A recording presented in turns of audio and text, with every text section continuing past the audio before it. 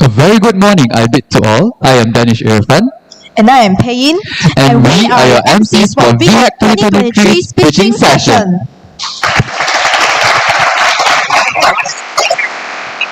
Welcome, ladies and gentlemen, to the highly awaited pitching session of VHAC 2023. Before we begin, allow me to proudly introduce our esteemed panel of judges today that have travelled all the way here to USM to be with us here today. We are proud to have Mr. Q. E. Jet, IT Service Delivery Manager, and Ms. Saw E. Ling, IT Cohort Lead 2 Services from Hilti Asia IT Services, Sendirian Berhad. We are also proud to welcome Mr. Danu Krishnan, the Team Lead Software Engineering and Analytics. And also Mr. Kana Shamagam, the Director, FPGA IP Software Engineering Manager from Intel Microelectronics Sendirian Berhad. And last but not least, we are also proud to have Ms. Karen Gunn, co-founder and CTO of Corpus Space, ex-Meta software engineer and an alumni of the University of Pennsylvania. And we welcome everyone to the final round pitching session for Varsity Hackathon 2023. I shall now brief the participants once again on the rules and regulations of our pitching session today. Each team is given a maximum of 7 minutes to pitch and followed by a 5-minute Q&A session. The timer will begin once you start speaking. The bell will be hit once when there are 2 minutes left to pitch, and the bell will be hit twice when there are 30 seconds left, and the bell will be hit 3 times when 7 minutes of pitching are up. The Q&A session shall then commence immediately. When 5 minutes of Q&A are up, the bell will be hit 3 times to indicate the end of a team's pitching duration. Hope that makes it clear to everyone, and may the best speech wins. Now.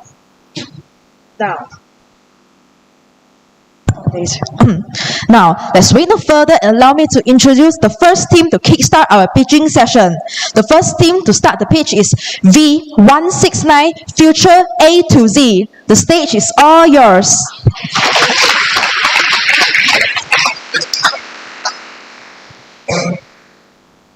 Thank you. Testing 1, 2, 3. Testing. Testing 1, 2, 3. Hello.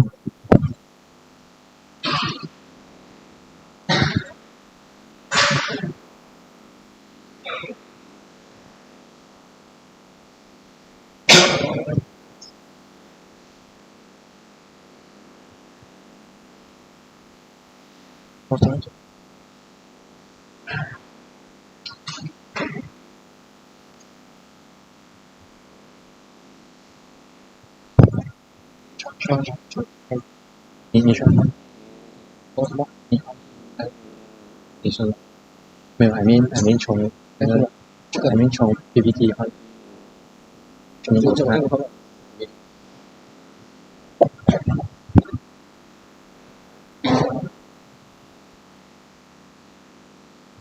你这个在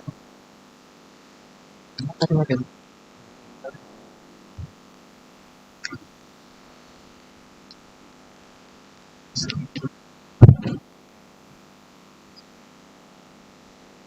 好像有点只是这个Thank you.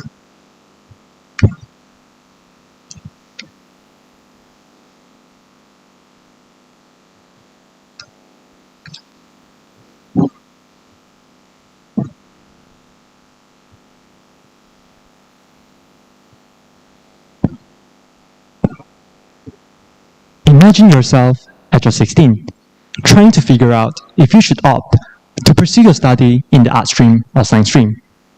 Yes, you're trying to think, what do you like? Further in 18, you start to wonder, do you really like that? While opting for your pre-university studies. And finally, after graduating from your bachelor's degree, now you start to wonder, what career actually suits you? And that's the reality.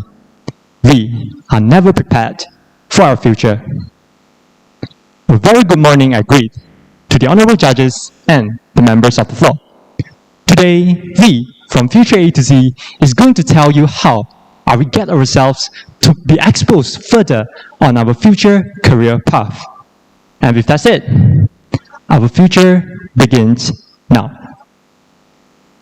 Based on our case study, we have come out with a problem statement, like a holistic system offering great career insights. To support our problem statement quantitatively, we have made a research on career rigidity, and based on our research, we have found out that the concentration of occupational expectations increased time to time, indicating the lack of career path exposure within the teenagers nowadays. And we have a firm problem statement here. So, what about the problem solution? Now, I am Kevin, and I am a high school graduate that just finished SPM, and I'm clueless of what career to pursue in the future. And I'm introduced to an application known as Future A to Z. After signing up, I've been directed to an identity test where I can find out my personality type. So after taking the test, I find out that my personality type is that I'm a thinker.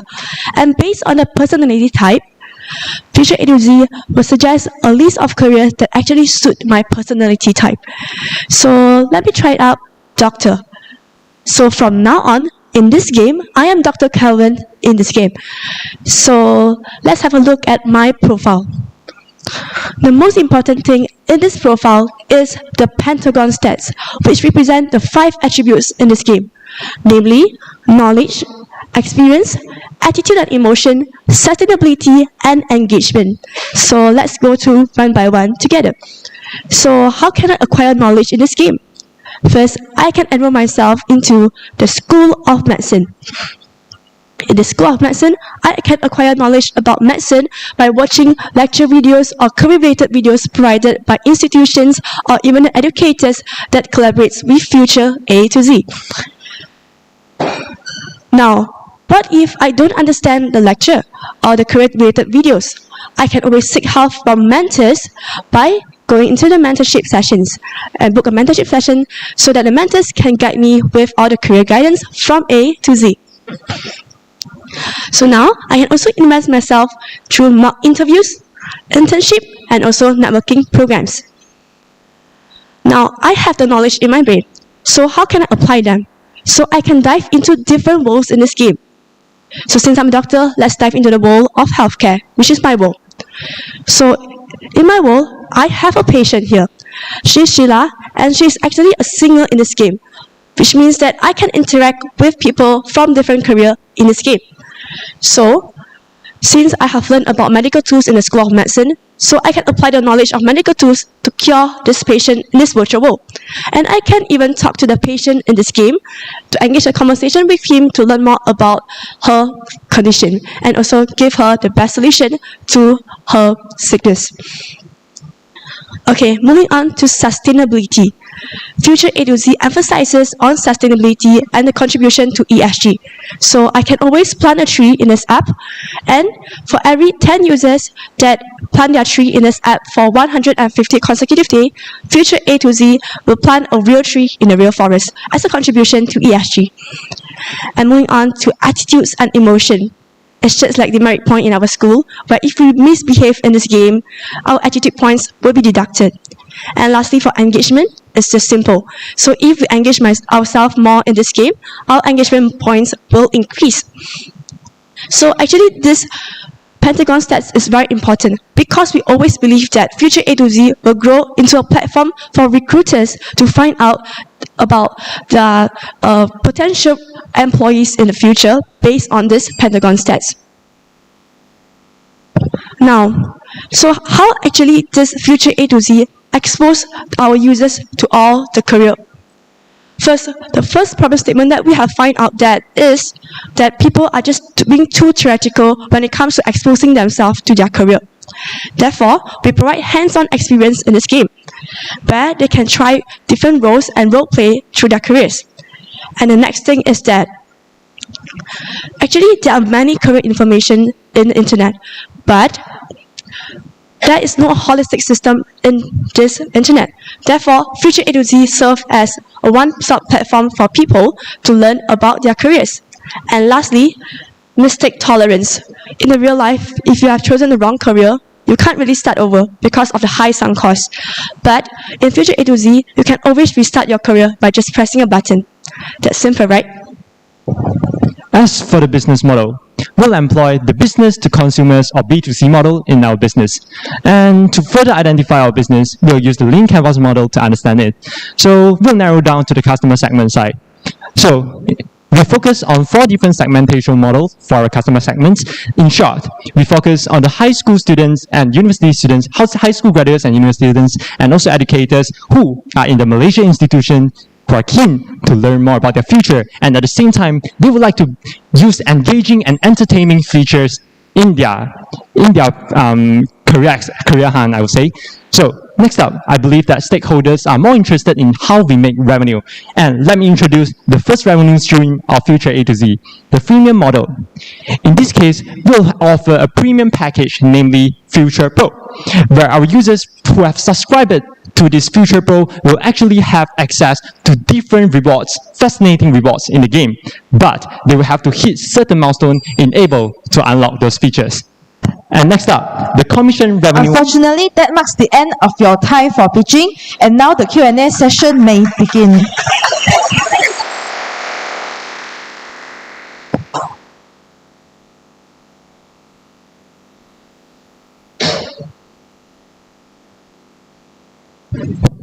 Hello, future A to Z. I have a question. So, how do you ensure the quality of the content in your course during the role play? Plus, how do you also build up the network of mentors? Thank you.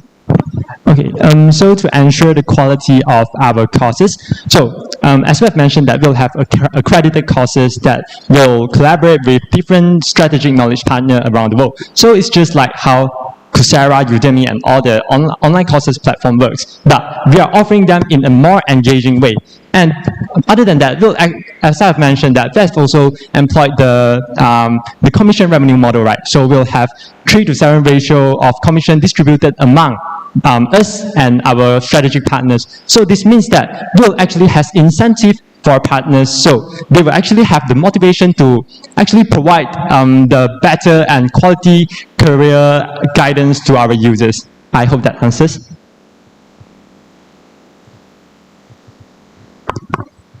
Hi. Okay, the presentation was good. So a quick question is that there is a test that they take to understand a person's personality and character, and then you try to correlate it with their career path. What is the basis behind your design? Is there some kind of a validation that you do? You mean based on the personality test, how we recommend careers Yes. based on the results? Yes. Yes, there's actually many statistics out there around where, okay, for the personality test, there are a lot of models, and with the result, there are actually many careers that you can opt for, like, sorry. That's all. Okay, so let's say if he's a thinker, obviously, the recommendation of careers will be available in statistics online. If you're a thinker, you are suitable to do more about things that include logic thinking. Yeah, if you are a person who are creative, you are more suitable with career with arts. That's things that we will implement. Okay, thank you.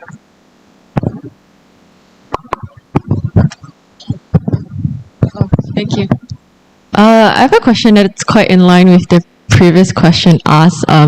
In terms of support evidence that you need a certain kind of personality to pursue a certain kind of career, like what is the basis of that? And why not the other way around of like deciding what the career is and then look at your personality and seeing how you can improve to pursue that career?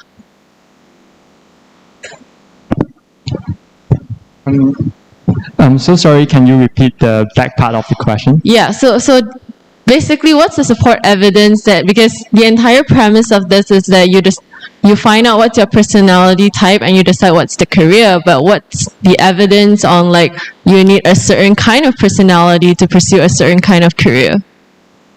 Okay, just like Kaiwan has mentioned earlier, I think there are a lot of available statistics or data out there to kind of support this personality actually fits this career. I believe that there are a lot of data. So maybe we can also use AI model to kind of give the more accurate answers for it. Sorry. Your question is about why do I not develop personalities that is suitable for the career that I have opted, is it? I think it's what's the long-term consequences of when the model is based on using your personality to decide your career instead of making the choice of your career and then decide to go for it and improve on it. Like, does the model restrict future students from being like, oh, this is my personality, therefore I should pursue this kind of career, instead of like making my own choice in doing so? You're actually free to choose choices. Those are just recommendations based on your type, and you can still opt for different careers that is not in the recommended list if you feel that you want to try out. And I think that it's quite important for people to choose careers based on their personality, because like me, I'm very bad at arts. So how am I going to become an artist? And how am I going to develop the personality? I'm bad at arts already. So yes, it's just a guidance, but if you feel that You want to try out things that are new, we provide the platform for that.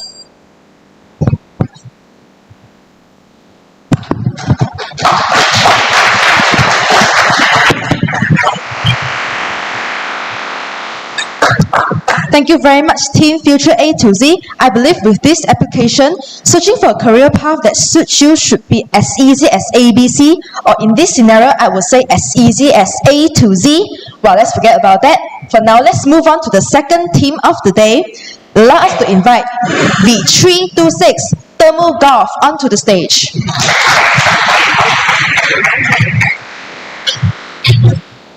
You give us some time to bring our score. Yeah. Can we have like 1 minute? Let's start the timer now. 1 minute. Alright.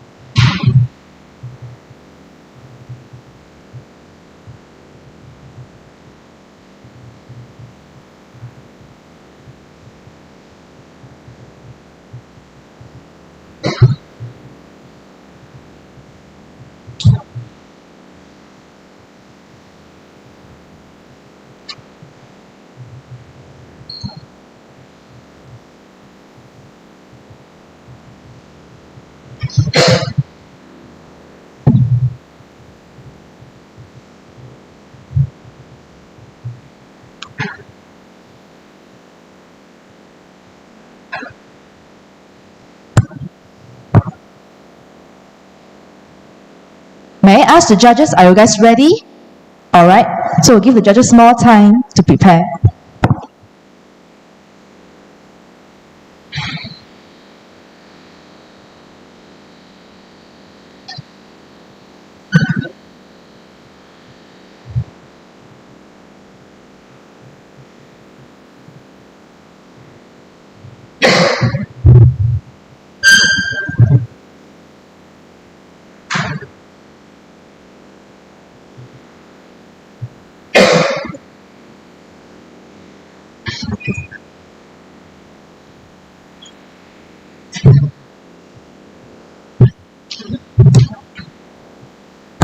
Alright, we have received a green light from our judges, and Team Thermogolf may start now.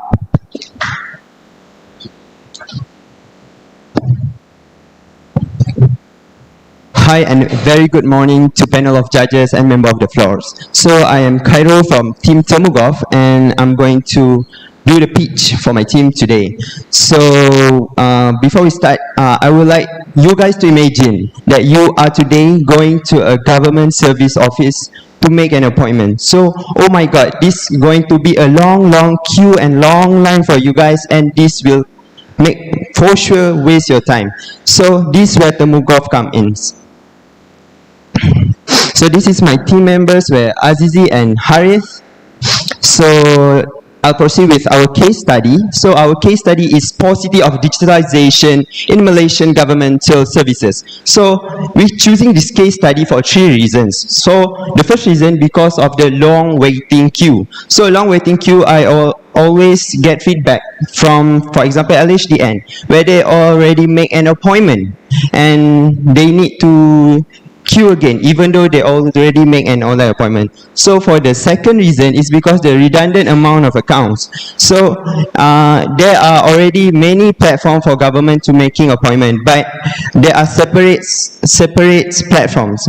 So this cause users to make a lot of accounts, and this we do believe is considered as redundant. So the third one is oversupply and occupied facilities. This is due to the governments and customers, government officers and customers amount is not feasible. So next. So this is the related article that proven the problem that I've mentioned before. So as you can see, there's 3 articles that proven. So this is our proposed solution. So we are proposing to integrate appointment scheduling features for various government agency in one platform. So we are combining 5 government agency, which is JPJ, JPN, KKM, Immigration and LHDN. So all this will be in one platform named Temugov. So this is the features that we are proposing. The first one is multiple government agencies, booking and reminder, live chatbot, fast lane, and live queue. So we'll proceed with the demonstration. So this is our interface. So the first of all, we choose language. So this is the introduction of our application. So we're going to log in. And so this is the permission, location permission, notification permission for security measures. So this is our home page. So let's say I am citizens want to make an appointment at KKM. So there's KKM and I will choose dentistry. So this is the process. They will take 4 processes. First of all is profile. So it will show all the profile we have, our profile. So next is the location. So we will pin our location, and the application will suggest the nearest branch of the government agencies. So this is the third step, which is time and date. So users will choose the date of appointment, and it will choose the time range, and it will show the time available. So we indicate the time using colors. So the green one is available and the red one is unavailable, which is fully booked. So this is the last step, which is the confirmation slip. So the users can read back their information and click confirm. So next, another feature is appointment management. So appointment management. So here's all the appointments that I've been making before. So we have KKM, JPJ and KDN. So regarding the live queue features, so I'll show the live queue features first. So this is the live queue features, where you can see your number, the current number that are running right now, and the turns left, which is 10. So if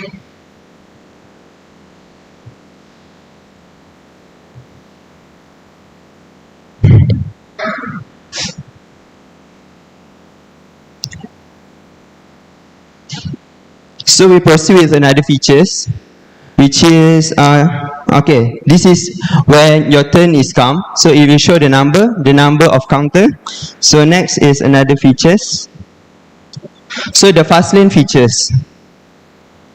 So this is the fast lane features. So fast lane features basically giving fast lane services to service like passport renewal, permit renewal. We exclude things like health facility services, because we do believe that it is essential and should not be fast lane.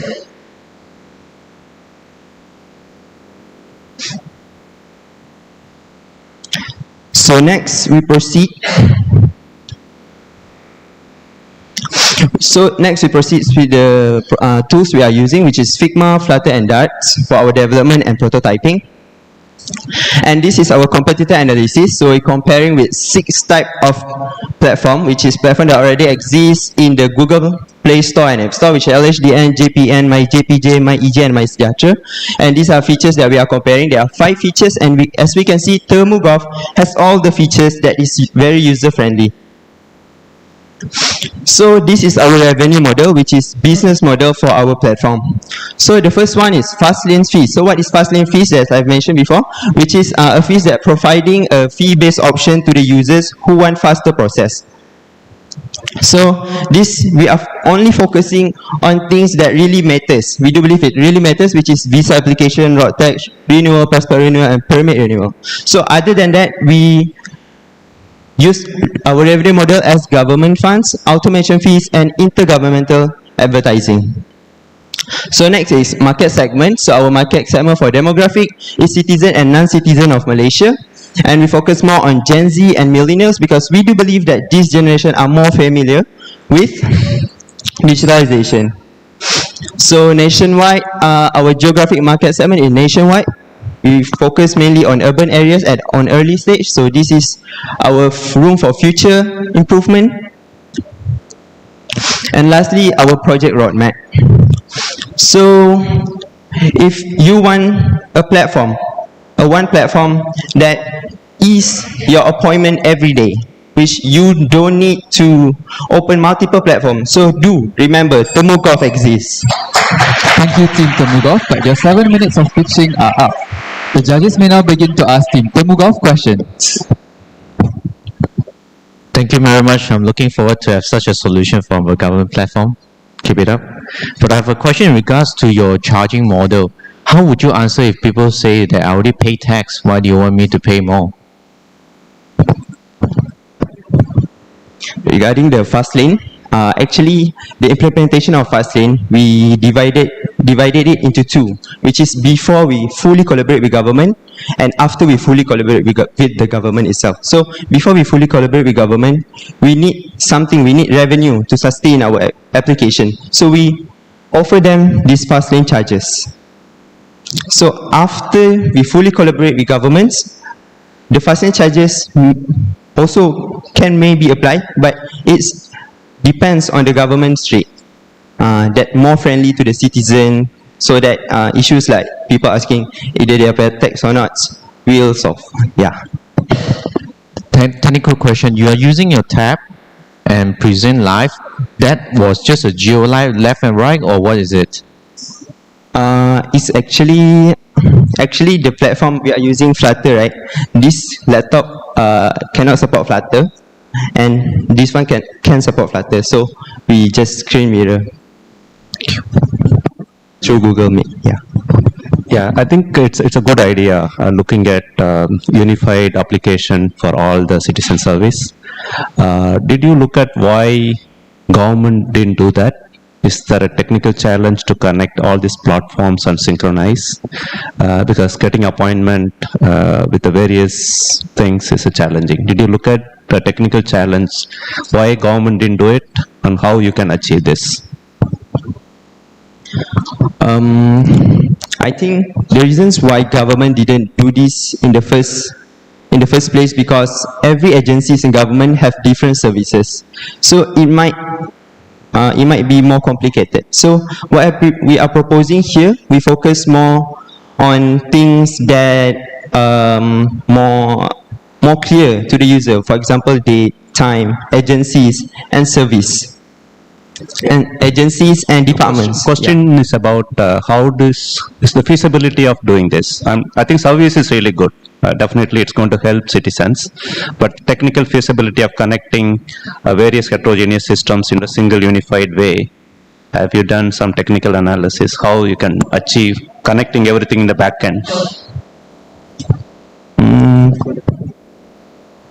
So for this application, for the back end, we haven't take a look yet for the technicality because we do believe it's a really complex system because it's combining multiple agencies, even though it's just 5, but each agency have many departments and many services. So we haven't taken a look at that yet because we're more focused on the front end. Yeah. Got it. Thanks. Hi. Actually, I have the same line of thoughts with my colleagues here, but more from a business perspective, right? Since government already not in that direction to integrate the solution yet, how do you want to convince government to do so? So what is your plan in starting this project and get the buy-in? So for the business plan, we also have for the government business plan actually. So this is the government business plan, which is the government funds, automation fees, and intergovernmental advertising. I will explain more on intergovernmental advertising. So in our application, actually we have one feature which is news. So in news, government agencies, between government agencies, they can share their advertising regarding their programs, their campaign. So we call that as intergovernmental advertising, and we do believe this will be one of the business model for government and also can convince the government to take this platform. I'm not sure whether you answer my question. So right now you are treating yourself as a central agency to do so, right? And you should partner with also one main government department to do so. Something in that line of thought. So what is your plan to get the buy-in of certain department and actually collaborate among all the different services? For that reason, because we all to convince them to join us, right? So we do a market research on the app that government have, like My Sejahtera, My Temu Janji, and I do believe that all the app we have 30 million of Malaysian, but the app download only 100k. So the number of users are not convincing enough here. Okay, thank you. Thank you very much, judges, and thank you very much, Team Temugov. And we will now allow our judges to complete their scoring. And in the meantime, the next team is invited to the stage to set up your screen.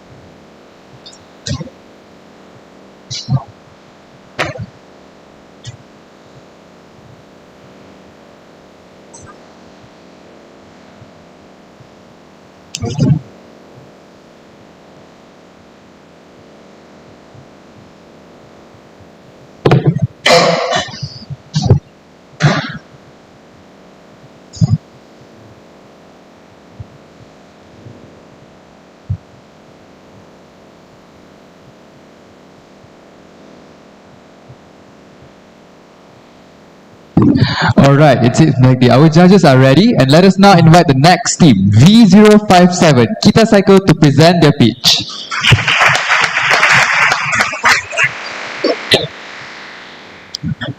Within 7 days of waste collection, we are able to create a new landfill that is as big as our nationwide Petronas Twin Tower.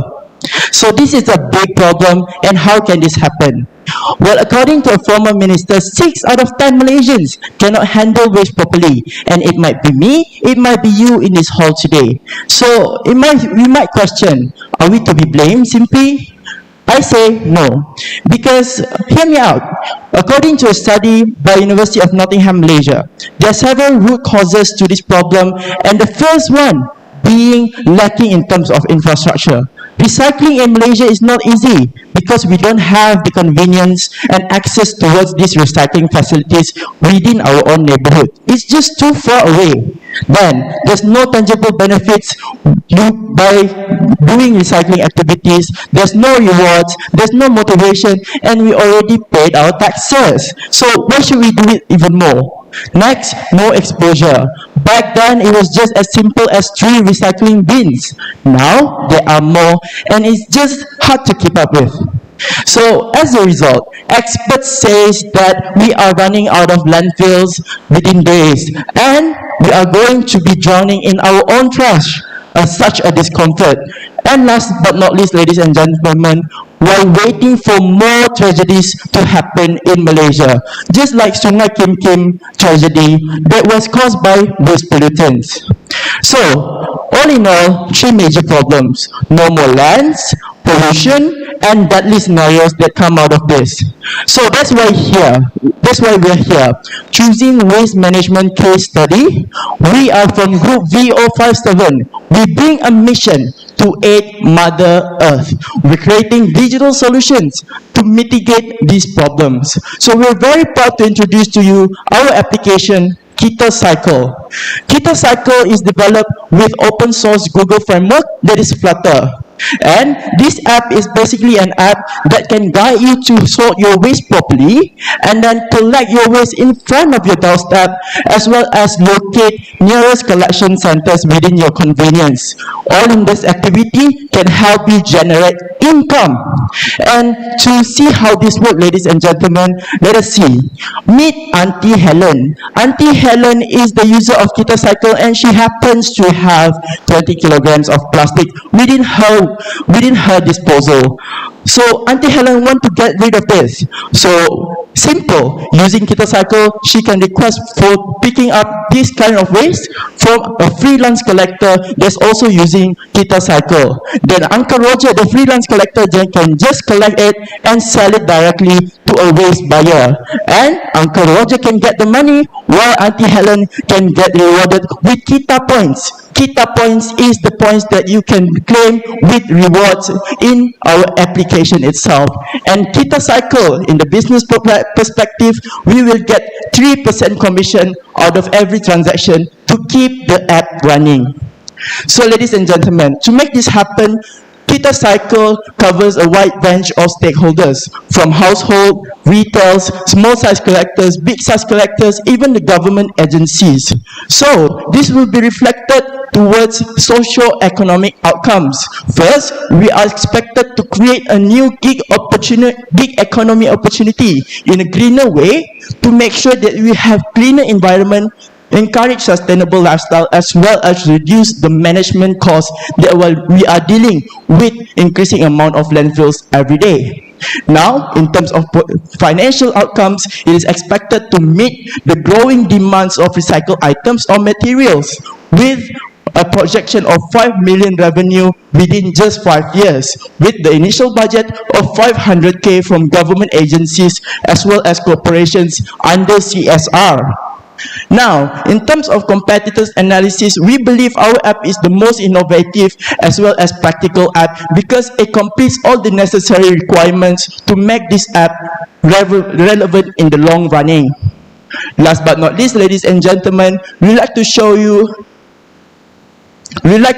what's next. After launching, we believe we want to make this app merge to another application that is not a standalone application, so that we can utilize multi-purpose primary app such as Grab to utilize its platform and maximize the profit from collaborations and whatnot.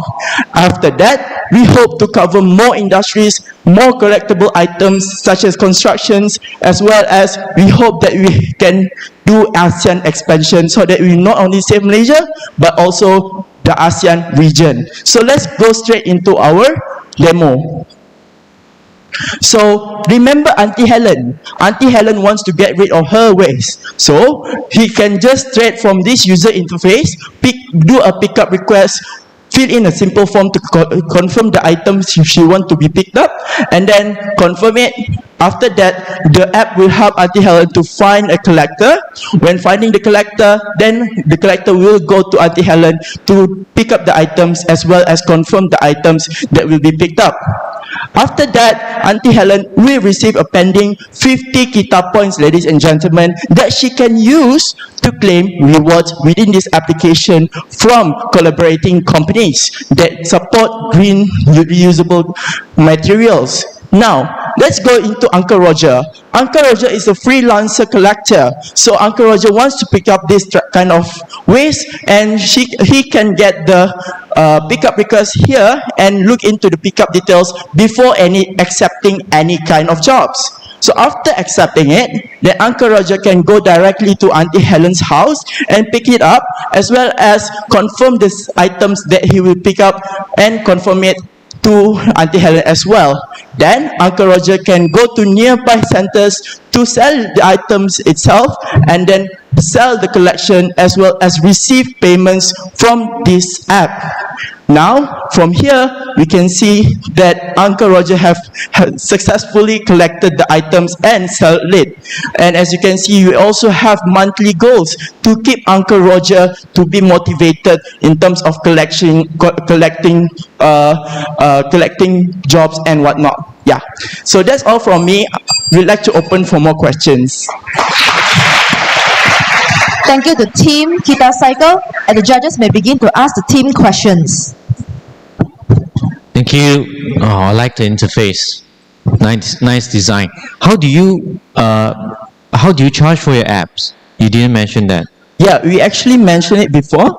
For our app, it's first and foremost, we will get 3% commission of every transaction. So we can see Uncle Roger over here. He get the money from Synergy Word Trade Race Buyer. So from the total income that Uncle Roger get, we will get 3% commission. Understand. Have you ever calculate how much out of 3% that you can get in a month? Yeah. If let's say we have a 10% within expected amount of time, let's say we have one year as an example, if we get 3% commission out of 10% population in Malaysia, we'll get around 1,500,000. 1.5 million of revenue within just 1 year.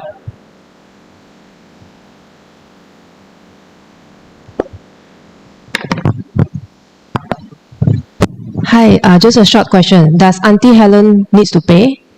Yeah, Auntie Helen does not need to pay anything. She just need to fill in the forms and fill in the simple form that is required in the application to confirm the items, and Auntie Helen will be rewarded Kita points, which she can use to collect more rewards from this application. Okay, thanks. Sorry, just a quick question. I think you mentioned merging with Grab or like a super app. I wasn't very clear on what does that mean. Okay, so being a standalone app is quite disadvantageous because we cannot maximize the publicity. And being a standalone app with a very standalone function as well, we believe that we need to merge into other applications to make sure that our business can be relevant in the long run. Let's say like Grab, right? Why we propose Grab? Because today we already have like Grab Food, Grab Mart, and why not later on we can have Grab Cycle to easily and conveniently recycle your waste at your disposal. So you want to get acquired by Grab? Is that okay? I see. Thanks. What's the incentive for Grab to acquire you? Well, we believe within, like we said, within the launching time towards the plan to merge with primary apps, of course, we need to make sure that we have proven our capabilities as a standalone app. Then we will build our development team to make sure that Grab can acquire us in terms of our talents, in terms of our development tools and whatnot. So from there, we believe that Grab can acquire us.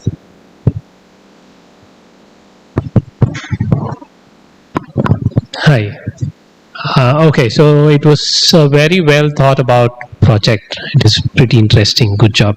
The question is, you're talking about freelance collectors. So I am worried on how exactly I going to make sure that these waste that are collected are properly disposed or recycled. How do you guarantee that? Yeah, can you go to the product demo real quick from Auntie Helen's side, no, Uncle Roger's side. So let's say Uncle Roger want to pick up the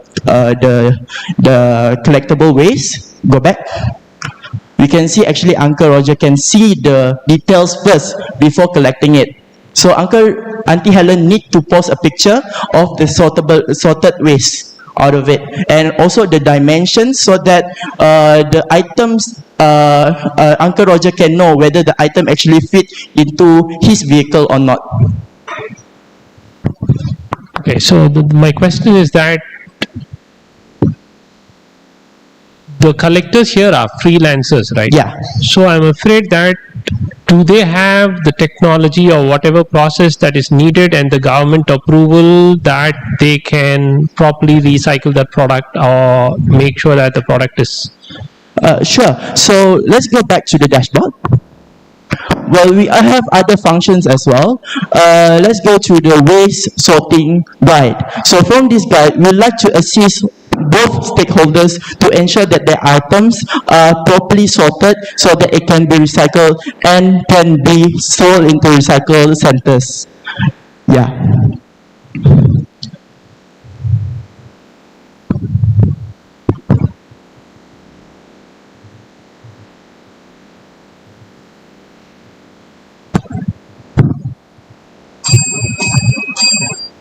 All right, that's all from us. Thank you very much.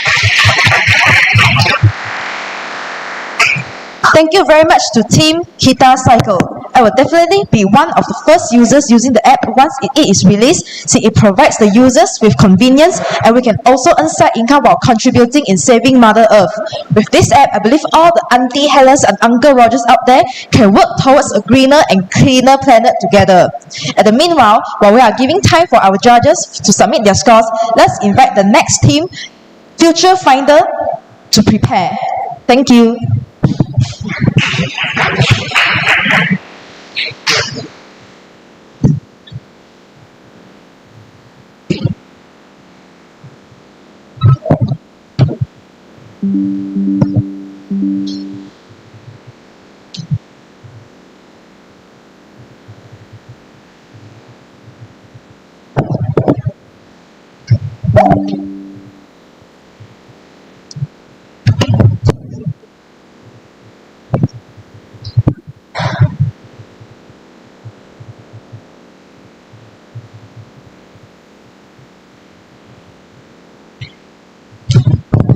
Hello, testing.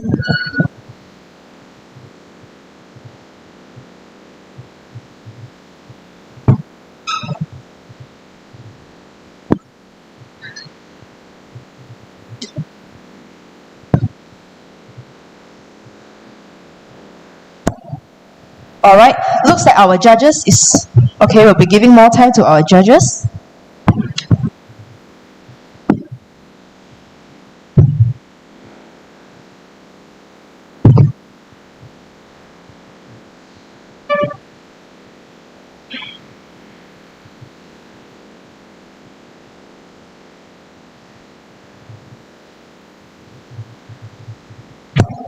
Alright, our judges are ready, and Team Future Finder may begin now. Good morning, everyone. Presenting Future Finder, find your career path with confidence from Group V16. Introducing me, Sujin, my leader Chiawan, and our missing member Chin Shin. So before we get right to the problem statement, let me introduce you to our persona today, Varsity. It might look familiar to you, right? But today in this presentation, he will be a STPM leaver that is in a dilemma because he had no idea what kind of career path he wanted to choose. His parents and peers are constantly pressuring him to choose a career path that is seen as prestigious or lucrative. As you guys know, maybe for you guys and for me as well, money means everything, but not for Varsity. So this gives us a bigger picture. The problem statement. Many individuals face challenges in identifying a suitable and fulfilling career path because there are a lack of exposure of each career path. So this can lead to career dissatisfaction, unpassionate employees, low motivation, and underemployment. So is this problem really serious? Do we really need the effort and all those time to go and tackle this problem? Yes, because it's becoming a norm that individuals will switch careers multiple times throughout their lives. So based on the statistics from JobStreet, there are more than 60% of individuals in Malaysia that are considering or planning to switch their career path. So this kind of decision will lead to wasted time, money, and effort in pursuing an unsatisfying career path. So imagine if you spend 4 years in an engineering degree. I know it's a torture studying an engineering degree, so imagine you took all those time, but in the end you don't like it and you're not feeling passionate about it. It's a waste of time. So because of this, there are lesser individuals that are unlocking their true potential. So Future Finder, this is where we came in. So we're providing a platform for individuals to discover their career paths and unlock their true potential. So next, we will show how the Future Finder help Varsity to decide his career. Okay, first, let's say Varsity first inside the Future Finder website, he will go to the career path analysis. So inside this career path analysis is some sort like a psychology test or like a job test to test is it a job suitable for Varsity. So let's say he submitted it, and we can say that Varsity is looks like suitable in software engineering, but however, career test may not be accurate all the time. So that's why Varsity will go to the chatting with professional. Inside the chatting with professional, we have different professional here. Let's say we pick a developer and we start to chat with him. So when we start chatting with a professional, and Varsity will start to know that, it looks like software engineering, it looks like suitable for me, it looks like good for me. And so after chatting with the professional, Varsity feel that software engineering looks okay for me, then he will start to go for the group coaching. So inside the group coaching is something like the mentor where I'll coach a group of students. And for example, in Varsity case, the course he's undergoing is what you are expecting in a junior software engineering role. So by having a theory classes, sometimes it may not be enough. So that's why Varsity will choose an upcoming course to hands-on. So in the upcoming course, Varsity will choose a Python with Python to practice programming to become a software engineering in the future. So after all of those process, finally, Varsity have decided that I want to study software engineering in my future, in my university degree. But this is not the end yet, because Future Finder it's not always a short-term application. So, but here we will get back the Varsity. So he will get back here to continue the Future Path Partner Program. So what is this? So this program is a collaboration between our Future Finder and also the industry. So it's a program to explore the potential and enhance the career option for the students. So let's say Varsity have chosen the Next Gen Leaders Program. So inside here is a 4 months period. So what will Varsity gain is he will go through the modules of web development, mobile development, data networking, and security technology. So what is this different with the intern? So here it will go. So sometimes like when we study software engineering, it's like a very wide, very large course. So by going through different courses like web development, mobile development, somehow in different fields, Varsity may feel that, actually I'm interested in web development, but I'm not interested in as a data networking as a software engineering. And before for Varsity to continue in the new career, so it's a good start to have a interview practice before to go into the career. So we offer a AI-based mock interview. So it's a AI-based program which all the marks are given by the AI based on your facial expression and also your answers. So let's say Varsity is inside the software engineering, where I click start now and start the camera. So the camera will start to shooting my face based on my facial expression, and also need to answer the question on the top left corner. So let's say I have finished answering the questions, and I will get the overall performance and the ways to improve the overall performance by using the AI. So Varsity is part of our STPM gangs, but we are also targeting undergraduate students, no matter where they live, as long as they have internet access. We are also targeting those who value personal growth and development, as long as you want anyone that wants to be a better of themselves. Next, we also want to look for someone that are confused about their future path inside their behavior. So this is our business model. We are earning through premium subscription plans, advertisement fee for universities and companies by offering 3 plans: basic, budget, and premium. The budget plan will be the perfect plan for students, since we all know that most of the students might be broke. So with only 6.99 ringgit, which is the cost of a lunch, you'll be able to perform everything in a basic plan, or 1 session of AI-based mock interview, or 1 session of chat with industrial professional. The user point system is something that we designed to motivate the users to actively perform the activities available in Future Finder. So we have talked about all the students. So what is the benefit that a mentor can get? So the mentor, they can earn like a freelance in the mentor token system. So for example, today the mentor, they have a chat and provide the guidance to the student, then they can get 4 tokens. Meanwhile, for coaching can get 7 tokens. So we have something like an earning milestone. So for every 100 students you coach, then you will have an extra 1 token. For example, from chatting, you will get from 4 tokens to 5 tokens, and same as coaching. Thank you. Thank you, the Team Future Finder. And the session may now continue with a Q&A session.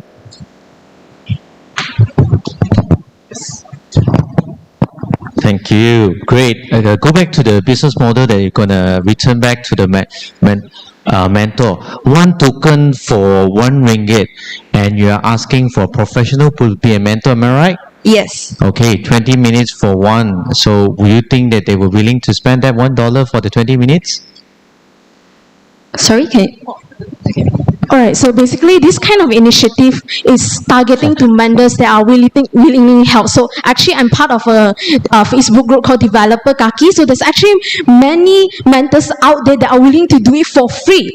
So we're trying to make this more cheaper for the students, because if we make it too high, it might be scare off a lot of students. If we make it free, some students might take advantage of it. So we want to make it in the middle with a sweet price of 6 ringgit 99 cents. But because of the 6 ringgit 99 cents, so we unfortunately couldn't compensate the mentor so much. So this is actually one of the initiatives that we're planning to take to thank the mentor for their time for coaching our students.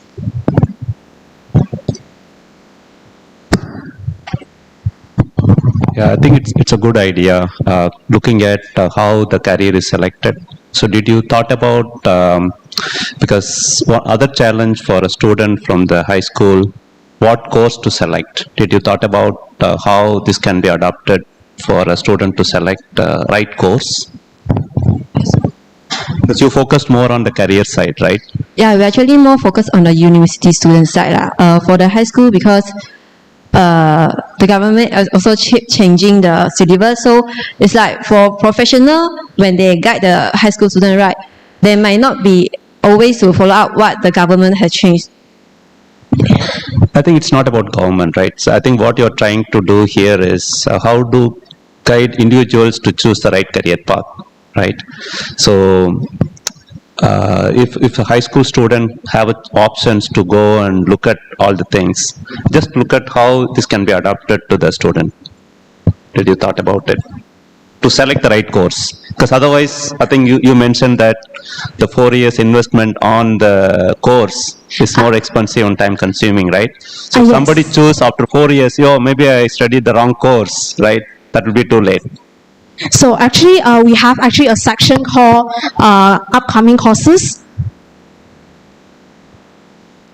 So the upcoming courses are usually those that are for introductory. So it's basically like a career pathway, and those introductory courses for high school students, since some of the courses might be too hard for them, too difficult for them. So we might be introducing some of the more introductory to let them get the gist of how the career path works, to make them decide whether they want to go to foundation in IT, foundation in engineering, or even go for other courses as well. I hope that answers your question. Yeah, thanks. I'm just thinking its idea is good, so maybe you can look at how you expand. Go in the front, that's all. Thanks.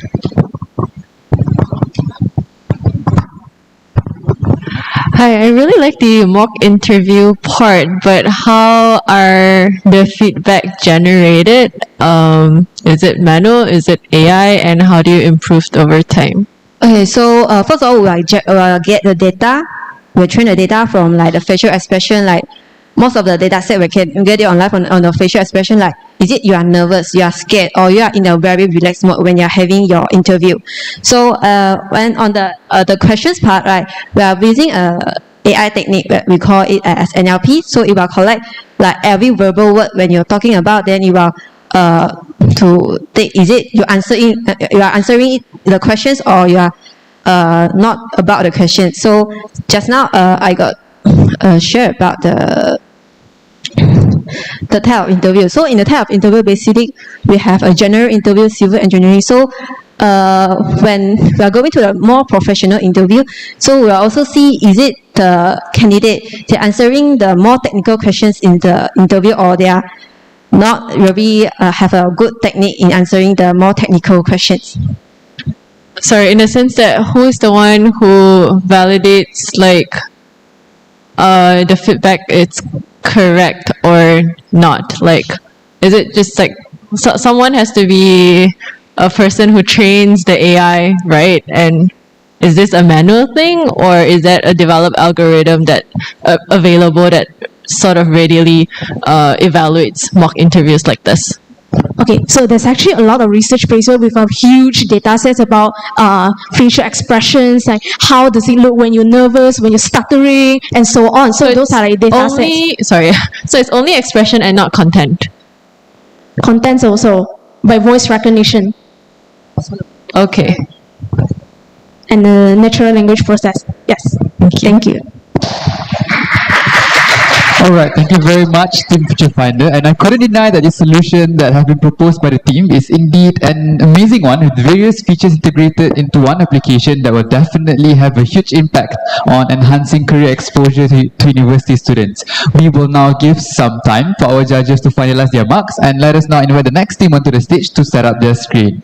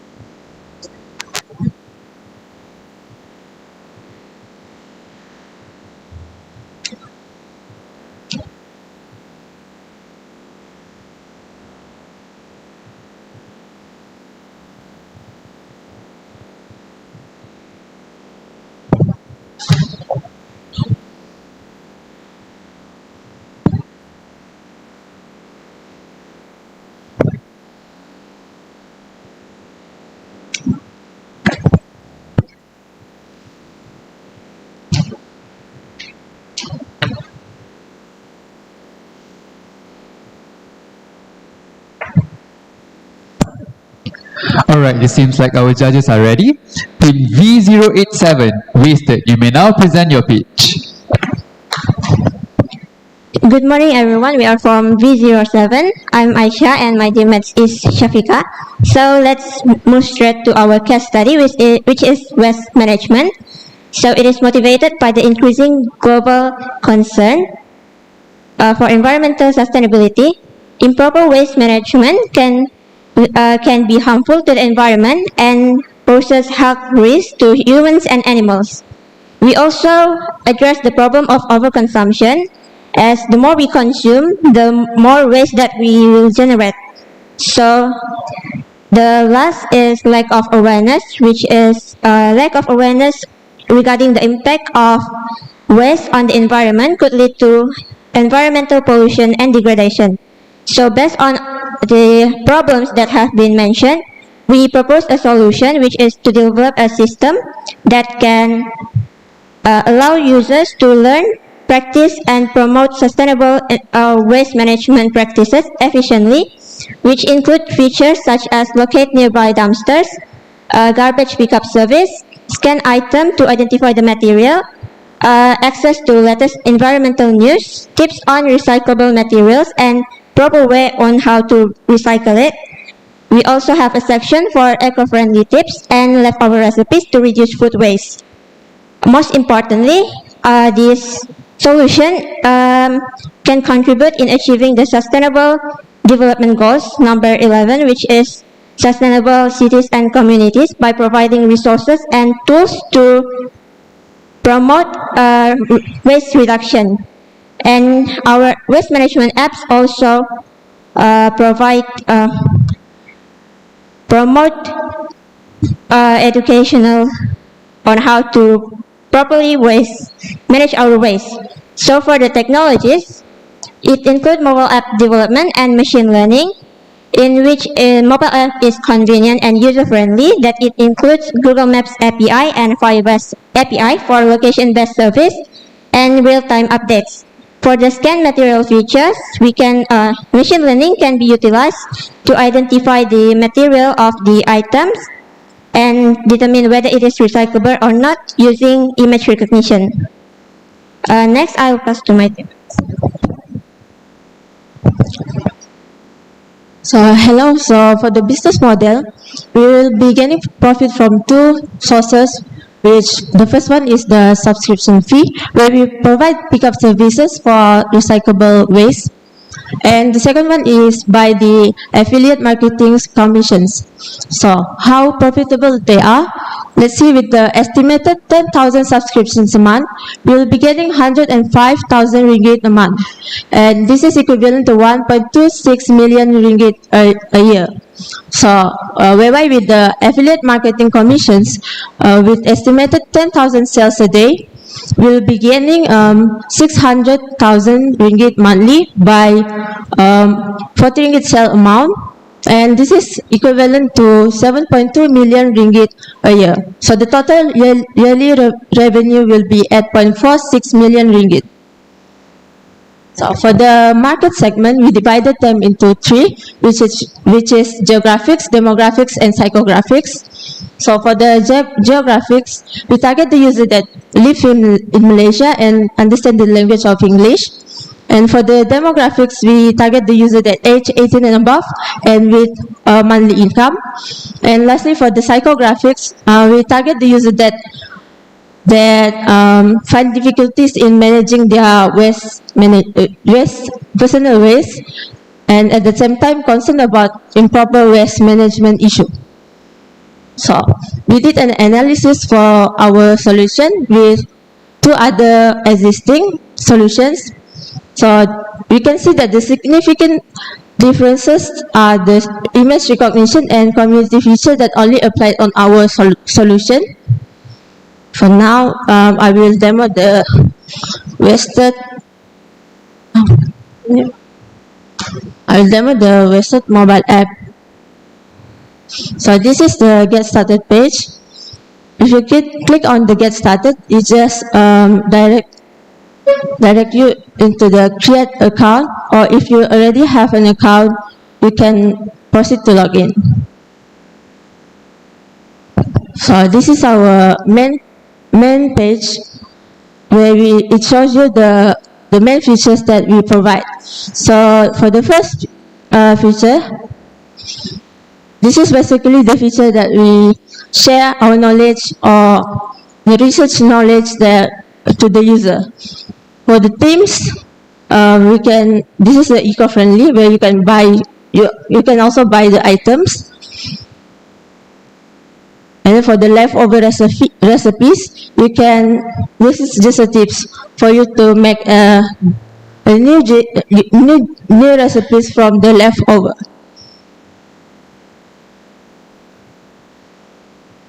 Back to the homepage. Okay, for the nearest feature, basically this feature will detect nearest dumpster that you can go and dump your waste. And the pickup there this is for the premium user that we provide the pickup service for the recyclable items. And then for the scan material, this is where you can scan any type of materials and it shows you what type they are and along with some tips. And for the news, this is just the news that you can read regarding the environmentalism. So this is the refinement that we made from our previous round. This is the community feature where you can engage with other people regarding the environmentalism and waste management. And lastly, the profile, where it shows just show your information, personal information. Thank you, that's all.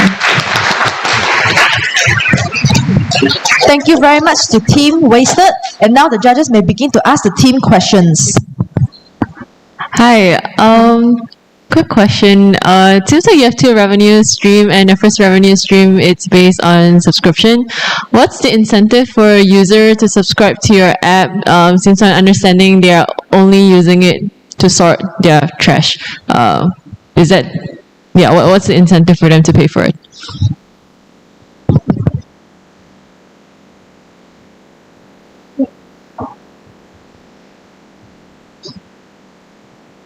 So we actually, for the premium user, we actually offer the garbage pickup service for recyclable items, where we will pick up the recyclable items in front of your door. I see. So they are paying it so that the app will help them pick up the garbage as well. Yes, true. Got it. Okay, thank you. Okay. Hi, what is your competitive advantage or your differentiators compared to your competition as well, including in this round? We have Guitar Cycle also as your competitors, right? So what do you think that you will stand out from the existing competitors plus your already presented colleagues? Thank you. So as you can see here that what makes us different from the other competitor, that we use image recognition and community feature to apply the waste management solution. For the region also, we compare to the other two existing system. Our solution is the only Malaysian best. So as your questions, you compare our system with the Kita Cycle just now. So Kita Cycle just basically pick up the user recyclable items, I believe. But our solution is based on or focus more on the knowledge to properly reduce the waste, right? So it's more on increasing the awareness on how to sort the waste, or what is that? So what kind of knowledge? Actually, our app focus more on educating the users. As you can see, we have tips for recyclable materials, we have leftover recipes and eco-friendly tips. So, as well as we have a shop to buy eco-friendly products. So it focus more to promote on sustainable waste management practices to the users. Okay, thank you. Hi. So I'm kind of concerned about the image recognition model that you have. You're talking about waste recycle, and I guess most of you know that all these image recognition algorithms and all that it doesn't have 100% accuracy rate. So it's easy for the image recognition software to find this phone, but if Yes, I break true. it and make it into pieces, do you think it will be able to detect it? Because your waste is going to be like that, right? So how effective will your image recognition be when it comes to waste management? We have not thought of that yet, but maybe we could train the model more to get better accuracy and try different algorithms and compare which one that can produce better result. Okay, and a small addition to that, maybe you can think about it. The image recognition algorithms are pretty costly to run. It needs a lot of processing capacity. So does it run on the edge or your phone, or does it run on the server? I'm worried about your costing, because if you are going to implement something like this, you need to have pretty solid image recognition software. Yeah, we cannot guarantee the quality of the image recognition, but at least it could help a little bit for the users to just get to know more about the very basic materials. Okay, thank you.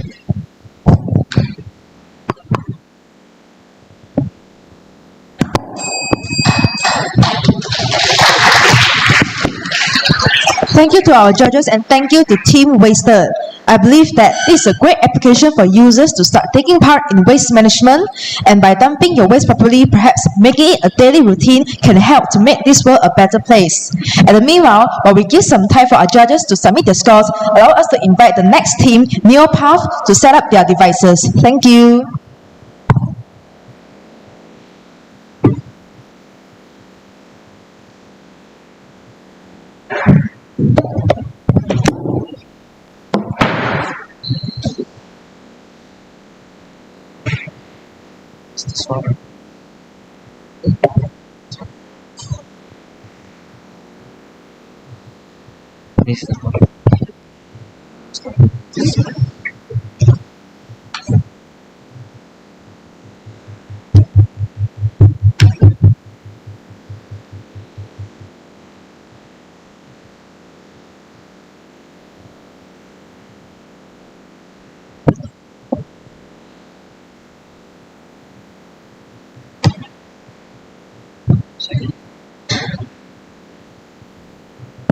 Check.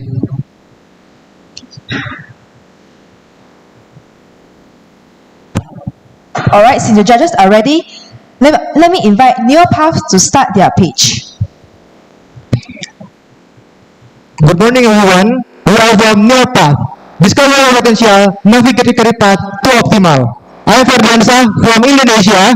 Will present my friend, which is Haidar and Aditya.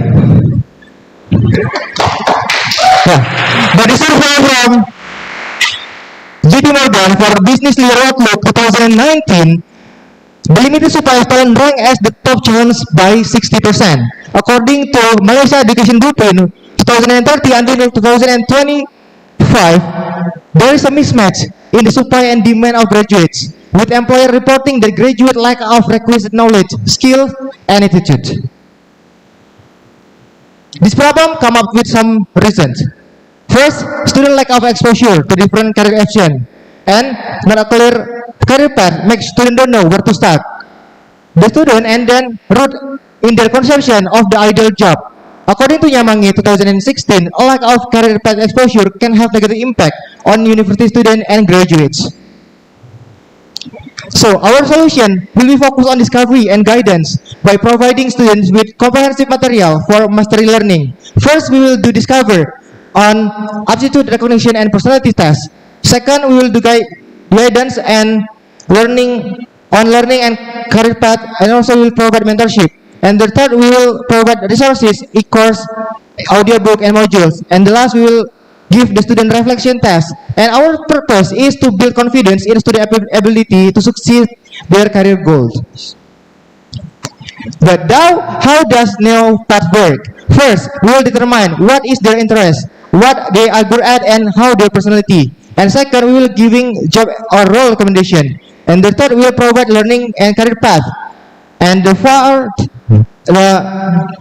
we will give learning resources from many providers such as Udemy, Coursera, and from Malaysia government learning platforms such as upskillmalaysia.gov.my and also Ilati.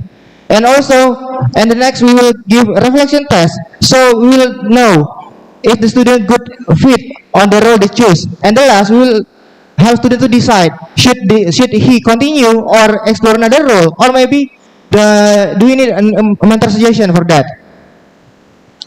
For our market segment and target, we will focus on second year university student and onwards. Why? Because the second year student, they need to explore the basic first on their major, and then if they are interested on their major, it's good sign they can continue.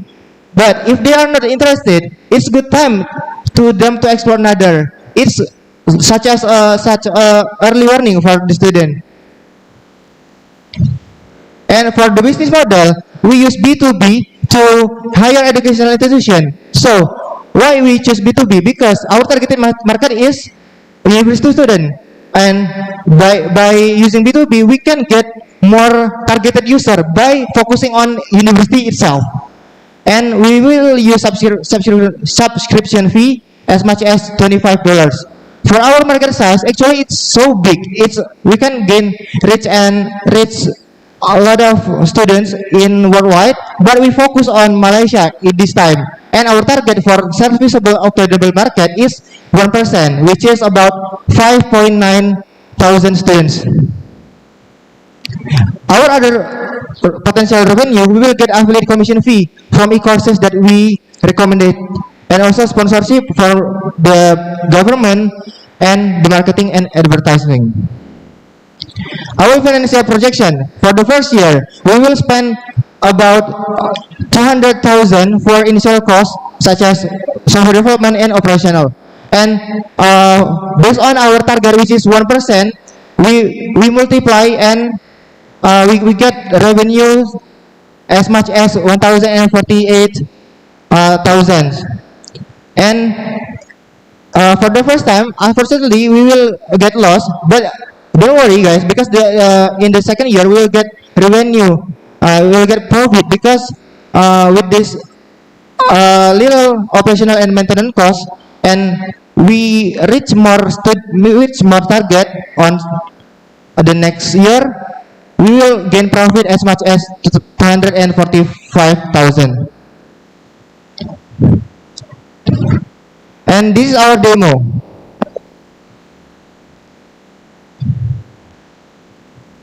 Welcome to NeoPath.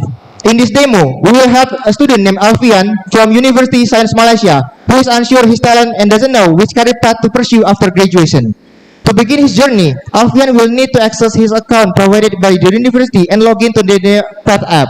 Once logged in, Alfian will take an aptitude recognition test to discover his hidden talent and personal strengths. After clicking the Take a Test button, he will read the instruction and provide his personal information before answering all the test questions. After completing the test, Alfian will learn about his strengths and weaknesses. He will realize that he has great problem solving, but may not be detail-oriented. In the next slide, Alfian will see several recommended job roles, and he will be particularly interested in UX design role. And then he click the select role button to begin his journey. In the dashboard screen, Alfian will see the various features of NeoPath. He will start by visiting the learning path screen and discover what he needs to learn to become an expert in UX design. This step will help him to prepare a successful career in the field. After identifying the necessary skills, Alfian will explore the available resources, including relevant e-courses, audiobooks, and modules. He will please to discover that new path provide resources from Malaysian government that he never knew before. Alfian will enjoy learning and progressing in his career journey. After finishing the learning path in each level, Alfian will have a reflection test to know, does Alfian a good fit to become a UX designer? Alfian will know, should he continue exploring new other roles or ask for mentor. Overall, Alfian is satisfied because he will no longer worry about her career path. And next, surprisingly, our MVP is used backend and is already run logically for the basic like reflection test and the login. Thank you. Thank you, Team Neopa. The judges may now begin to ask the team questions.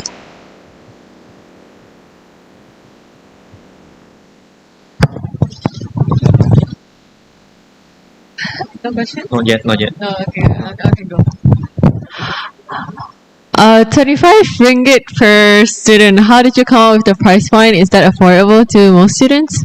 Yeah, let me answer. So the 45 student will be paid by the university that get from the yearly semester from the student. So I think it's cheaper for the university because university will get the analyze from the dashboard.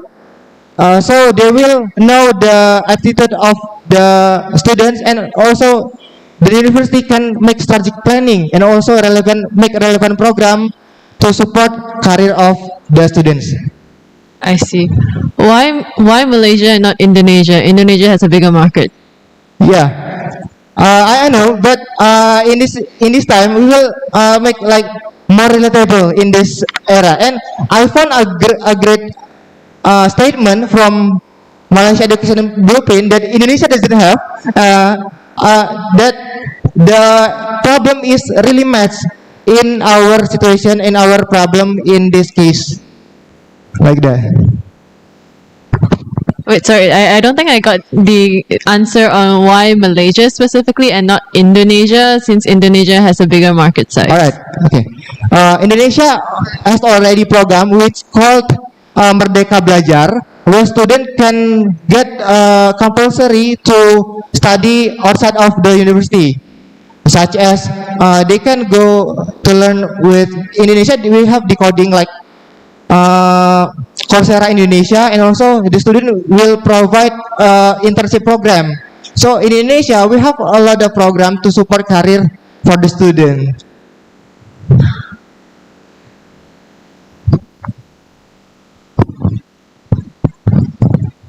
Okay. So LinkedIn has a lot of tests, you can check your own aptitude and all that. I have never taken even a single test. So how do you make it more inviting for an app where you have so many tests for a person to, actually understand his or own skill sets? Too many tests, isn't it? Boring. I'm sorry, sir, can you repeat the question? When you look into the app, you were talking about a lot of tests, right? I should take some personality detection test or whatever test that you have in your app. Won't it be boring for the student to open an app and take all these tests every time, because there are too many tests already that they are doing? How do you make it more likable, interesting? Oh yeah, actually the student can choose whether they can take the personality test, aptitude test, work style, and other thing. It's not necessary to take aptitude test, but if student will want to access learning path, they should do the aptitude test. But they can also find another way. We have also provide the work style test and also personality test to know like the basic one. It's simpler than the aptitude test.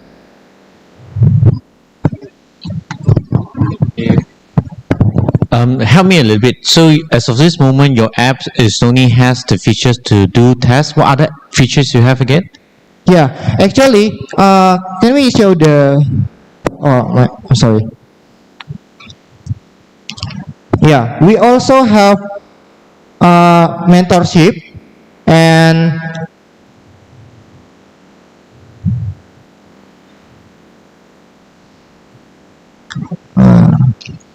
yeah, we also have mentorship and also e-learning. Yeah, that's done, and also live events. So the student will know the live event what is ongoing. They should not to go to Instagram or somewhere. They just need to go our app and get the information that our team has find it and what is that? Yeah, our team has prepared and provide for the student. Okay.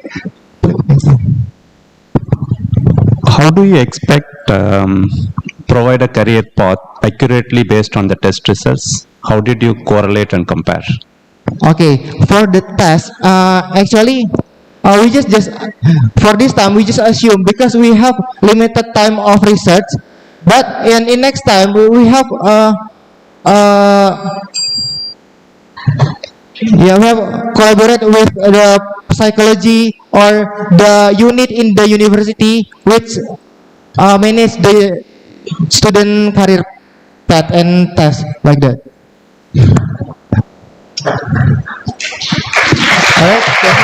All right, thank you very much, Team Neopath, one of our international V-hackers who flew all the way from Indonesia. And that was an interesting approach in trying to solve the lack of career path exposure problem at hand. I believe that a lot of us here are also looking forward to many more unique and innovative approaches that were taken by our finalists to solve their chosen case study. And we will now make way to the judges to finalize the solutions, and we now invite the next team onto the stage to prepare the screen.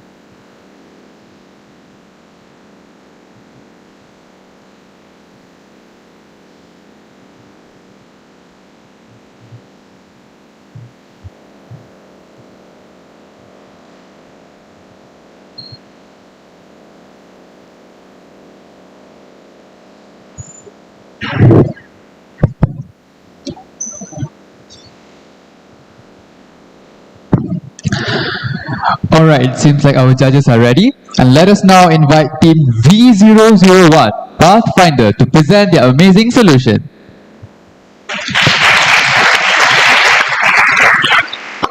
In 1972, a flight attendee called Vashna was flying in an airplane and suddenly, boom, the airplane exploded. And she actually fell for 10 kilometers, but without a parachute. The miraculous part about this is she survived all this. And you know, choosing a career path is something like this.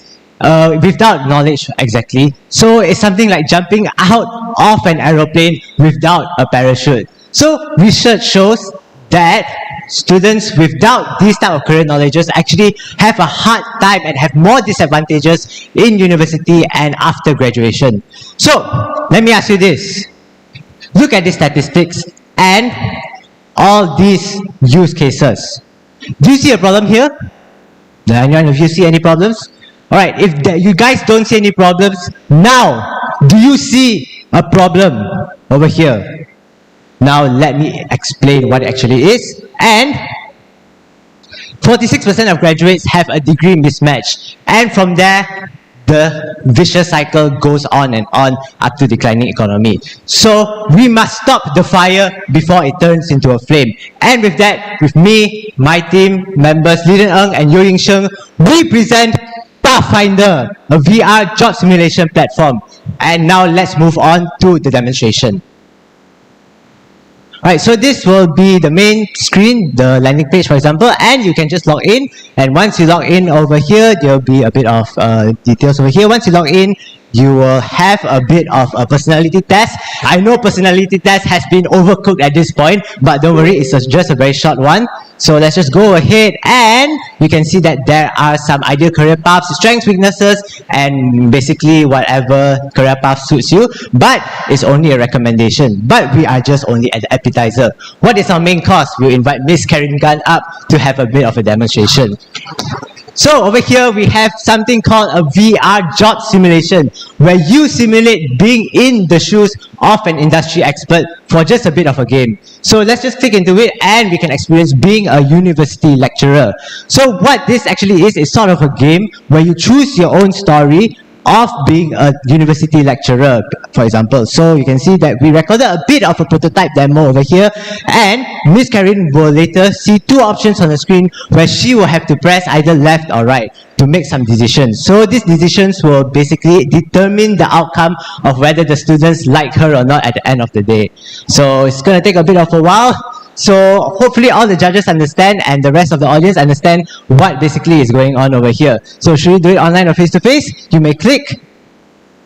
Alright, so she chose face-to-face. So what stands out from the rest of the participants and other things is that you can see that we actually look into detail of what a lecturer actually does in a daily life. So when you think of being a lecturer, you think of like just teaching and all that type of stuff, but there's so much more to being a lecturer.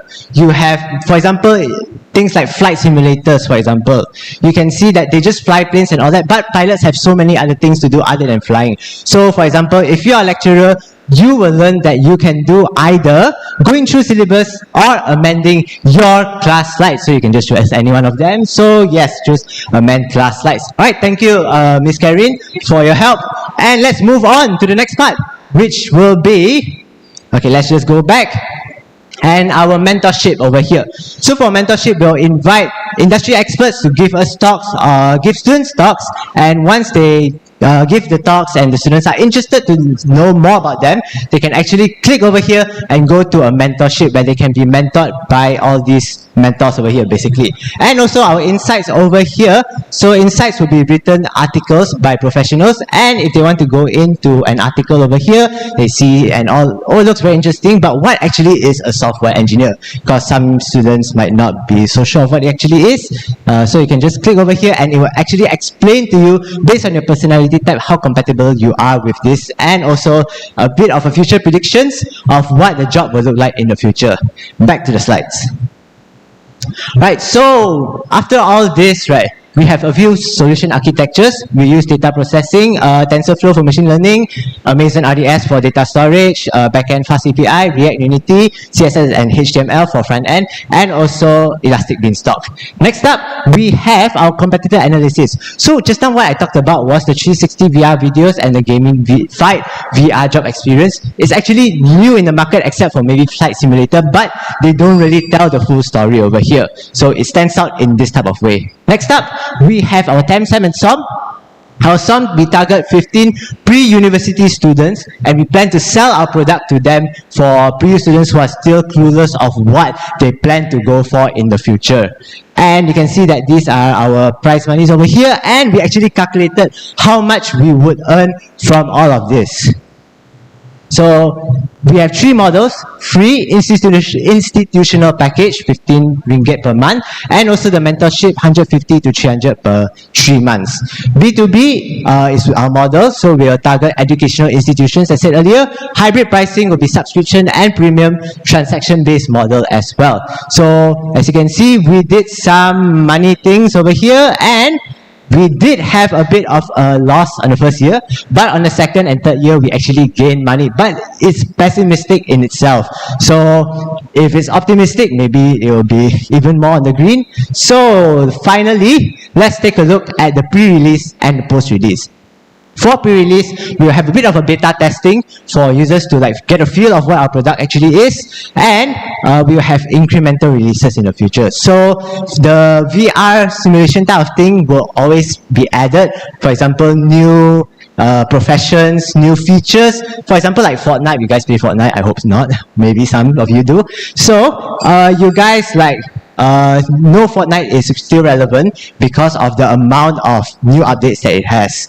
Okay, so that's what we plan to do, and we plan to focus more on the university sites in the future and implement all these things in the future. So we are Pathfinder, and we aim to give you that parachute before you jump out of that plane. Alright, thank you so much. Thank you to Team Pathfinder for the very vivid presentation. And now the judges may begin to ask questions. Thanks.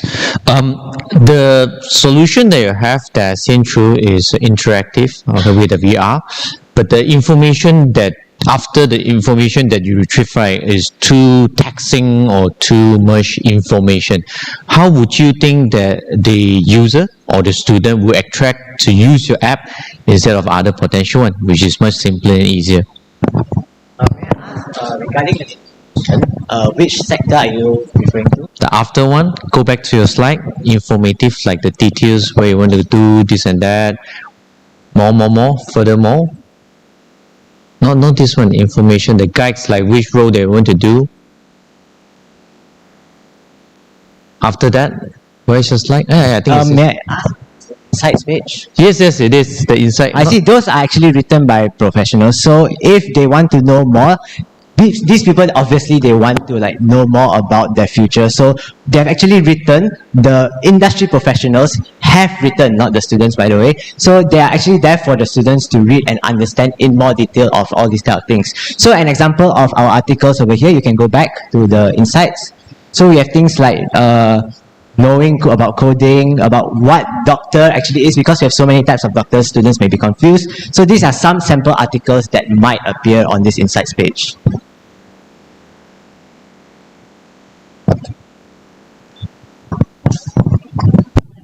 Hi, Pathfinder.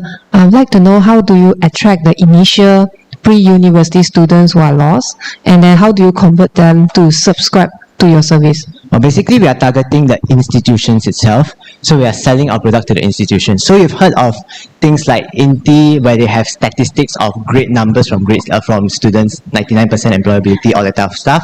So universities, pre-universities will often want the best for their students, correct? And so if we target them, those are the students that are in most need of a career guidance and such things. So that's the best audience to target. So does that mean that the university will pay you, or? Yes. Okay, they will subscribe to your service, which is the institutional package that you are referring to in the middle. Yes. Okay, got it, thanks. Your role in your team is CTO, am I right? I am the CEO. Oh, yes, the CEO. CTO and?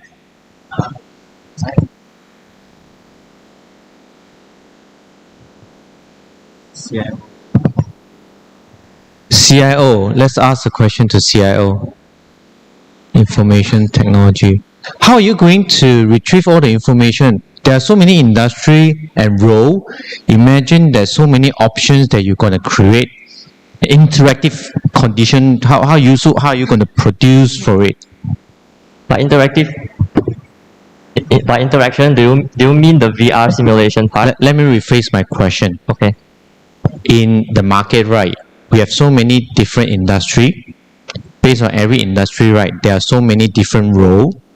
So in terms of information that you're going to collect and to create your content, so how you plan to do it? Okay, so in the first year, let me go to the pre-release part.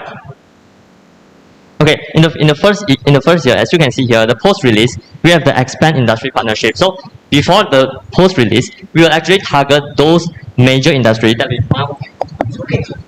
Hello. Okay, sorry. Okay, so in the pre-release, we'll actually target those major industry that all the major industry that are popular among all the undergraduate students and all the pre-university students. So from the feedback that we get from the participants, we'll actually get information regarding the industry, and we'll target those major industry first before if we have enough budget, we'll move on to the minor industry that are actually growing in trend among all the students in the future. May I add on this one? Please. So not only that, we also plan to collaborate with companies and also let them help us develop also. So that name will be written like developed by us Pathfinder team and maybe Hilti, for example. So maybe students might not really know about Hilti. For me personally, I knew about Hilti only when I joined university. So based on a study, 85% of fresh graduates are like taken from networking. So this is a great chance for companies like Hilti to reach out to pre-university students and maybe even secondary school students before they enter the workforce. How do you attract mentors? Who are these mentors? How do you incentivize them? And who is paying for the $100 to $300 mentorship? First, the students will be paying, and secondly, may I continue answering? Sorry, what? The time is up. May I continue? Oh, yeah, no worries. Alright, so basically, what we plan to do is basically a cycle of interest. So we've already identified a lot of people that will be interested in having voluntary speaking, for example. So with that voluntary speaking, we will attract users. But basically, we already have a user base that will be playing our games and all of that type of stuff. So there is already a user base. So with that user base, we'll attract better and more reputable speakers. And the cycle will continue where we will encourage more reputable speakers and grow a larger audience at the same time. So interest breeds interest, and that is the cycle I was talking about. Thank you. Thank you very much to Team Pathfinder. With all the features provided, such as the VR job simulations, mentorships, and future predictions, we can finally jump from the plane safely while being equipped with our parachutes. Thank you very much. While we are giving time for our judges to submit their scores, allow me to invite the next team onto the stage, which is Team V073ME.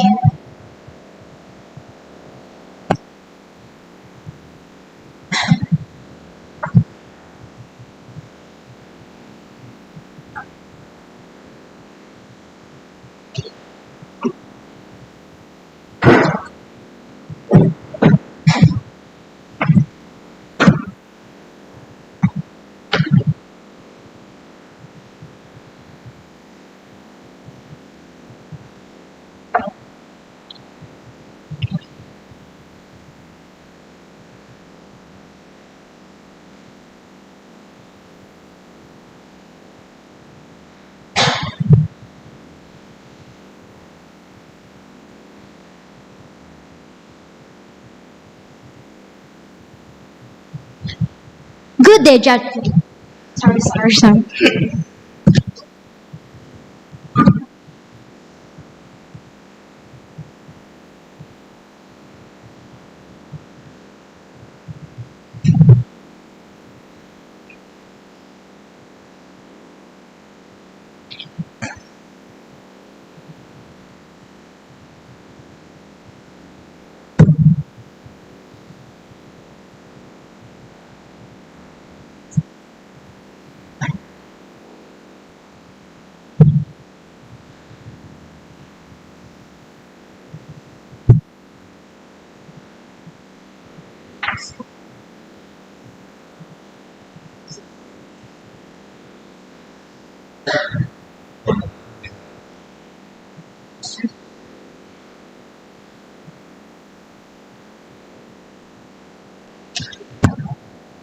Alright, looks like our judges are ready.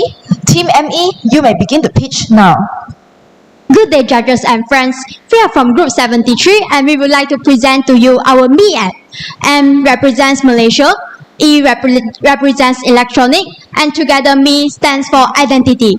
I am Denise. Together with me, we have Wei Chun and Cheng Yi. We have chosen case study 5 on the digitalization of Malaysian governmental services. And to recap, our mission is to establish a secure and trusted electronic identity authentication method by creating a harmonized digital ecosystem for the Malaysian government. Our solution aims to eliminate repetitive form filling and leading to a fully digital government for convenient access to services from Malaysia. Introducing our Me app. It enables users to conveniently sign into our Me app by using QR identification. To view consolidated profile by eliminating the needs to carry physical cards, to easily access governmental services, and to receive up-to-date notifications and official announcements. To our clients, it serves as a cost-effective way to digitalize. So, proudly presenting to you our Me app. So our app is actually under internet testing now, and we will display the QR code for download after this presentation. So this is our login page, and since we are already registered, we can log in using the fingerprint. So this is the home page, and there's a profile section and an easy access section. So in the profile section, you can see the documents, and maybe one day we can use this app to replace our physical cards. And there's no need to bring physical cards anymore because we can just bring our mobile phones. And at the bottom part, there's a list of easy access where you can easily access the governmental services, for example, my SST, my C-Card, and my online passport. So on the other hand, we can use the scan feature to scan the QR codes to easily fill in information or enable a convenient login to governmental services. So to demonstrate this, we use our mock website where imagine you want to apply for a new imagine you want to apply for a new passport, and you want to fill in the information. So you can just click a button and they will display a QR code. Then you can just use our app. You use our app to scan the QR code, which allows it to fill in the information automatically. And this is amazing, right? So you don't need to waste your time filling in the information yourself. So going back to our app, we also have a notifications tab which keeps you up to date with the important events and messages from the government services.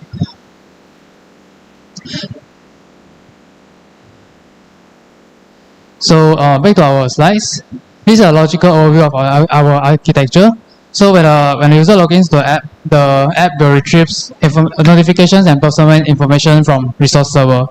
And when the user uses the app to scan QR code from the government agency, our backend server will verify the identity of a government agency and then prompts the user for consent.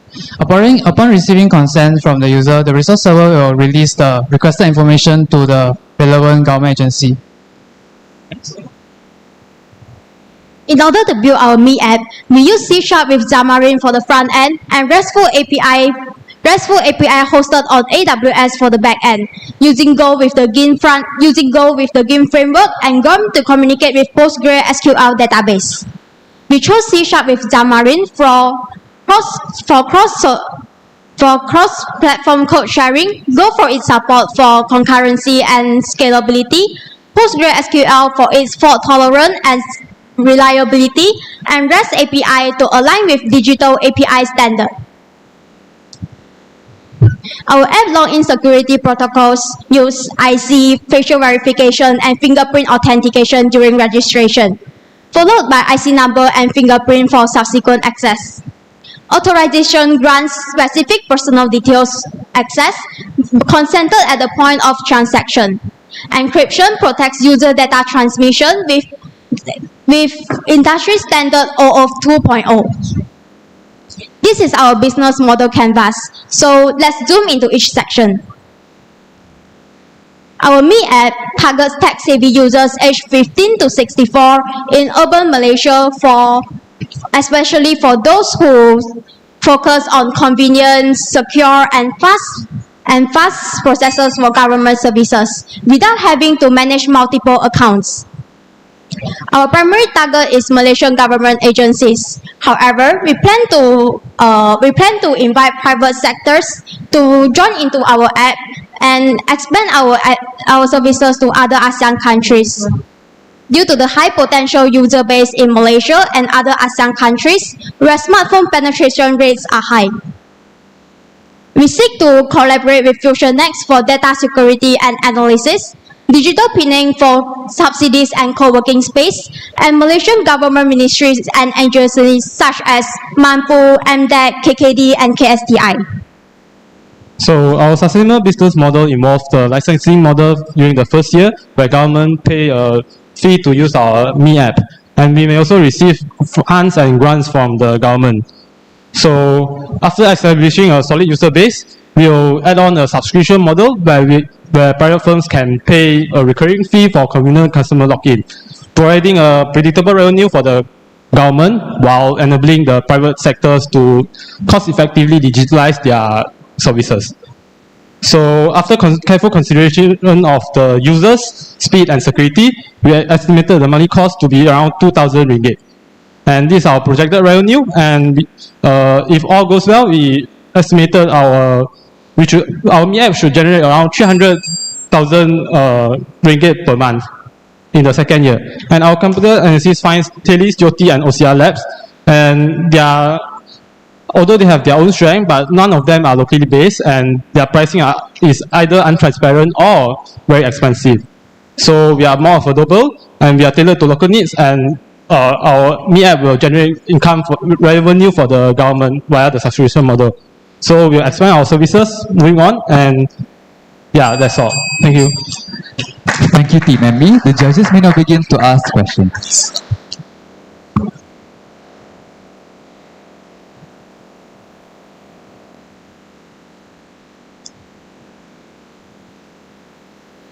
Yeah, you all can try our QR code to sign up for the internal tester. Yeah. And it will direct you to a Google Play link. Yeah. Technical question here. Why Xamarin C# versus Flutter versus React Native? What's the pro and cons of each tech stack? I'm not very familiar with React Native, but I think for Flutter they provide. Sorry. I think for Flutter it supports Android and iOS, but Xamarin supports Android, iOS, and also Windows. And as far as I know, Flutter doesn't really support Windows, if I understand correctly. Sorry, the last one is Flutter doesn't support what? Windows. Oh, it does. Windows, Mac OS, and browser. Oh, it does. Oh, I'm sorry. Yeah. So another reason we chose Xamarin is because Xamarin is existed for a longer time, and there's a more robust documentation and API.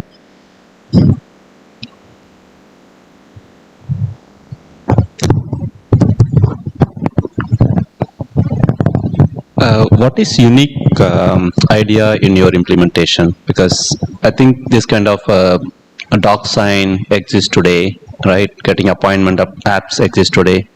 What is something unique on your idea? I think it's still quite new in Malaysia, and especially when our app doesn't only support the sign in to the, for example, the governmental online services and websites. We also provide the autofill option where our app users can use our app to just scan the QR code provided on the website itself. So how it works is that after we integrated with the governmental online services, there will be an option to autofill with just by scanning our Me QR code. So there will be a button like what we saw just now. There will be a button, user can just press it and then scan it with our Me app, and all their information will be filled up. So it provides a very convenient, I would say, and fast form filling. So we'll eliminate the need for filling of multiple forms, and it's also integrated for all of the governmental services after we roll out for more of the agencies. Yeah. Thank you very much. But when you say that auto form fill up, we already have several apps that can do it. Google Form or other things as well. Because actually our apps collects more user data in terms of when they sign up, when they register for an account per se. So we'll not only verify the IC, the facial features, but we also ask the users to fill up for example, their addresses will be in the IC. They'll fill up, for example, their occupation, their tax status, their dependencies, and You are correct, which is my data, am I right? yeah, correct. For example, I'm the user that's going to use your app to fill the data, which Yes, is yes, my correct. data. And I can use the Google form to pre-fill everything, automatically fill up. Yeah, but this one, it provides an extra assurance for the companies because they will know that the users that sign in to their website is a real user, is a true user, because everyone can only sign up for one account with their IC. So it's much more authenticated than Google sign-in per se, I would believe. Yeah. Yeah. Thank you.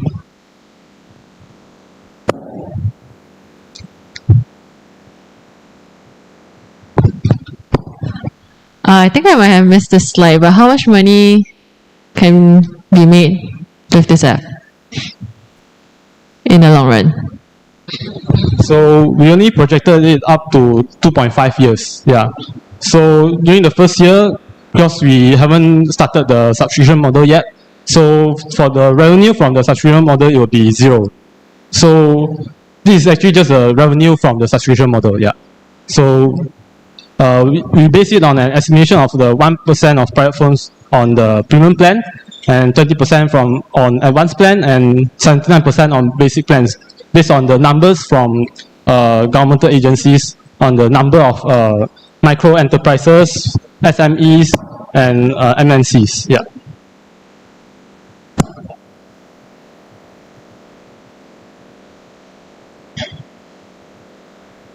Do you want to take a look at our subscription modeling?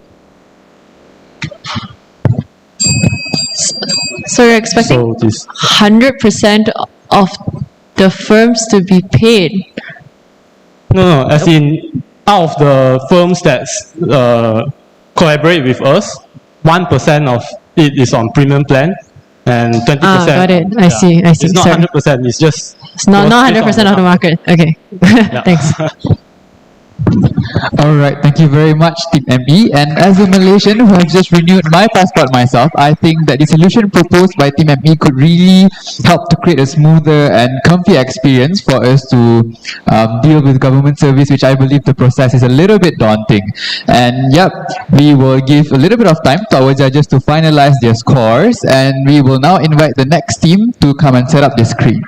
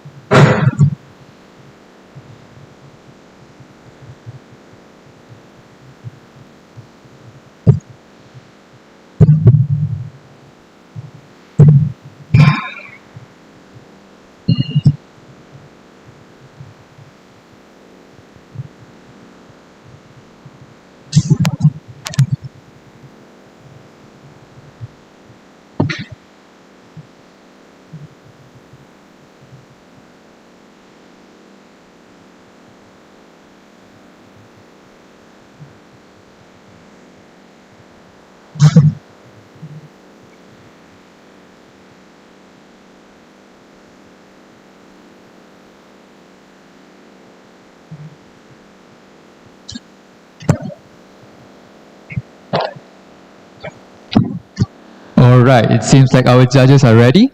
Team V374, now Asena Mobile Apps, the floor is yours. 80% of Indonesian students don't work according to their majors. It's a staggering statistic, and one of the reasons is the lack of exposure to career path. And as you can see in the slide, 60% of graduates with internship experience receive a job offer after graduation, compared to just 40% who had no experience. This data bring out some question. Have you ever struggled to find your passion or your interest? Or after you find your passion, you still struggle to find information and roadmap career with sources of learning. And after even you found those two things, you still struggle about interview practice, maybe practical interview or HRD interview, and many more. Now, with Nawasena, you can solve those three problems just by one-hand application. Nawasena, an app that helps students to find their passion, develop their skills based on career path, and prepare for internship interview. Now, I'll be demonstrating our prototype. User are required to fill in their location, specialization, and the salary to ensure that they receive a suitable internship offers. And then user can see the internship offer, and when internship offer have been clicked, user can see the item description and company description and the roadmap. And when the roadmap have been clicked, user can see the structured skill development path with a source of learning, such as blog or video. And next, user can search. And next, user can search for internship offers based on their interests, such as accountant, finance, and many more. And then user can save some of them that they're interested in. Nawasena offers feature called Nawacom. Nawacom is a feature with additional learning, community resources, aptitude tests, and interview practice.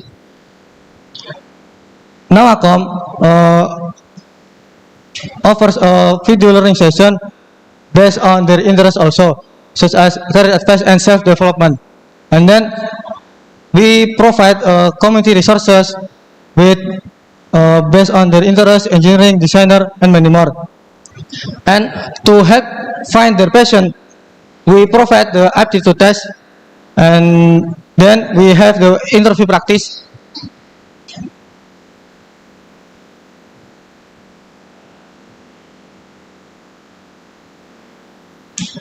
We have interview practice based on the level of difficulty from the easiest part 1 to the most difficult part 3. And then after the practice, they have feedback and tips. And in the profile page, user can manage the profile, update or edit, and get the notification whenever they want.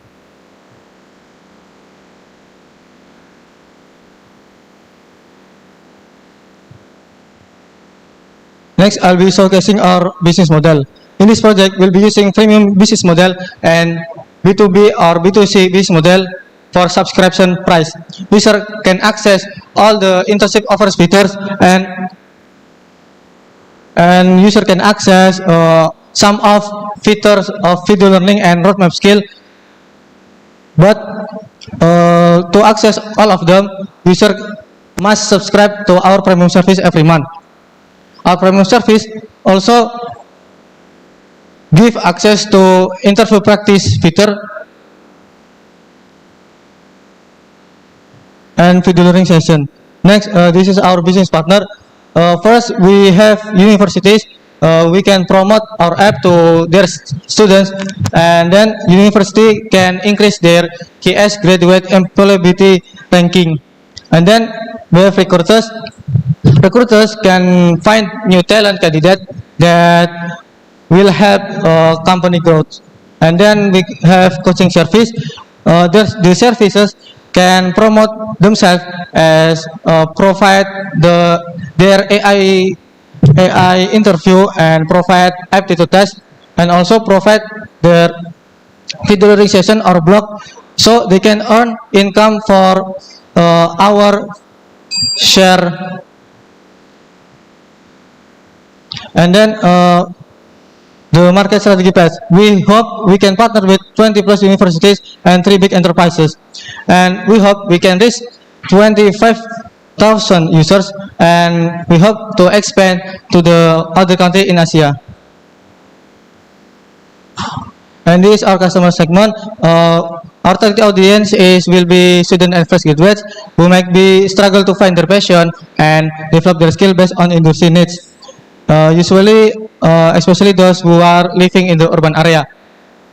And then, with our competitor analysis, we found that most of the applications which have similar feature with us usually allow user to find both job and internship, and they have community resources like LinkedIn, and they have collaborative courses like JobStreet.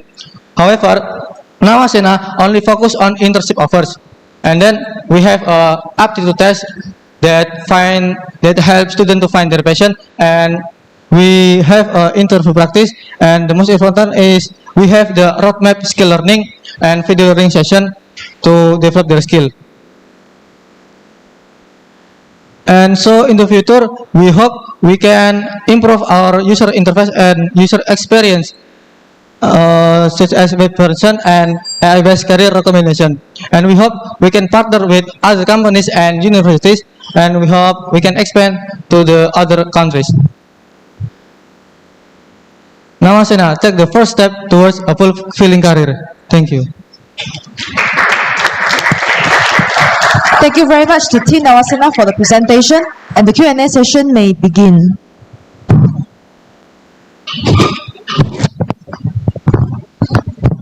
Hi, Team Nawasena. Have you considering integrating with some of the existing competitors rather than rebuilding everything? Because you also have job seeking, learning, different domains which some of your competitors are already very good at. Actually, we just only focus on internship offers and the LinkedIn and JobStreet both to find job and internship. So your focus is internship mainly. Okay. And my next question, because you also focus on demographic and so on, which is more on the students, right? But I also see that your business model, it's about B2B as well. So who is actually your main target group and the personas? Actually, I forgot to mention that our B2B model is that companies to promote their internship offer, and which is collaborate for advertisement with us. So the B2B is mainly advertisement of their company, or can you elaborate more, like 1-2 use cases that you might imagine with the B2B side? So for the B2B model, company gonna pay us so they can promote their internship in our app. And for the premium, so the difference between the professional B2B and the premium B2B, the professional only get unlimited internship post, while in the premium they also get like inter-analysis data. They get all the feature. Yes, I want to understand a bit of your use case, right? So the company will advertise, one that you mentioned, company will advertise the job, the internship, right? That's one. Any other model? Is there any also other like university and institution that will purchase your service, or is just companies? So far, this company, in the university, we promote our app to their students that university can increase their ranking. So, sorry, can you repeat again? Company can advertise to us, but our app is promote to the universities. Okay, all right, thank you. First of all, where are you from? From Indonesia. Selamat datang rakan Indonesia. Okay, thanks for coming. Great. If I'm an investor, okay, and the first two or few participants before, right, were giving a showcase that integrate with AI, that we integrate with personality assessments. So, what do you think that your apps will be competitive compared with them? I think the feature that stands out the most from our app is the roadmap.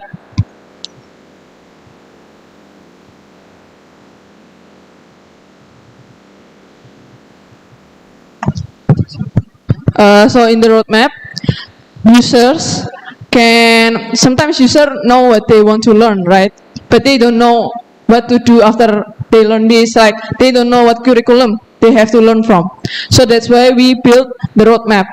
The roadmap, we will learn structure, like step by step, using blogs and videos by our partners. Like we partners with coaching services, right? And those coaching services will give their learning materials on our app, so users can learn from the roadmap. And other than that, we also provide an aptitude test, so users will get internship offers which match with their passion and interest. And last but not least, there's interview practice. Sometimes you can like prepare everything nice, but on the interview you feel really nervous because you The have time is limited. I want to ask who will do the interview assessment after you test it? AI bot. Sorry? The AI bot. Okay.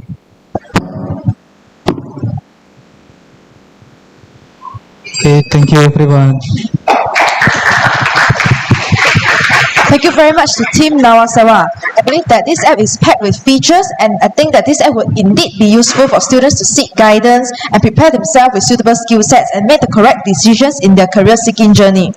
Other than that, while we give time for the judges, let me invite the next team, or I can say the last team for the first half of our pitching, Team V311 Refill Me, to set up their devices.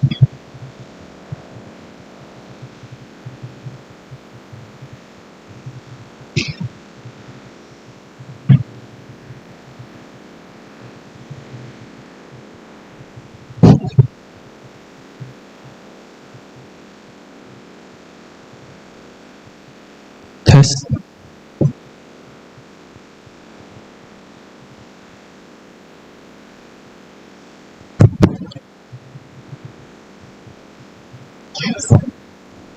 Testing.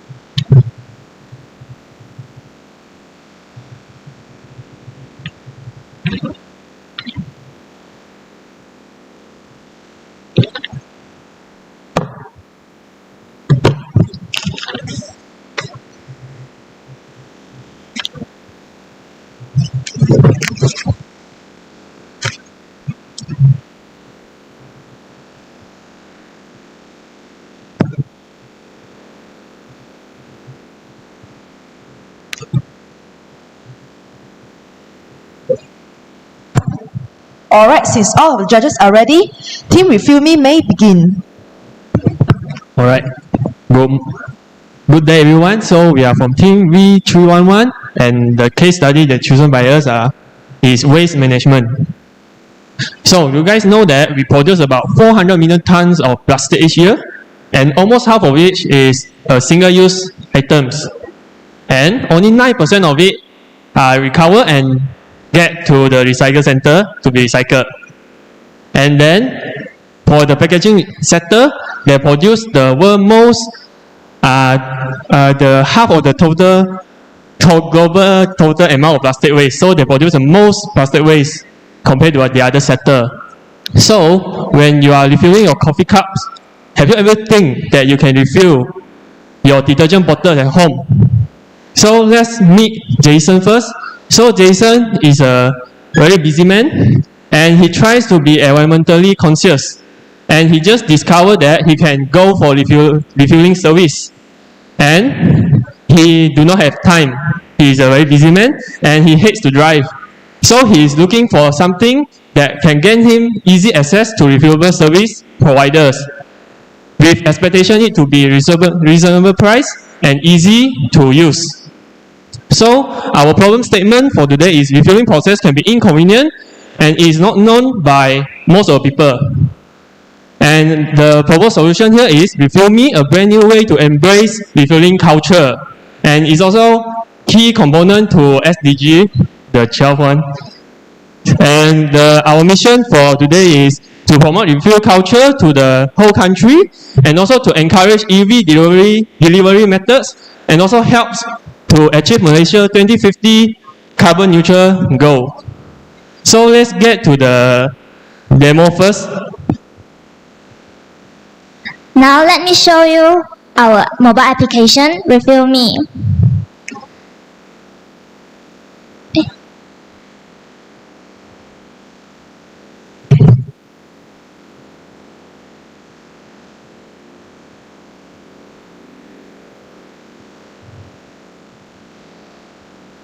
Alright, so this is our dashboard where user can see their progress, and then we also offer several services such as product list. And next is the schedule pickup where user can choose how much they want to refill their container. And then after this, they can see the card, the checkout, and then next is the payment part. And as you can see here is the carbon neutral delivery. And after the user enable the button, we will be using the electric vehicle to collect their container instead of a normal vehicle. So next is the center locator. This is actually the part for the alternative option for the user when they want to go to the refill center by themselves. So we also offer them a list of refill center for them to refer. Next is the tracking part where user can track the progress of their container. For example, in this slide. Okay. Next is the rewards. So every time they refill their container, they will earn points. So what can they do with these points? They can just redeem vouchers and use it in the future purchase. So let's move on to the news part where they can see the latest updates related to the refill service in Malaysia. So next is the leaderboard. So we are offering a monthly event for the top user in the leaderboard. So during this event, these users can gain extra points. So this is actually to motivate them to keep using our apps and keep on refilling. So for the last part is the profile part where user can edit their profile such as their pickup point location or address. And we also have the premium version where there will be other special features and we will be explaining that further. And lastly, they can just log out after everything is settled. Okay, so let's continue to how it works. So first the user will buy their products through our app, and our app will notify the refill shop and also our delivery partner here. And while the shop are preparing their product, our delivery man will go to the user location to pick up their empty containers and send it to the shop to be refilled. And then the delivery partner will return it back to the user. And there will be shared profit between us and the shop, and also the delivery fee will be paid by the user. And our market segment is we are targeting those that are environmentally conscious and use refillable service but have a busy life. So according to the poll here, 4 in the 10 US adults are environmentalists. So that means that they exist somewhere out there. So for our business model, we are going for premium models, and these are our features here. They will be included to the app. And the one is our premium feature, you can see over there. And we are going to giving out 1 month free trial for premium features to our new users. And also to generate revenue, we are going for 2 methods over here. We have partnership and also subscription plans. So partnership is we are going to get share profit with the refill store partners, and also for the subscription plan, 50% of the fee will be donated to the carbon offset project. And for our environmental impact, we are going to replicate this statistic over here, which is 500 single-use plastic bag can be replaced by using one reusable bag for 1 year. We are going to try to replicate this. And also for our competitor analysis, as you can see here, our competitors here do not have dually scheduling features, and we are going to bring them to you. And for our marketing plan, we are going for collaboration, sponsor awareness campaign, and also giving out referral programs to our new users, and also our monthly event to our top refueler. And this is our roadmap over here. So to start off, we are going to connect the niche community here. They already embraced the refuel culture. Then we are going to go and raise awareness to the public. And then at the same time, we are going to collect user data to improve our features. Then we are going to promote it to other states and expand it to other countries. And this is our future potential over here. And these are all possible because we have partnership with EV. Unfortunately, 7 minutes are up, and the judges may now begin to ask questions. Hi, Refuel Me team. To start off with a very simple question, which are the partners that you plan to collaborate with? So we have for the refuel store, there are actually a couple of it in around KL area. So for example, we have Kita Refuel, and then some more. You can search for a Kita Refuel. It's actually a store. And then for EV companies, there are some companies who start to use EV to deliver their items. For example, DHL, and also some of the EV car rental, they also can provide this kind of transport. For example, Go Car. Okay, but for the products that you are referring, for example, detergent, is that a specific detergent brand, or is just based on the refuel shop, whatever products that they have? Can you elaborate more? Yeah, so for the brand, right, there's actually a brand that do this refuel things. So Unilever, is it? The detergent, they actually have this kind of program, but not here in Malaysia yet. It's actually at UK. And then we are trying to bring it to here. But it's kind of hard process because it's a niche community, right? So we are going to start from the Kita Refuel store first, which is our local refillable store. So actually for the brand they provide, we are not sure, but they actually provide this kind of service. Okay, got it. Thank you.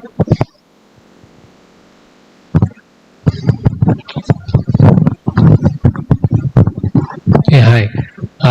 The idea is interesting and it's kind of useful also. But my question is, the package industry has a lot of innovation. You know, today we have aroma lock packs and all that. There are organic materials that need certain kind of packaging and all that. So I'm just worried that how do you scale this solution? I'm not sure if you can scale it beyond a point. Sorry, can you repeat? Okay, so for an example, you're talking about detergent and all that. Who is providing those refill containers? Are you going to provide, or the user should have it? The packaging, you mean? The containers? Yes. Okay, so when the user finish their detergent, right, they have those containers at home. So they are going to try to reuse the container. Okay. So what we are trying to do here is actually to reduce the containers. So to reduce waste. So actually the user themselves should have their own container. Okay. And it's fine. Acceptable. And that's the point. So for a detergent, it's fine. I can just send back my old container. But what if I have a packaging where the seal is so good that the aroma and all that, the content is well preserved? So those containers, how do you expect me to give it in a hygienic form so that it can be reused? Okay, so for our app, right, we will provide some rules and regulation also. So some of the items can be accepted, some are not. So for example, for those that have strong scents or something like this, right? So maybe we will not accept product like this. Okay, thank you. Show me your business model again. I lost it. Business model. Premium. Why am I paying for it? Who is paying for it, please? 5 points. Who is paying for the service platform? You mean to use our premium? Yeah, who is paying for the premium? Those who are taking this culture seriously. Consumer. Yeah, consumer. Yeah. I'm recycle and I need to pay for my recycle practice. So Actually, they are paying for purchasing because they need to refill their maybe detergent. So they need to pay for the detergent, and then through this they are practicing the refill culture.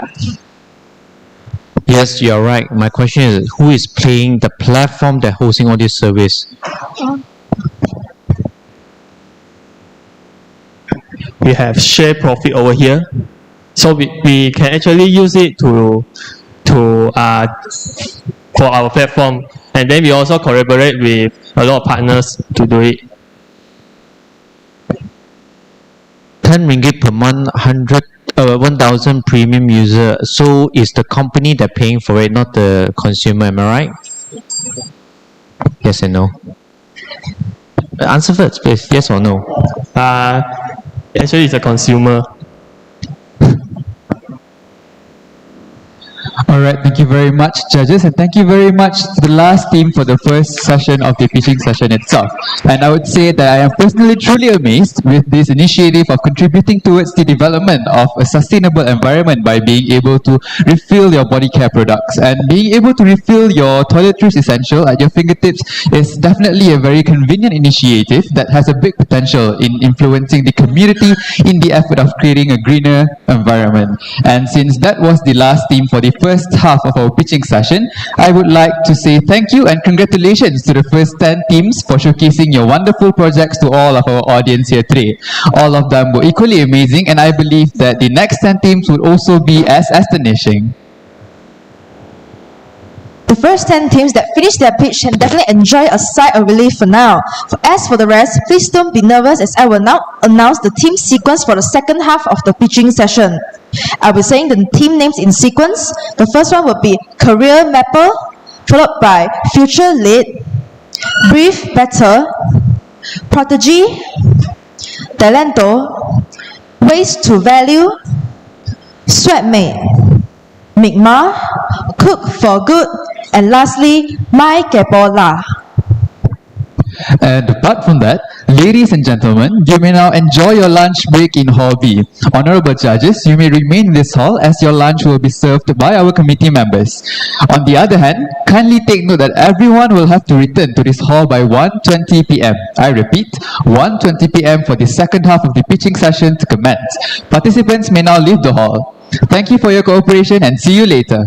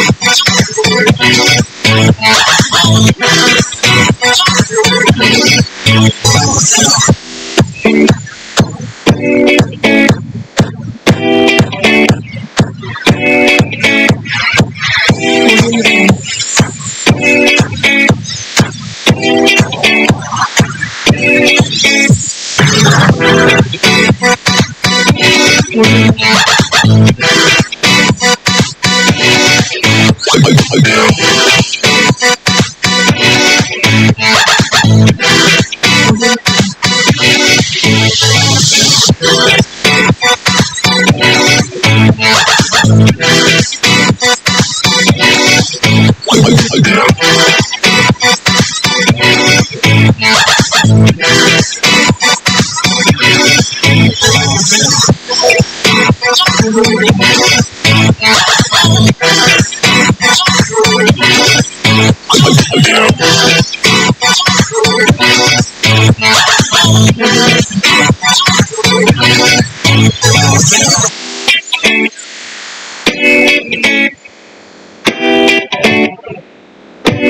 Jungle.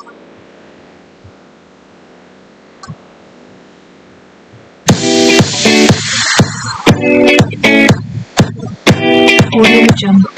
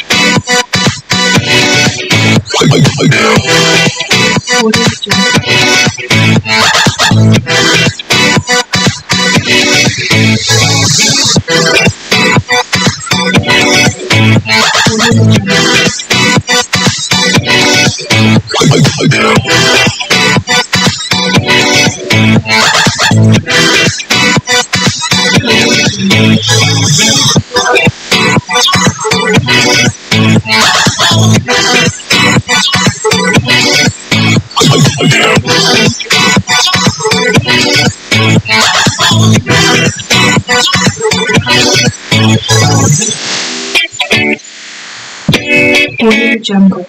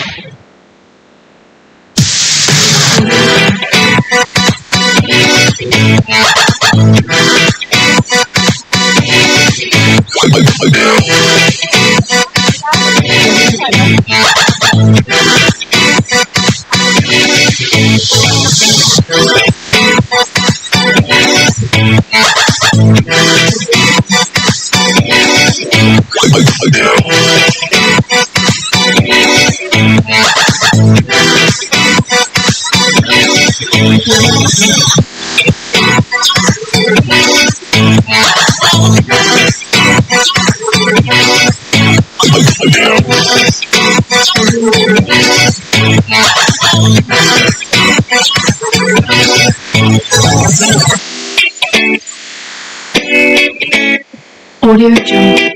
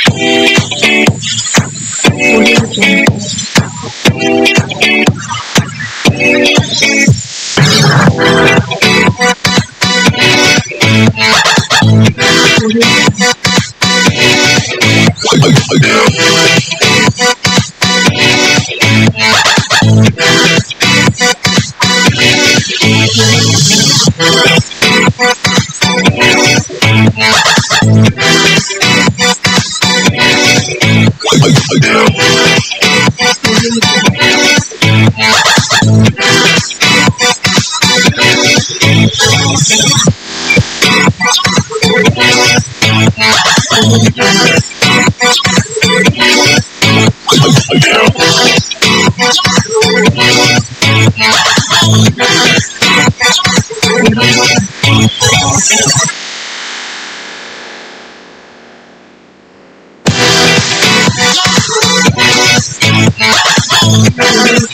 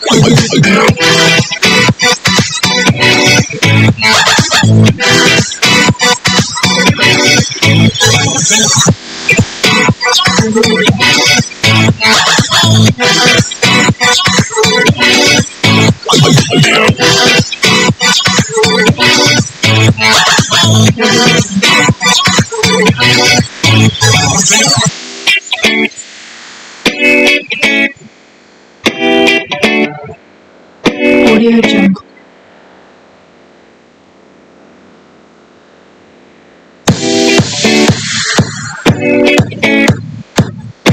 Audio Jungle.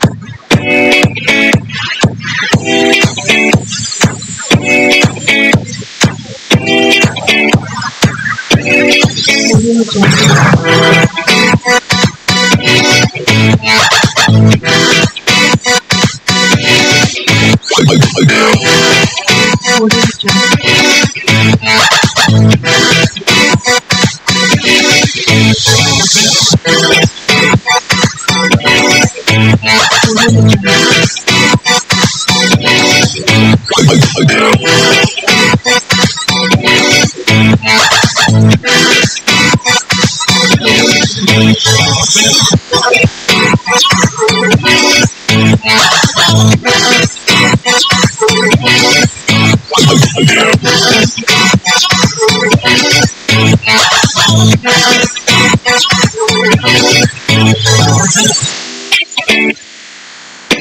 Audio Jungle. Audio Jungle.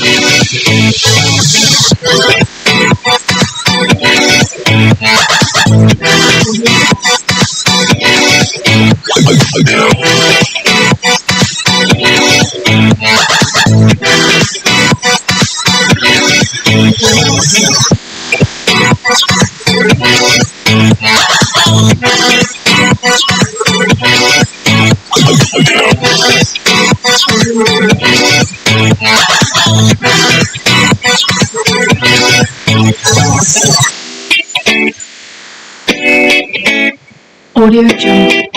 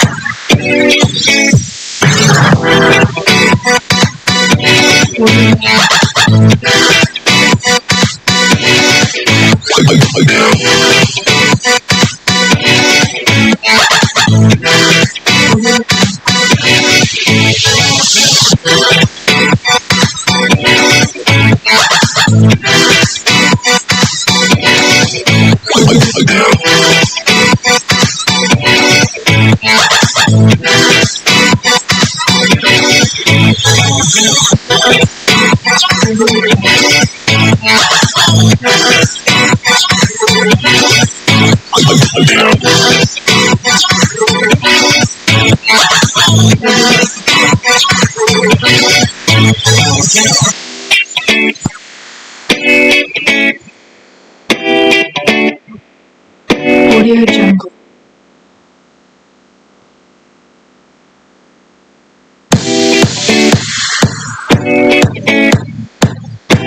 Audio Jungle. Audio Jungle.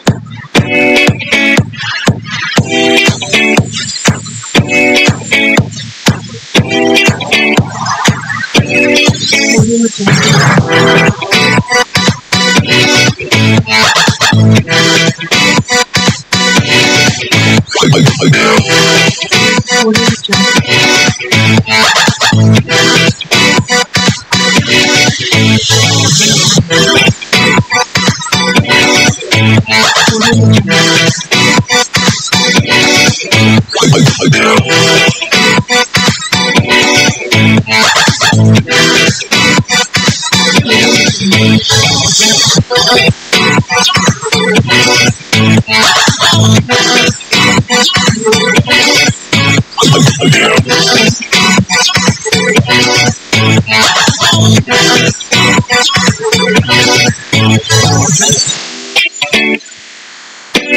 Audio Jungle.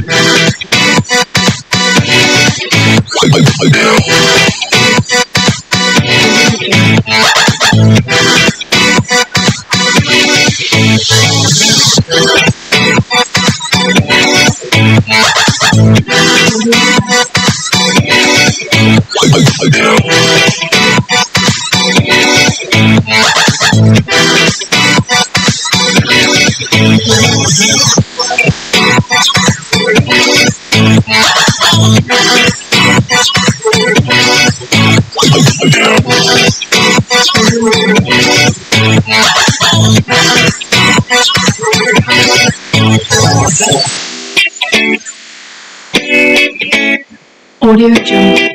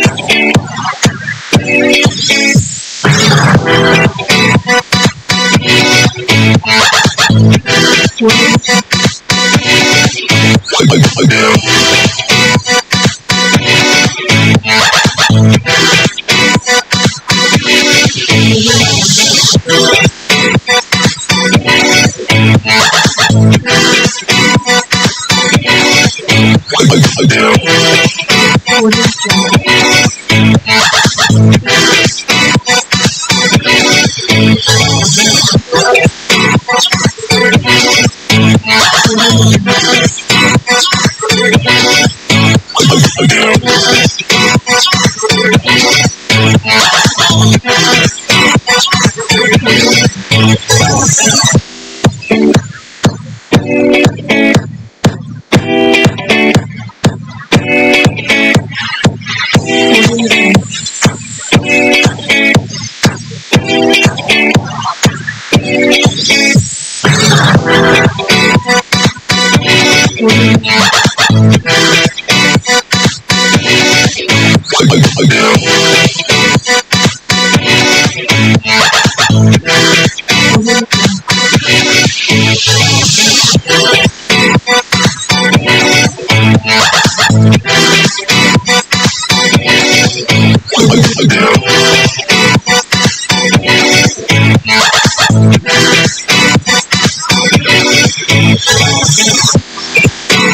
Audio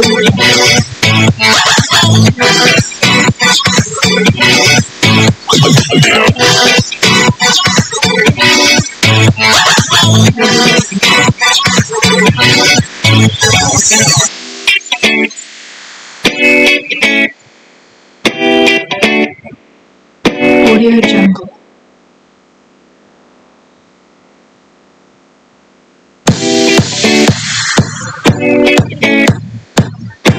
Audio Jungle.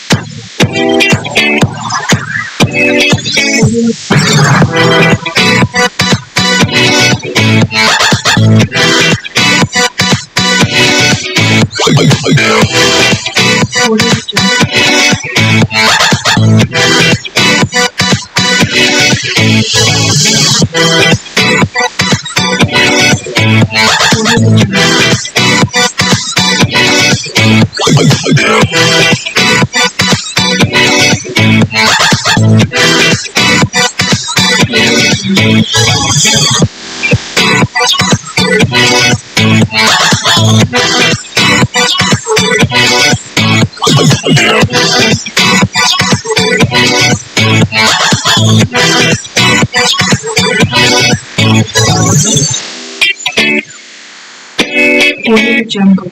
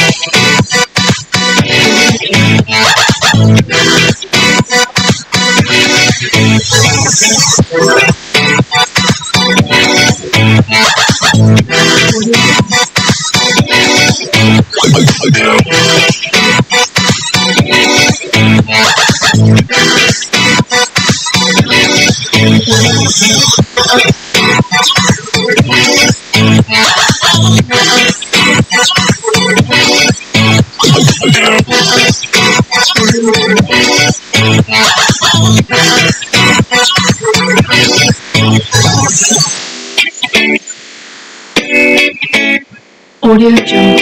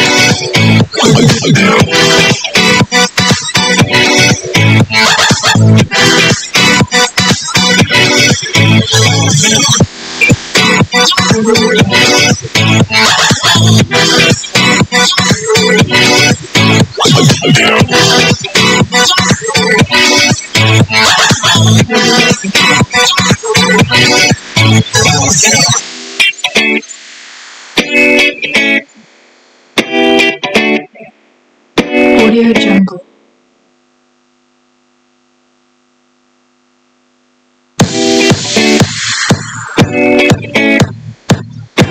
Audio Jungle.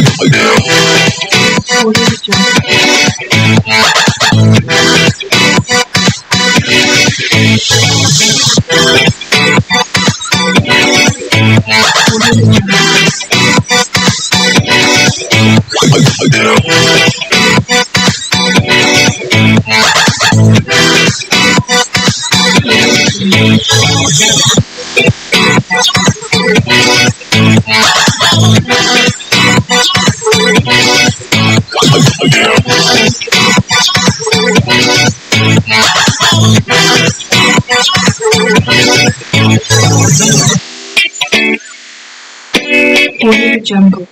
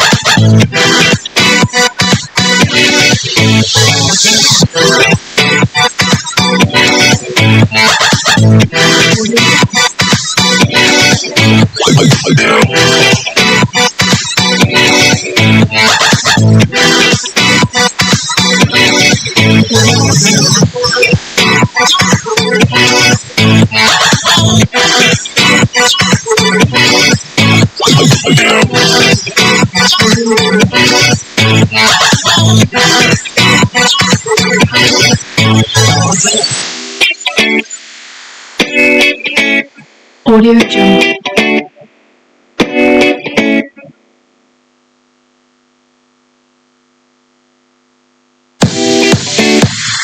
Audio Jungle.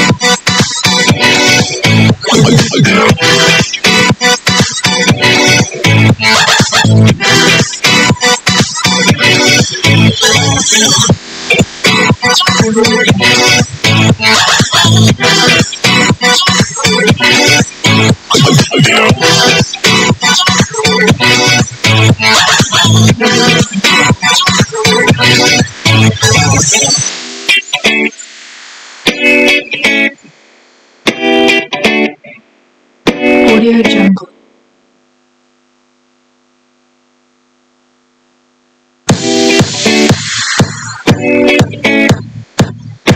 Audio Jungle.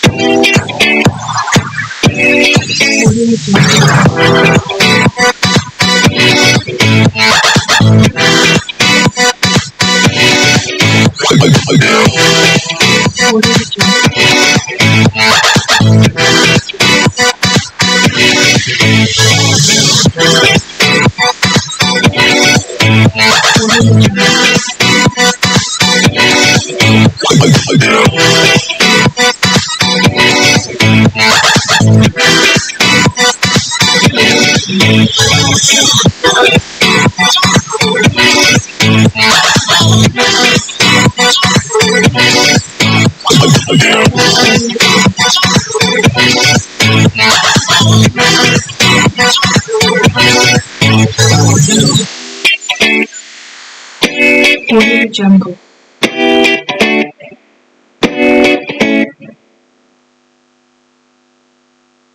Audio Jungle.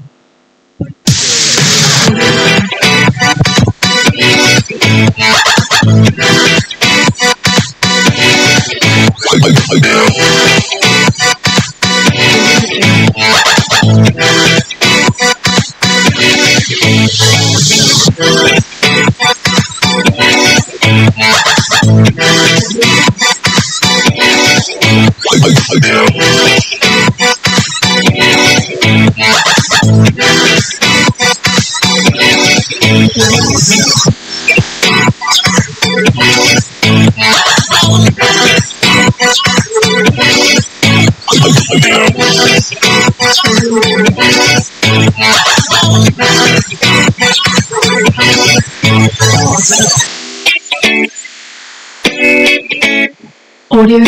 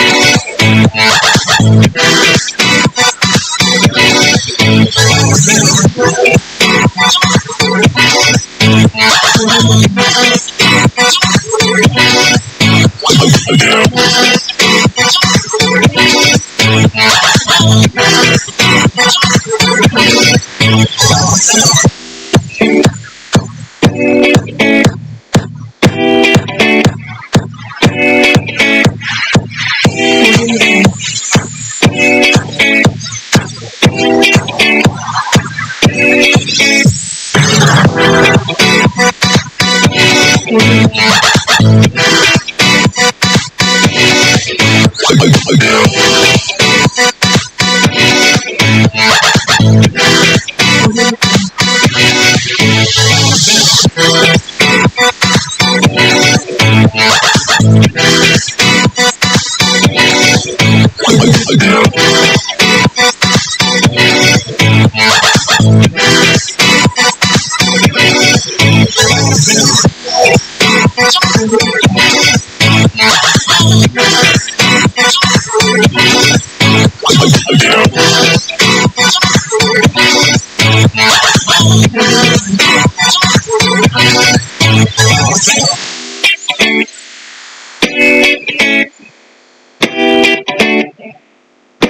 Audio Jungle.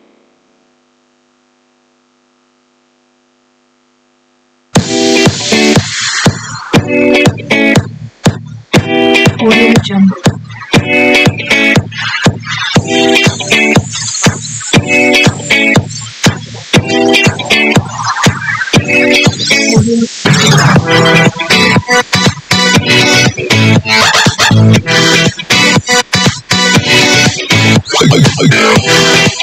Audio Jungle.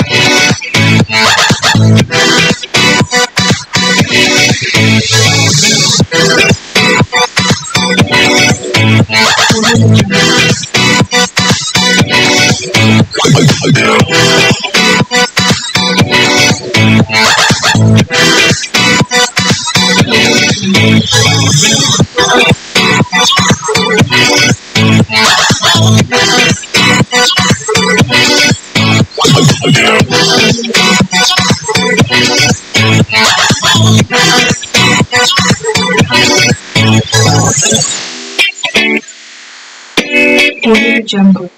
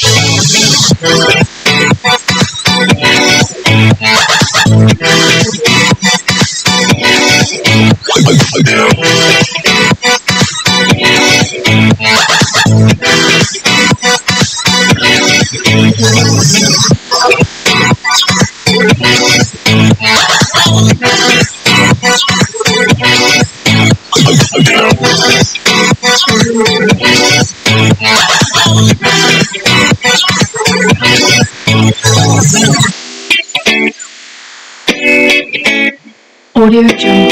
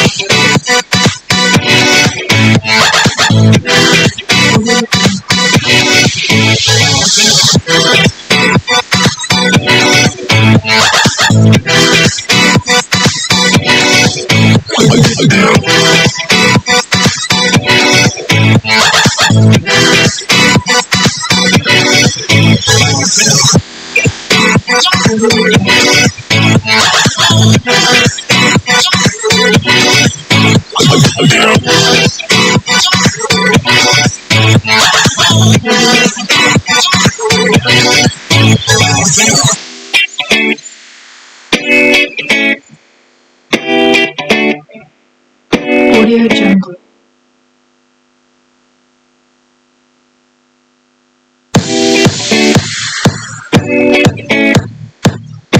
Audio Jungle. Audio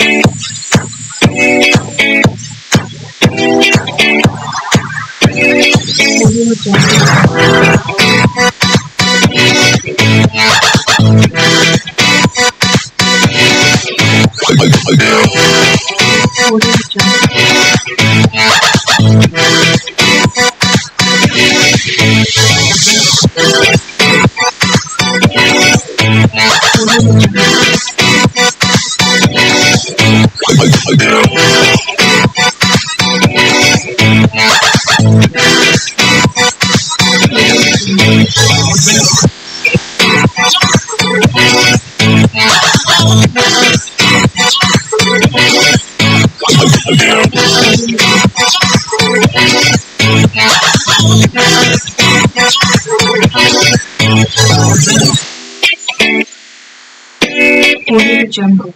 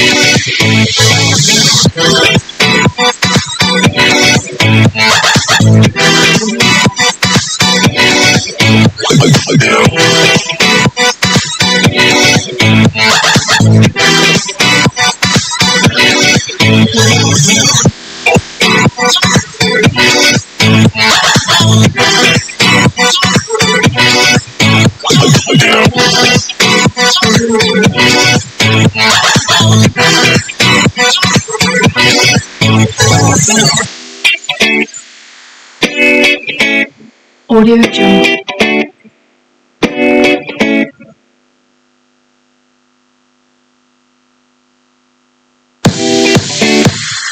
Audio Jungle.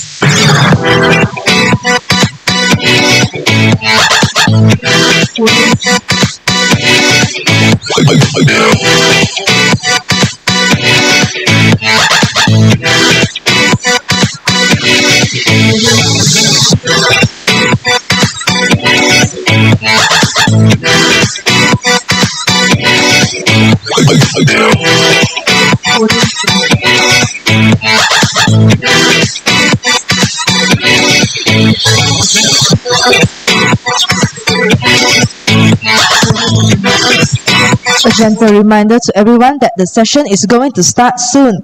Everyone, please be seated and remember to silence your devices so you won't be interrupting the teams when they are pitching on the stage. Thank you.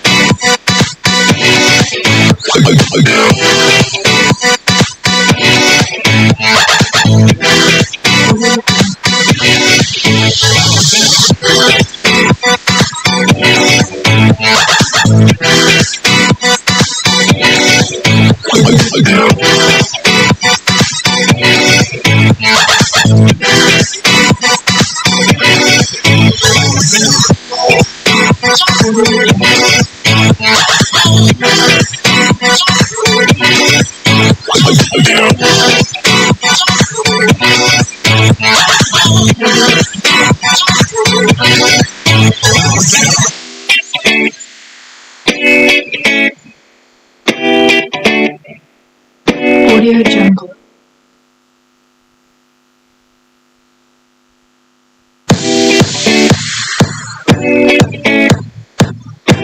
Audio Jungle.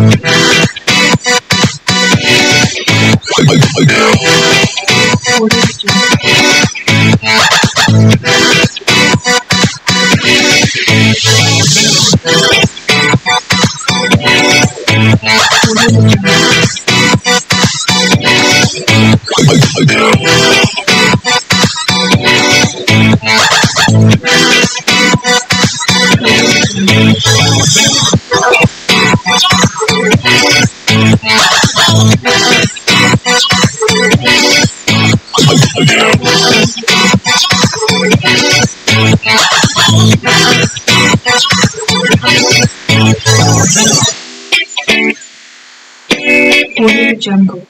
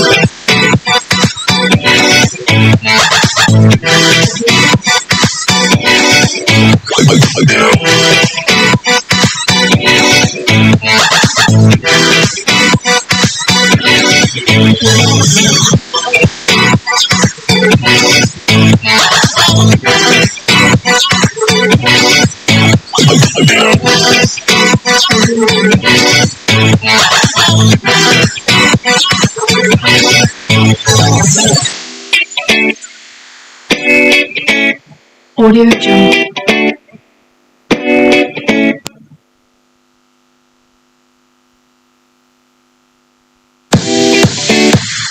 Audio Jungle.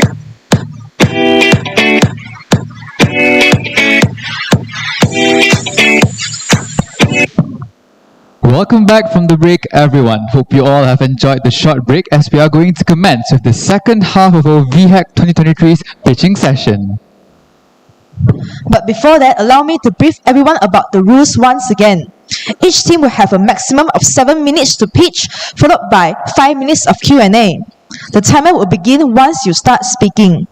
The bell will be hit once when there are 2 minutes left to pitch. The bell will be hit twice when there are 30 seconds left. And the bell will be hit 3 times when all 7 minutes are up. After that, the Q&A session will follow right after. When 5 minutes of Q&A are up, we will hit the bell 3 times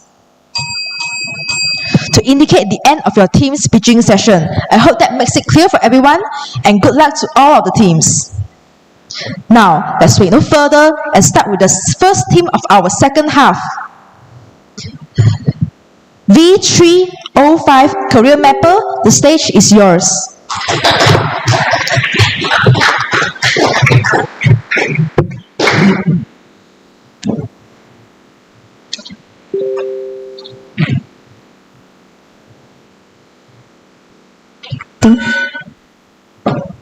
Testing.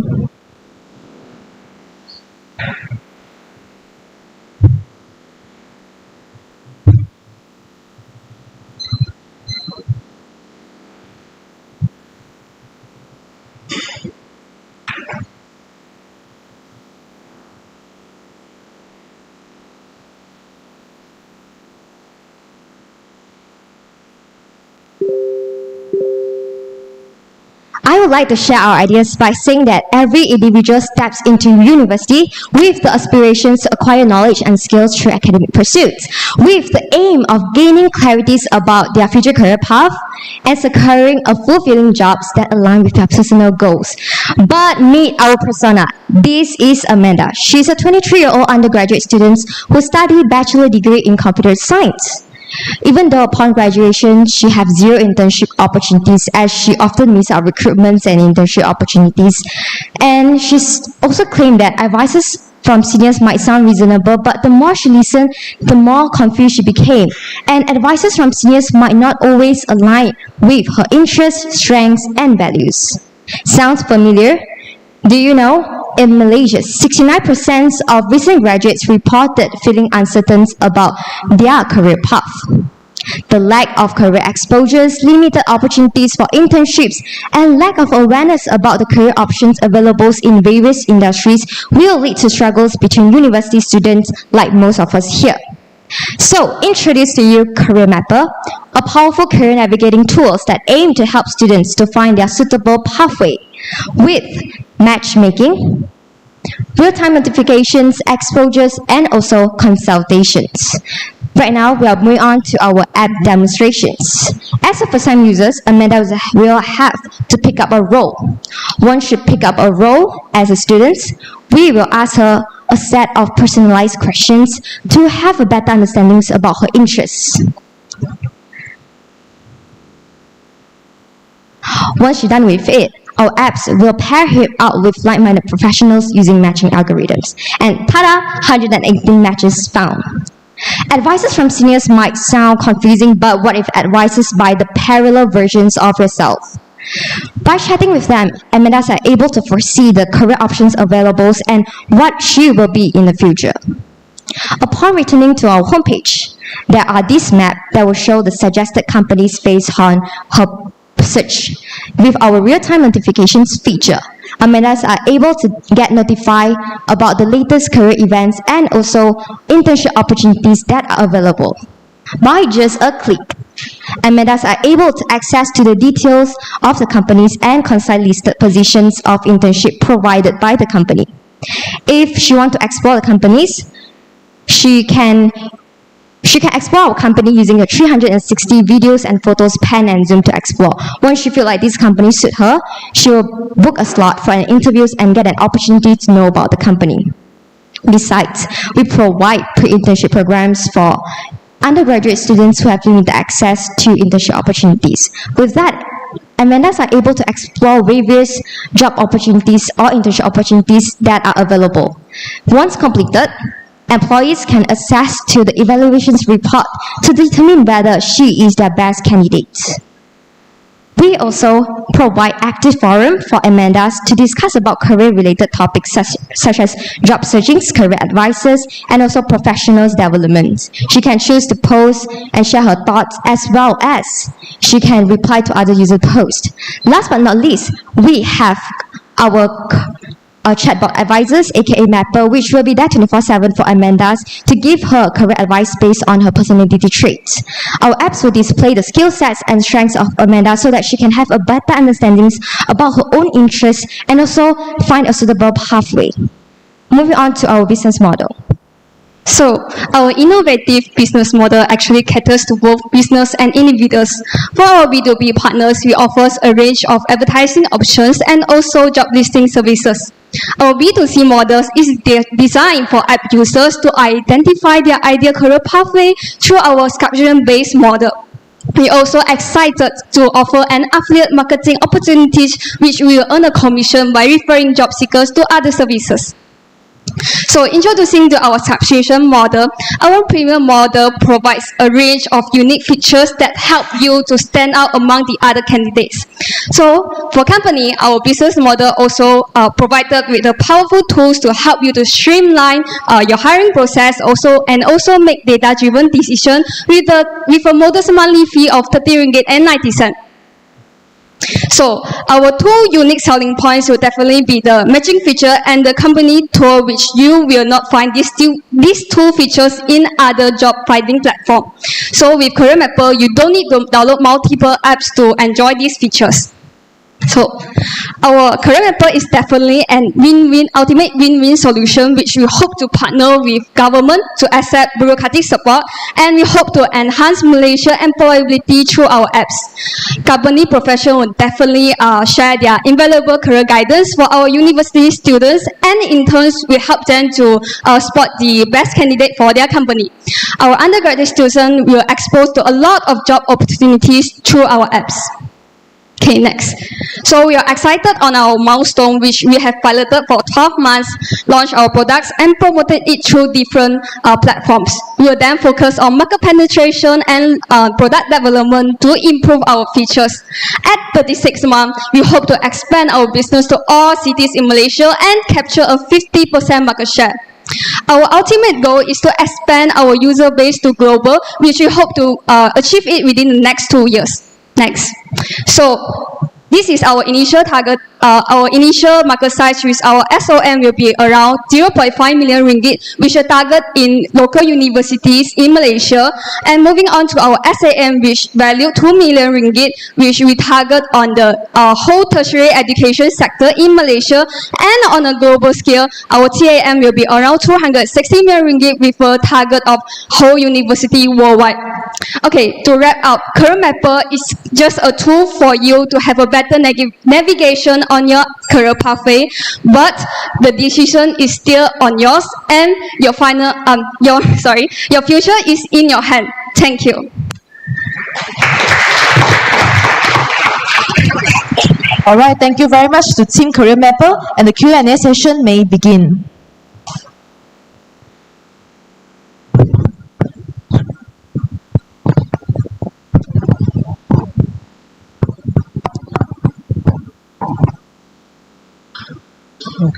So, again, when it comes to career mapping, you are talking about some kind of an algorithm, Can you explain a bit more what kind of algorithm that you use to match this?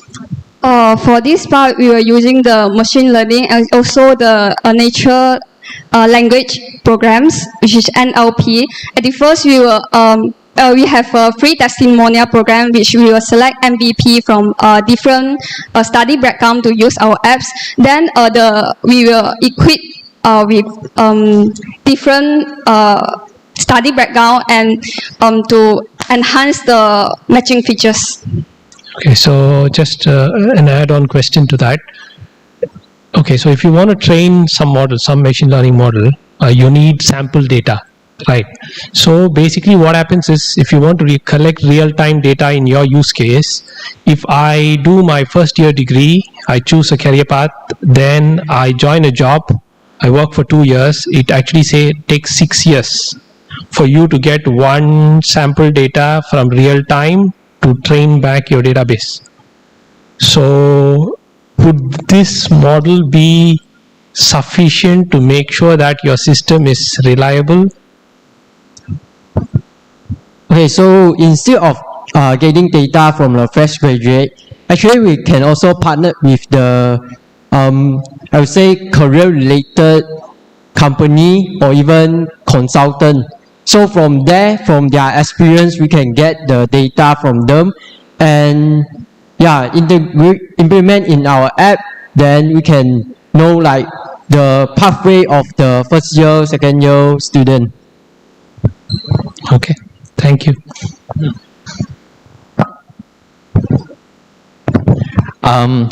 Great tools and great user interface, right? So attractive to user use it.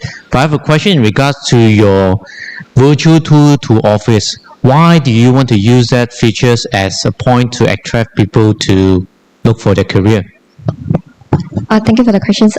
Because now we see that by surround with our friends, there are a missing part, which is like when the student is from US and Penang, but she wanted to visit to Hawaii, but Hawaii is in KL, right? She have busy schedules. She don't have time to travel that far just for looking for the working areas and industrial tour. So we have these app features to let the users better understandings about like the working environment and also see like, better when you choose this company or what is the environments of that particular company. Thank you. But my point is that wouldn't be a potential scam where I give you a good visualization of how fancy is the company, how nice it works. Would that really help you in your career progressions? We will actually have a verification process for both companies and also the users.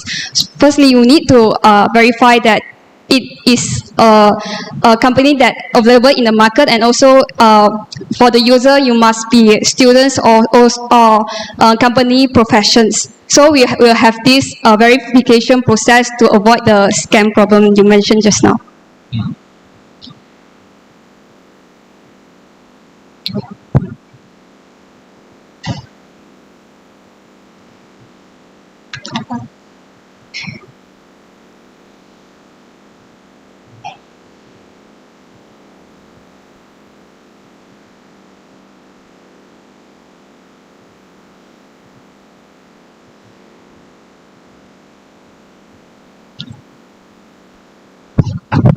Sorry, can you run us through like the matchmaking algorithm that you would use to match the user with like-minded individual? Like, how does the algorithm actually run?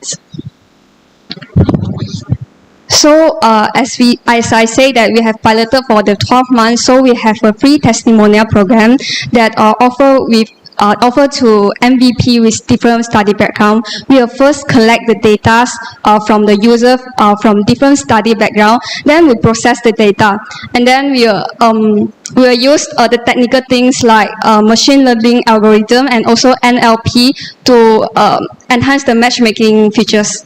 Did I answer your question?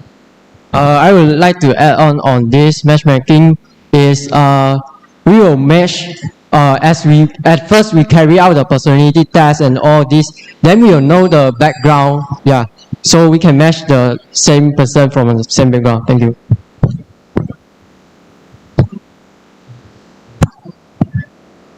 All right, that officially marks the end of your Q&A session. Thank you very much to Career Mapper.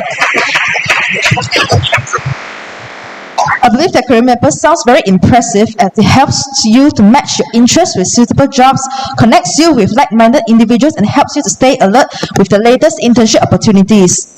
Well, I believe that everything is to help promote employability among students. While we give some time for our judges to submit the scores, allow me to invite the next group onto the stage, which is V189 Future Lead.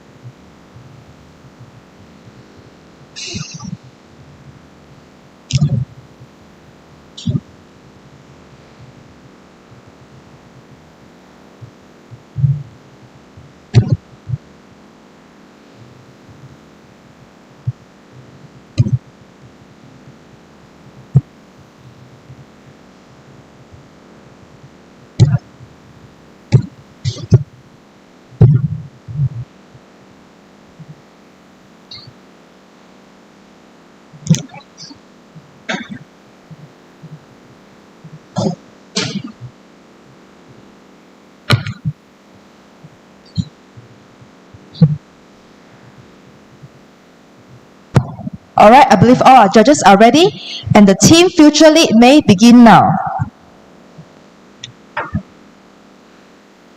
So, good afternoon, ladies and gentlemen. I'm Dan Pentek from V189, and today I'm really happy to be here to share with you my group's proposal for addressing case study number 4, which is lack of career path exposure.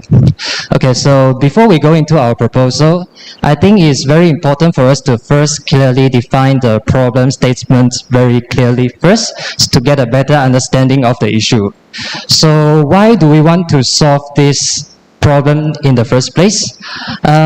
It's actually because we think that a career matters a lot to a person. Because a career is a thing that will define and drive a person's whole life. And something like that, that's very life relevant is very, very important. But the thing is, most of the time, people actually normally do not know what they want to do with their life. They will have a lot of confusion and doubts. So, let us show you a pie chart here. This is the data that our group has collected in the past 2 weeks from 150 undergraduates. And we asked them whether did they regret the measure they have taken in the university. And as you can see here, 40.7% of them actually say yes. And that is actually quite a lot. Okay, so the problem statements here today is, what can we do to help the students to find out what they really like so that they don't regret it later? And how do we help them to explore their interests? We are here today bring you the solution. So ladies and gentlemen, let me introduce you Future Lead. Future Lead is a platform for students to undertake a variety of outsourced tasks from the companies and the organizations nationwide. It gives every student a chance to make new dots and connect the dots. Also, the most important part is all the tasks and accomplishments that you have done in the app will forever be recorded down in a blockchain-based system. And we believe this will also serve as the future of an industry standard resumes. Okay, so now let's go straight into the demo of the product. So this is the starter page. We get started, we log in, we directly go into the login page, home page, sorry, and then we scroll down, and then there's 4 tabs here: home tab, project tab, message tab, and profile tab. We go to the project tab first, and then as you can see, there are many realms here. On this realm, you click on the respective realm, there will be tasks and projects related to this realm. And why are there so many realms? It's because we are focusing on exposing students to every aspect of the society. We are trying to make them step out of their comfort zone and try new stuff and make new dots. Okay, so I would like to specifically point out the community realm here, at which in this realm, it can measure a person's social engagement as well. We think that are very important because social engagement is also part of a very important metric to assess a person's personality.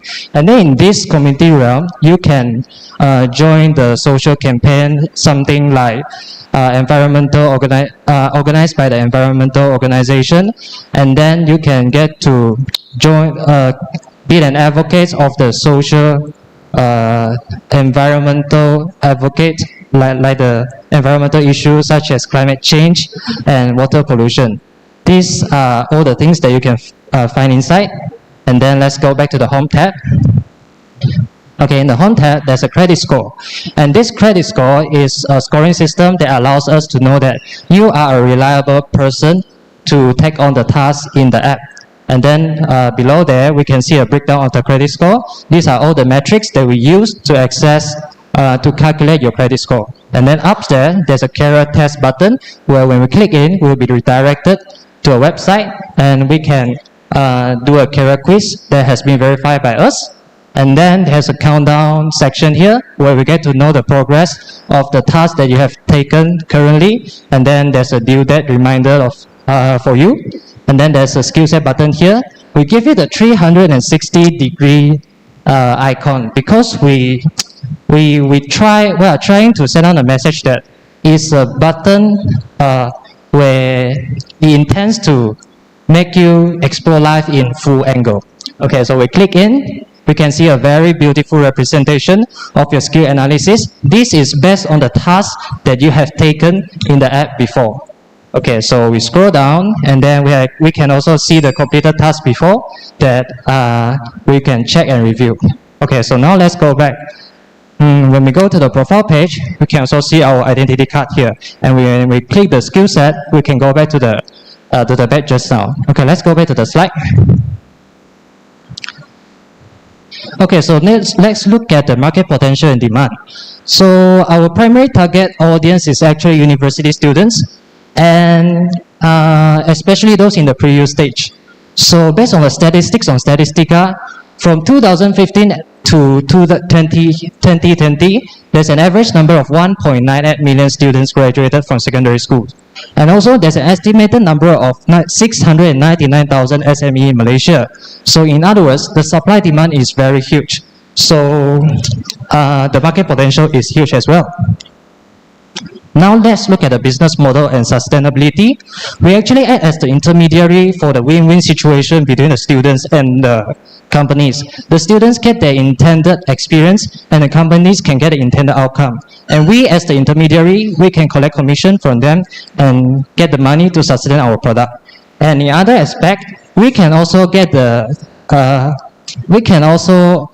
have a business model by selling the data. I mean, not to sell the customer data, of course, but from the statistic that we'll be able to collect from the app, such as we get to know the popularity of the industries in the society, because the task that is completed in the app can be tracked, and can be very useful for the government, because the government can get to know which sector is currently the most popular in the society. Okay, so next. I think that is all from me. Thank you. Thank you, Team Future Lead, and the judges may now begin to ask questions. Great. You mentioned about using your solution or your platform will be used in blockchain. Am I right? So why blockchain? Why is the need for all the tasks to be recorded in blockchain instead of regular platform? Okay, so there are three reasons. First thing is security, because if we don't choose to store it in a blockchain and we use the traditional way, maybe we store it in a database, then it will be very insecure because everyone can go to the database and modify the data, change the data. That is the traditional way. But in the blockchain, you cannot do it anymore. And as the world is now advancing to Web 3.0, so we think it's also kind of a sustainable plan for us to make sure our app can move further in the world. There's the aspect of security, of course. Also regarding, there's also other aspect such as transparency, because on the blockchain everything is transparent. So it's more, it gives people a sense of more. It's also part of security. Yeah. I would like to add on why we're going to use blockchain, because another aspect is the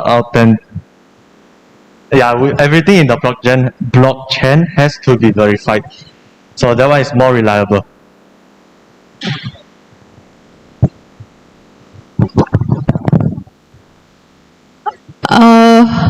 How would your company compete with Upwork? From the company side, Upwork has a lot of options of more experienced freelancers and contractors, and from the user side, there's no stopping of students to use Upwork to engage company. So why you? Why us? Because our focus are very different. We provide things different from Upwork. Upwork is a freelancing site, and it does give students a lot of freelance opportunities, but they don't give. Sorry, Moses, can you go back to the slides of the? Okay, but it does not generate skill set in statistics for users like we do. They cannot give students a sense of fulfillment by looking back at a track record of what they have done in the past. That is what we can give to the students, to the users, but our cannot give. Yeah, the main thing is we actually have a very different focus. So yeah, that's my answer. This skill set statistics, wouldn't Upwork provide enough sufficient history of employment for them to see how their skill set progressed from 2 years ago until this point? Yeah, they can do it, but they are not doing it. So they are. They are doing it. Okay, I'm not that familiar with Upwork. I'm sorry. But yes, I do. I think we still have our own advantage because that is not their focus, and this is our focus. So if we keep on brainstorming idea on this stage, then I think we will do better. I have a continuation questions from the other side. How do you ensure the students actually get the outsourcing work? Because there are so many freelancers outside, right, which have more experience. How do you ensure that the student will get a job and expand their exposure?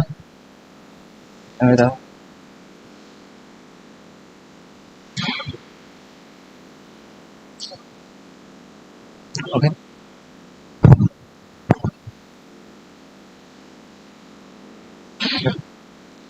Can you give me 10 seconds? Sure. No problem. Go ahead. Thank you.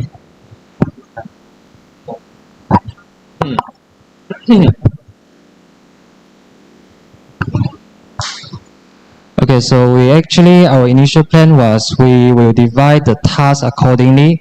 Like, of course, we understand that as a new user, you might not get any experience in the very beginning stage.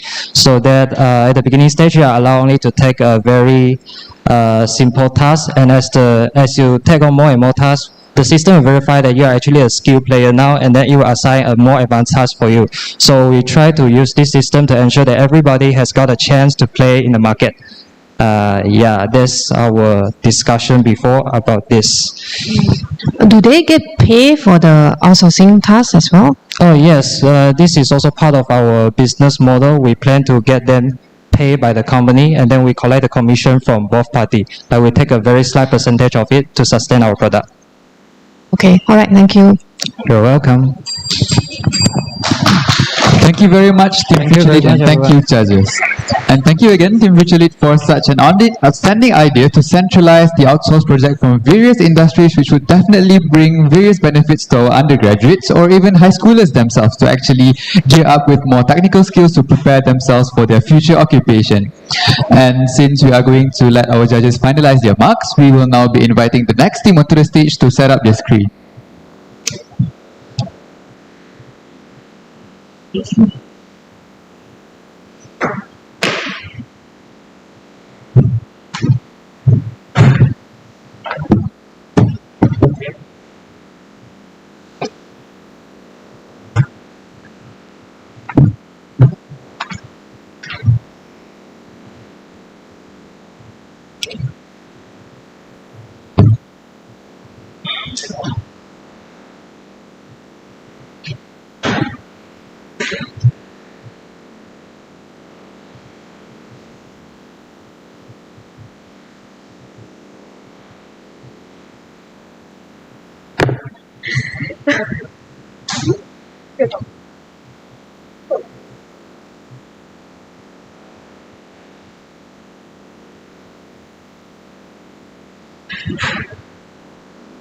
Timer or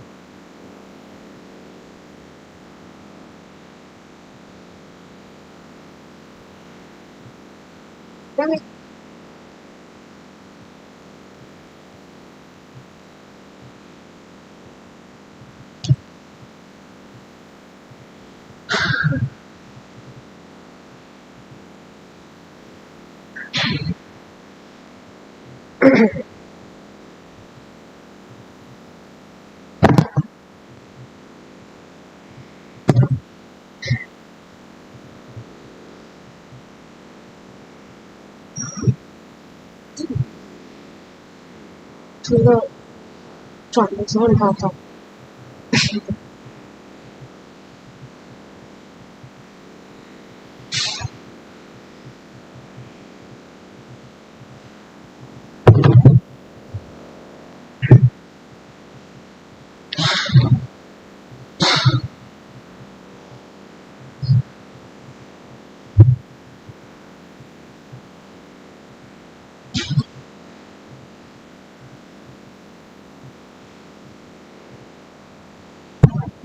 Alright, it seems like our judges are ready. And let us now invite Team V004, Breathe Better, to present the solution.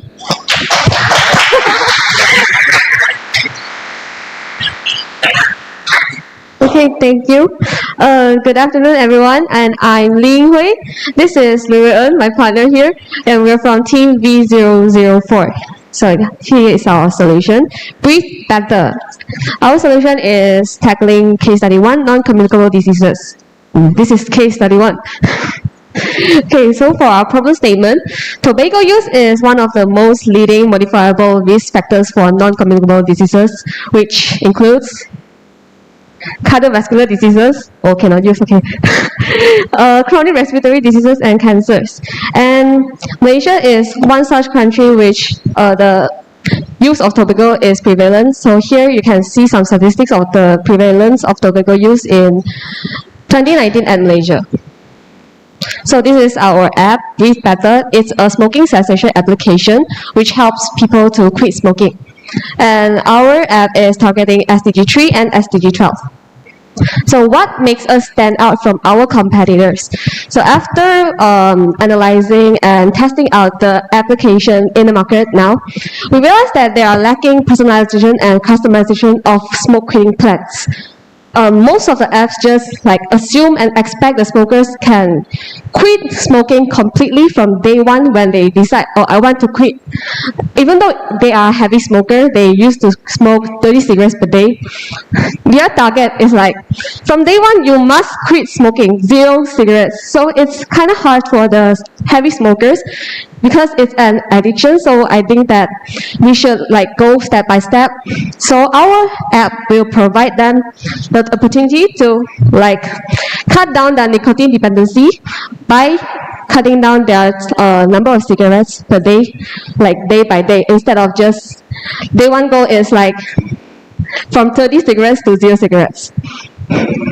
So here we have the cigarette tracker. It can record the number of cigarettes registered, number of cigarettes avoided, percentage of decrease on cigarette smoke per day. This is one of the features that most of the apps are lacking, and we have this. And also we have the cravings tracker, which can record the number of cravings, frequency of craving management tools used, and most used craving management tools. So I'll proceed to the demo. Here's our intro page. So we tap here, and you not only can like register as smoker, you can also register as an acquaintance.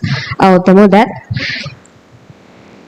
You can monitor your loved ones who are currently deciding to quit smoking. So back, I'm going to demo as a smoker. You can sign up here. Here's the details of your smoking history, which will help us to estimate your nicotine dependency. And then we will ask you to choose what motivates you to quit smoking. For example, My Family. You can upload some photos of your family members to personalize your motivational kit. I'll skip for now. Now here's our homepage. And here's our menu. So we have several things here. Due to time shortage, I might just click on it. Here is the management tool for the cravings. You can see our cute mascot here. We can interact with them. I just go very fast, don't blink. Okay. Here, motivations. You have the personalized motivational codes that you can add to favorites. Then just now I mentioned the photos and voice message. You can personalize your motivational kit.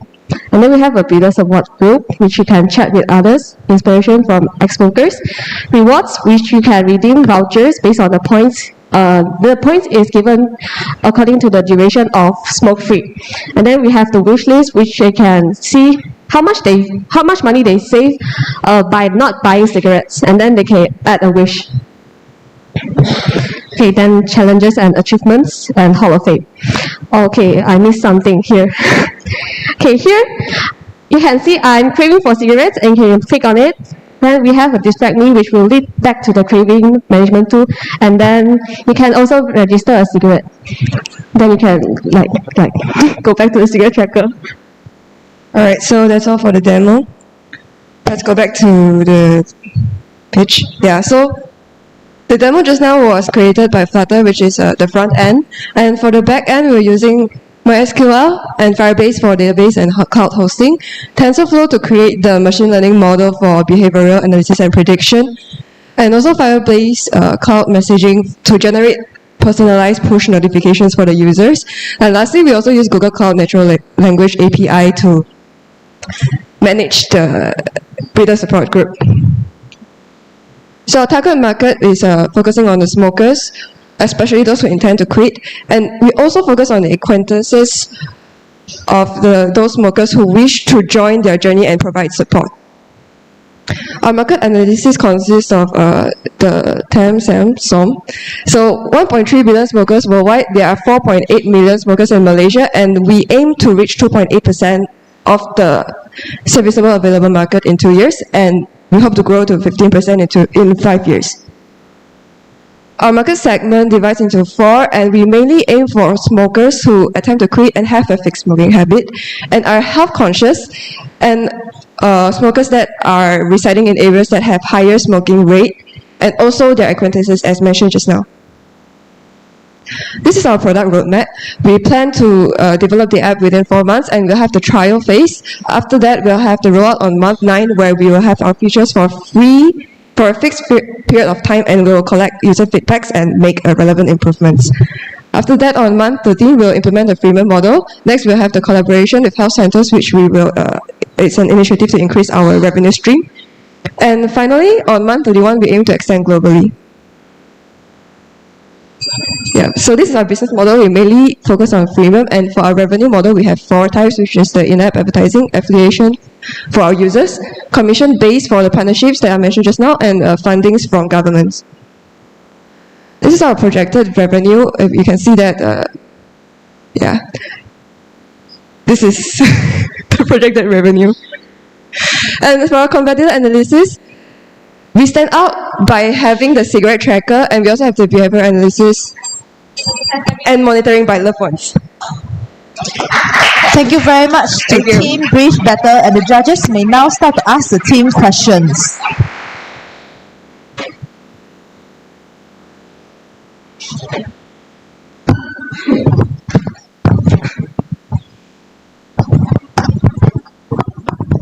Yeah, hi. A very good app for a very good cause. I appreciate that. Thank you. So, my question is, when it comes to all these behavioral determination using machine learning or whatever model that you use, I'm sure you're all aware about AI ethics, because when we move into AI, ethics and moral are very, very important. My worry is, have you thought about a strategy to handle when somebody can manipulate the system and still be a addict? You get my point? If I know how to manipulate the system, right, addicts will have a very broad band of personality. So what if I can manipulate your system and still stay an addict but get very good points? Is there any strategy? Sorry, may I rephrase your question? What you mean is the addicts that are using the app, they try to oversmart? Yes, oversmart the app. Okay. Yeah, regarding this, this is why we target our market. Our target market is those that actually want to quit smoking, because they would want to quit smoking in the first place to install our app, and that is like an initiative for them to intend to quit smoking. So we don't find a reason why would they want to outsmart the app. I think if you study the behavior pattern of addicts, right, most of the time when I say I want to wake up tomorrow morning, I am the first person who cheats myself. Okay, I understand it now. Sorry. So, there's one selling point. I think I'll pass to her. Sorry. The selling point, which is like we can include our motivation from parents, and we also have, we also can include like acquaintances to look at the smokers report, like what she demoed just now, where you can add the smokers and then you can track their reports, stuff like that. So it's like, it's not the smokers alone in this journey. There's also people who love them, who care about them, that is supporting them as well. So in this kind of situation, I think that would help. Good. Okay, so the motivation stuff and the family thing that you have there is good. Just an add-on to that, when I blink my eyes, I can already think about my father and mother. So why should I open an app to see that? Because if you close your eyes to think of your mother and father, but if you think of smoking, I don't think you would go to the extent to think of your father and mother, and maybe you would try to open the app and you remember that you installed this app to live longer, quit smoking. So there is an option when you open the app. It's not just quit straight away or stuff like that. There is a motivation. There is a reminder that there are people around you that cares for you. So it's like when you open the app, it shows that as a reminder. Okay. No. I'm happy that you have a very good solution. I'm just encouraging you to think on these strategies that we will not cover. Okay. Thank you. Thank you for the suggestion. Thank you. We'll think through that. Hi. I also want to understand a little bit, how do you tackle the addiction itself, right? Because addiction is a very complicated topic. I might want to quit the smoking, but in the end, I might also cheat myself, like he mentioned, right? Have you considered professional involvement in this journey as well? Actually, we have that, but I missed that part. Actually, we have the Breathe Coach, which is in the premium package. Oh no, I need to unhide. I think it's okay. Don't need to show me. Just explain a little bit. How do you plan to involve the professional? Like we plan to involve the healthcare professionals, which one of our features is the Breathe Coach, which you can chat with the Breathe Coach to like customize your plan instead of just using our AI lah. Just now the goals and stuff, right? You can chat directly with that healthcare professional and also maybe video call with them, like to customize your whole journey. Okay. All right. Thank you. Oh, sorry. I just want to add on to that. We also just now I didn't manage to explain about this. So we hope to collaborate with the quit smoking clinics that we have right now in across Malaysia. So with that, it's not just by the app. We also the smokers can also go to these clinics and get professional help physically as well. Okay, all right. Thanks. Maybe one comment to help you is that potentially you can spend more time in the future to talk about your feature, because you run through very fast just now, so we might not get the whole picture. All right, thank you. All right, thank you very much to Team Breathe Better. I believe that this application is a very great initiative to help smokers to quit and help them to breathe better. What attracts me the most is the reward system feature and the community feature. By getting rewarded with your efforts and connecting with other smokers that intend to quit, users are able to support each other and they will be more motivated and engaged in using the application, allowing them to build greater willpower to quit smoking for a better health. While we give time for our judges, allow me to invite the next team onto the stage, which is B028 Prodigy.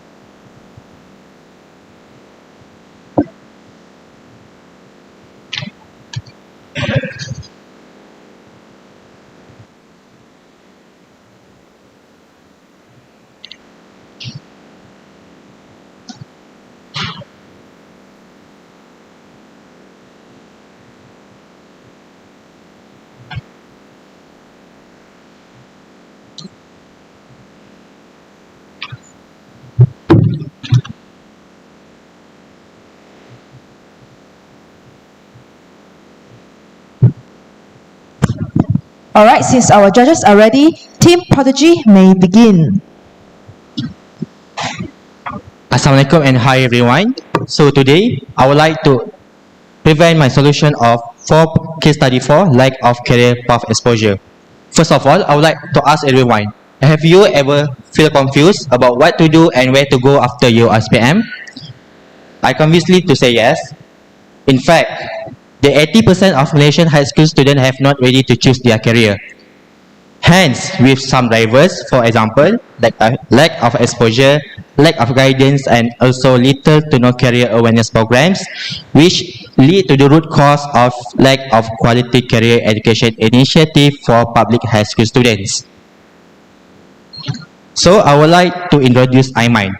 Aiman feels uncertain about what his future career might be. He tried to do his own research, but the results is just made him more confused. Then he tried to meet the counselor. However, the advice from the counselor was vague and disengaging. Thus, Aiman still uncertain about his future career planning. Next, this is the survey results which reaffirm the struggles of students like Aiman. Here we can see that 76% are not aware of different career options. And then 86% are not familiar of their career or jobs, what does it look like. And then all of the students are still concerned about their career future. So to tackle this problem, I would like to introduce the protege. So this is how our solution helps Aiman to solve his problem. First, it starts when Aiman feels unsure and confused. Then Aiman will start his journey with the assessment. After the assessment, our system will suggest the simulation based on the iMind assessment. Continue to the next step is iMind can have a career insight to have a better understanding, and also he can get a mentorship by connecting with industry mentors to get career advice. Our last features is the opportunity where iMind can discover upcoming career fairs and networking events. So all of these features can help iMind to get assurance by the report and analysis. So this is how the protege looks like.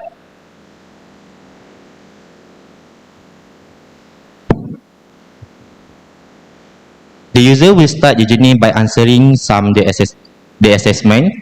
Then it will show the results such as strengths, weaknesses, and personality traits. And then our system will suggest some career that might suit iMind. So here is the career that has been suggested. So our system will suggest some situation or task that need to be completed by the user. Our user also need to achieve the objective, and when they achieve the objective, our system will show the results. Next, for mentorship, iMind can connect with the mentors to get some career advice. Meanwhile, for the opportunity, here iMind can explore about the upcoming career affairs, networking events, and internships.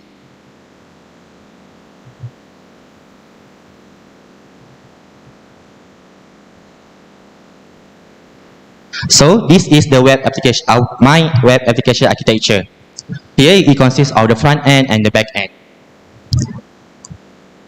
So moving on to the business model, the business is under the business to consumer and also the category of software as a service. For the revenue model, I have freemium and premium plan as well as the advertisement. So this is my subscription model. Here we can see that premium users can have longer simulation hour and private mentorship. Other than that, we also do the advertisement to generate more revenue. So this is the market size. The total available market is 640 million. Meanwhile, the available market is almost 2 million, which is high school student in Malaysia. And for the SOM, it is 392,000 for which consists of Form 5 student in Malaysia. So here for funding it, I would like to ask of 4 million, which will benefit of 400 beneficiaries, and so that I can achieve 12% of target market after the 5 years. So this is my business roadmap. In the first year, I would like to finalize the content and focus on the web app development. For the second year, we will launch to the public and have a strategic marketing to establish brand positioning. In the third year, we will acquire more mentors and increase the variation of career simulation. And the last phase is expanding the target market by expanding to neighboring countries and also enhance our user experience. So this is our competitor analysis. Here we can see that Protege is the only app that offers the user multi-solutions such as career simulation, mentoring space, insight space, and also the opportunity space.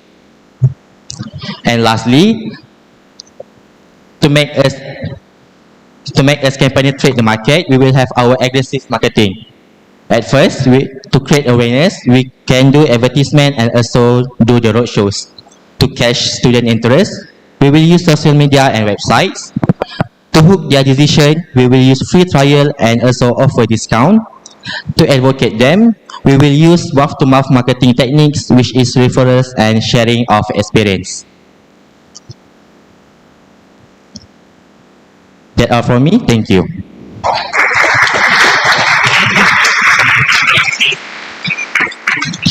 Okay, great preach in regards to your investment requirements. 12% for 5 years. Am I correct? Yes. Okay, which means I can only get 2.4% annual return indirectly, right? Supposedly. Why should I invest for you instead of putting into FD? Can you repeat your question? Why should I give you such an investment instead of I put into bank fixed deposit? Okay, I understand.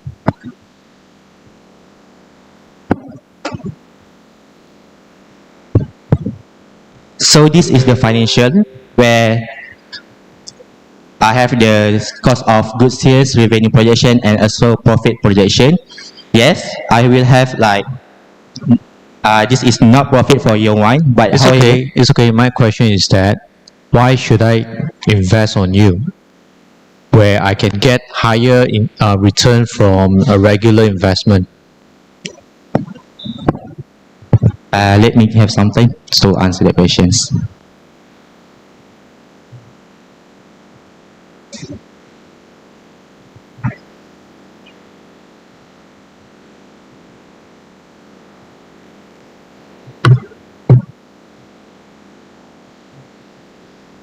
So to answer your questions, how my product will work is that this is the example how simulation effectiveness. So as we can see here, this is the robot appearances and the impact itself. Here we can see that 94% of participants have completed the courses, 78% have considered entrepreneurship as their career path, and we also have another two company that do the simulation also, and they have 95 positive reviews and also 90% of benefits. Hi, I have another question, like side question to ask. Why do you decide to do this hackathon alone, for one person? So basically, I start my hackathon journey with Varsity Hackathon 2022. And I still remember that during the hackathon, I only made 7 slides, no sounds, no audio, no something like this. And then somehow, this Varsity Hackathon is not a stumbling block, it's like a stepping stone for me to another hackathon such as Intel and something like that, such as Axiata. So I would like to participate as alone to redeem myself.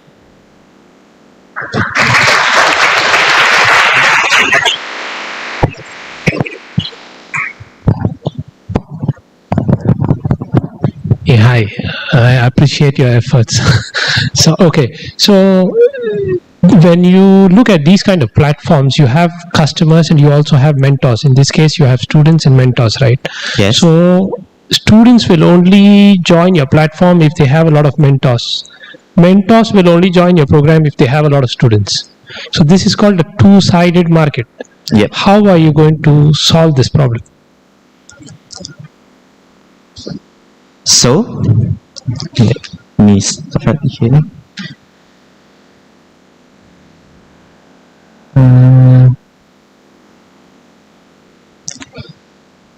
To answer your question, we will have some help from our strategic partners. Here we can see like Graduan, Crinovator, Hyattly, and Future Lab, where we can get like new ideas to our platform, carry database, outsourcing mentors and talent, and also have the mentor credibility. Okay. But this still doesn't answer my question, right? You're talking about mentor credibility, but my question is, how do you drive more people to join your platform? How do you drive more people to join your platform? So I will answer the question like depends using our aggressive marketing. So as you can see itself, our first step itself is collaboration with education influencers and doing the advertisements, and another step is also the school road shows. And here we will catch their interest, which is social media and website, and we have their decisions and advocate them. Okay. Thank you. I hope that answers your question. Do you have a prototype or GUI built for this application? Have you done the already user interface for this one? Have you implemented this application? Not a full prototype, but I have it.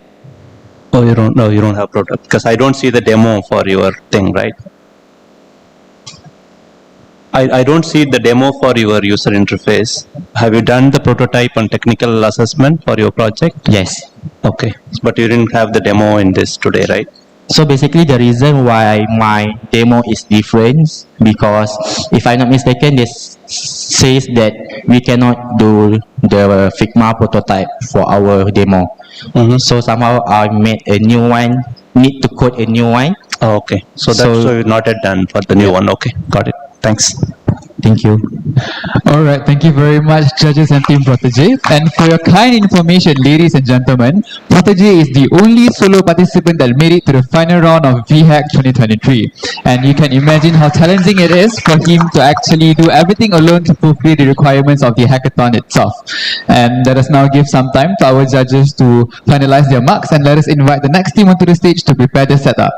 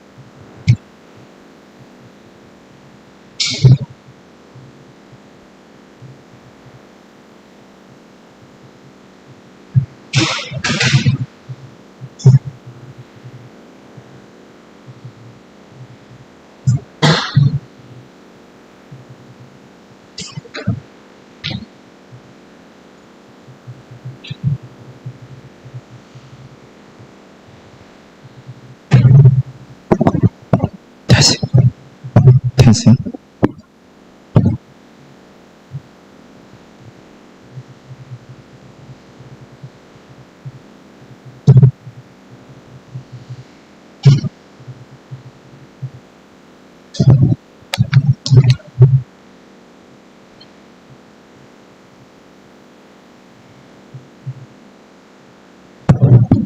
It seems like all our judges are ready.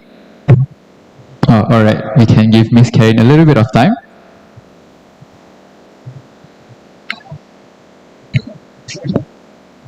All right, since we have received a thumbs up from Miss Karen, Team V086 Talento, the stage is all yours.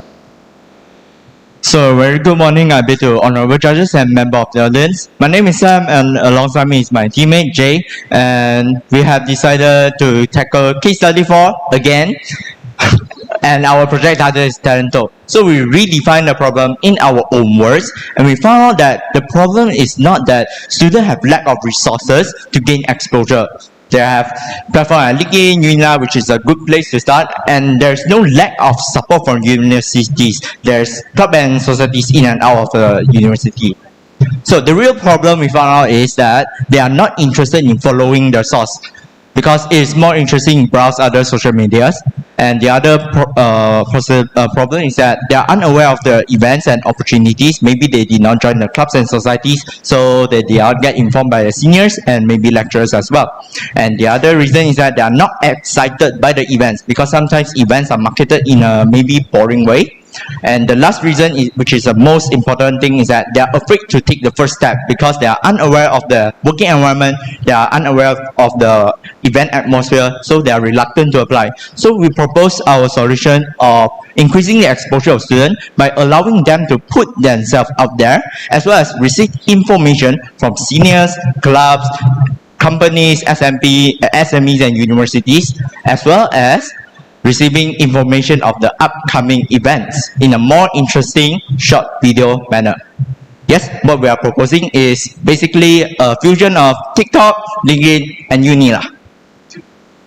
And our business model mainly generates revenue from companies because students are broke, sorry. And the first method is that by having premium subscription, which means that we'll give a paid-only services for people, users that pay a premium. And the next one is we can act as a recruiting agents for companies, because with our database, we'll find a better candidate for them. Talking about database, we can also sell the access of our database to the companies, of course with the job seekers' consent, or else we will face some legal issues. And also we will provide some training and qualification for all the users. And lastly is career consulting. For students, we will provide consultation on how they can get a job or career path advancement. As for companies, we can provide career consulting on how they can perform on our platform to find the best candidate possible. Now we'll move on to our demo or proof of concept. So here is our landing page. In the landing page, you can see the self-introduction of the candidate. If you are interested in him, you can press and look at the simple profile of his. If you want to have more information of him, you can go to his profile and click on the resume. It will direct you to his resume. So you can have a look. And for the company sector, the roles have been switched. Means that now the candidates are the one that is reviewing the companies.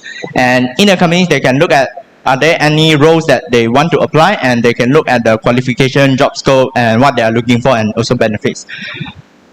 And same goes to going to their profile and look at their website as well. And there are other features we have proposed just now, which is like have a profile and also billboard for upcoming events. And if you are interested in a candidate, you can save it, and also the uploading video feature. And that is our demo. And our stakeholders include students, companies, SMEs, as well as universities and companies. So how do we attract them to our platform? Is either by giving them free access premium of for a short period of time, or career consulting, free career consulting session. And now I'll pass to my teammate. Now, the competitive advantages. So our Talento have high potential for significant competitors, and here is the reason why. So you look at the amount of information, you can see that LinkedIn has the highest amount of information, but at the same time, it has high UI difficulty, which means it is hard to use. And for us Talento, we have slightly lesser information than LinkedIn, but we are easy to use. We have a lot of easygoing features. And now you can look at this analysis of content in short video. You can see that our content in short video is high, and we have personalization in content in short video.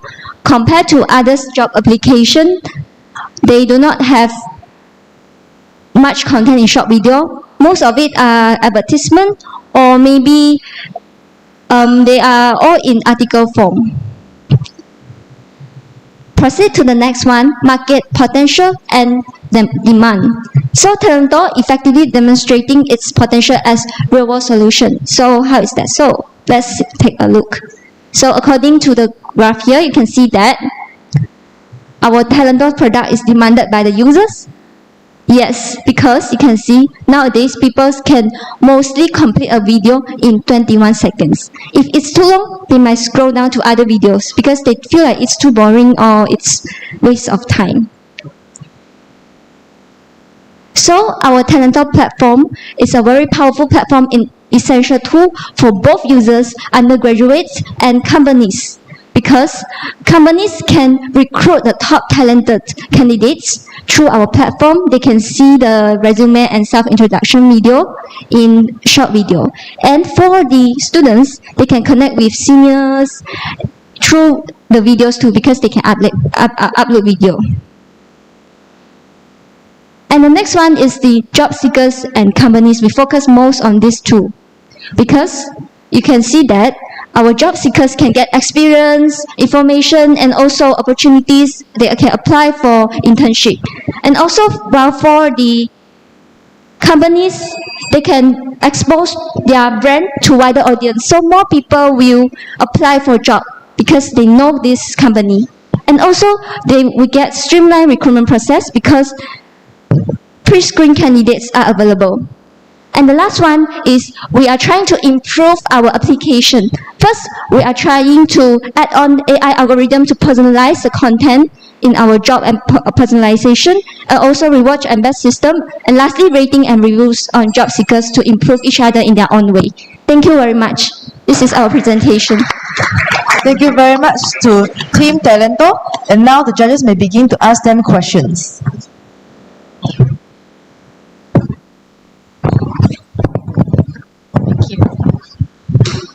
So you mentioned LinkedIn, it's hard for students to use in terms of UI, and I think they have poured millions in investing in improving their UI. So I want to know which part is hard for student.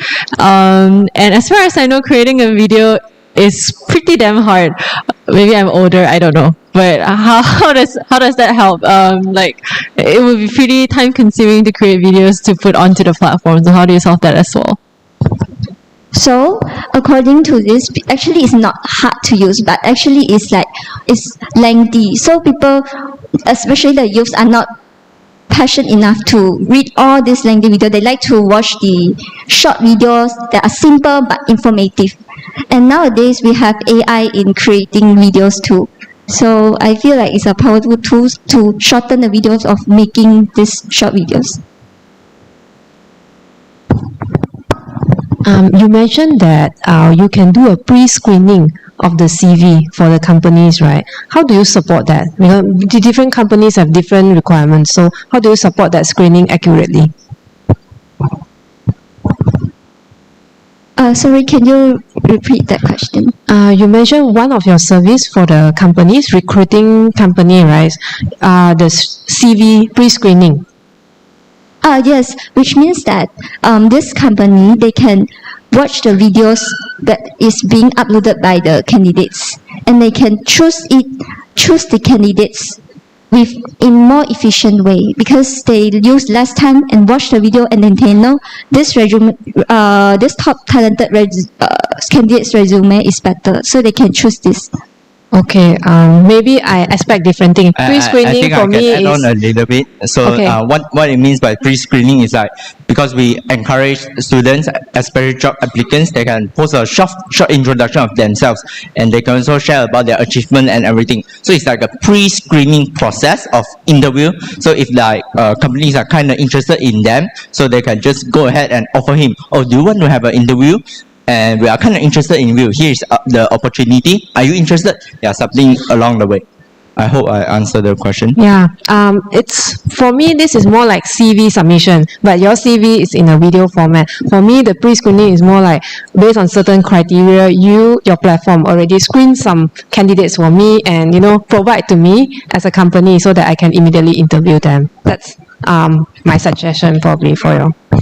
Yes, we did like have a tag matching. Means that they will put some tag that like they have what skills, and then maybe if you are interested in someone that knows Python, and then maybe you just search, and people with those skills will be listed out for you first, so you can view them first. Maybe that is something closer to what you are looking for. Okay, good. Thank you. Do you think that why current platforms don't have the video, and do you think that students will be willing to put their videos on your website? Because generally I see getting a video interviews or posting, right? It's of course people post gatherings and stuff, but personal video, speaking something. Did you did analysis why none of these tools don't have that option or not popular? How do you think that your application people will put videos? Yeah, what we did is definitely something new. Means that there might be no one that is doing it, but then there's no one that is stopping us from doing it as well. How can we attract someone to go to our platform? Just now we said that we can give them premier access and also maybe some career consulting, but that doesn't really do anything if we don't have a good platform anyway. So like a good resources, good qualification and everything. So the idea is that if we have someone to collaborate with, maybe LinkedIn might not be the best choice, because I think they want to preserve with their very prestige brand, and maybe someone like Jobstreet, Glassdoor, they don't have a video content there. Maybe if they can collaborate with us and we can somehow share our database and everything, maybe we can get some users to post to have a new way of interview and screening process. Thanks. Maybe one question from myself. How do you prevent the leakage of the videos unnecessarily outside? Because it's more about your introduction, a lot of personal details there. Leaking outside, right? Yeah. Outside correct. of the platform. I think there's no real good way of preventing, to be honest, because I think a lot of platforms are facing this kind of issue. As long as it's, can I answer the question?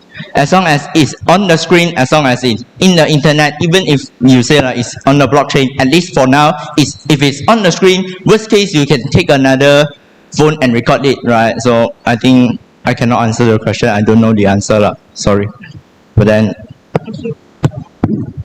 All right, thank you to Team Talento. I believe that the idea of putting together the concept of TikTok, LinkedIn, and Unilight is a very innovative and creative idea to help expose students to future career paths in a more fun and engaging way. Other than that, allow me to invite the next group onto the stage, which is V007, Ways to Value.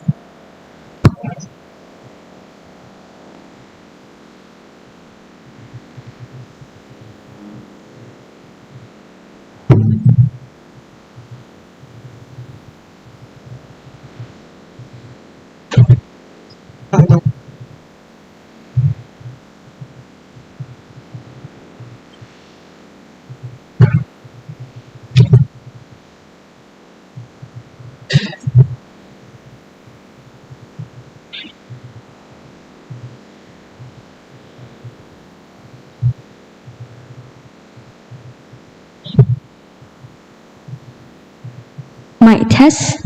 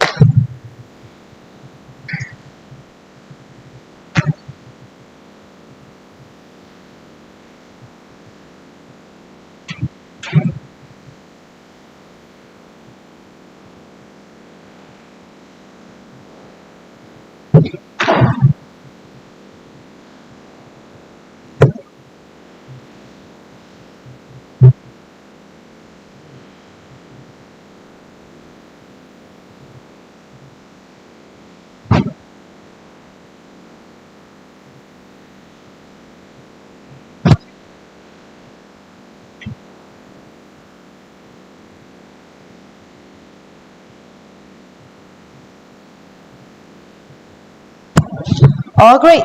Seems that our judges are ready, and Team Ways to Value, the floor is all yours.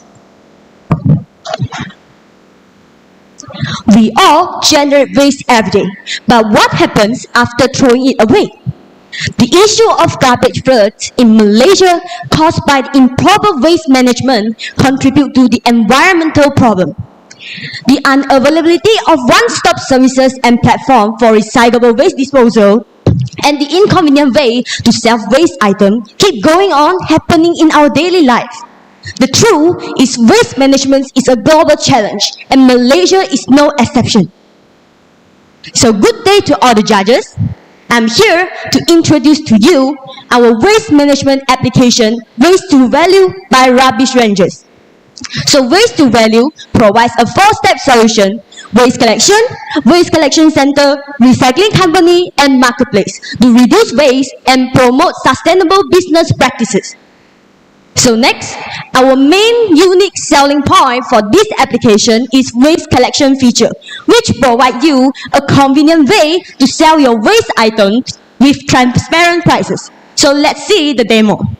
So as a user like citizen, we will search the waste type that we have, select the recycling company, select the waste type. After add it to the cart, we'll proceed to the pickup scheduling. So for this pickup scheduling, we have collaborate with the waste collection center.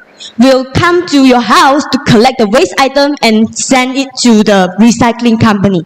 So after the recycling company has received the waste items, we'll make the payment, so the user will receive the payment and get the order summary. So next,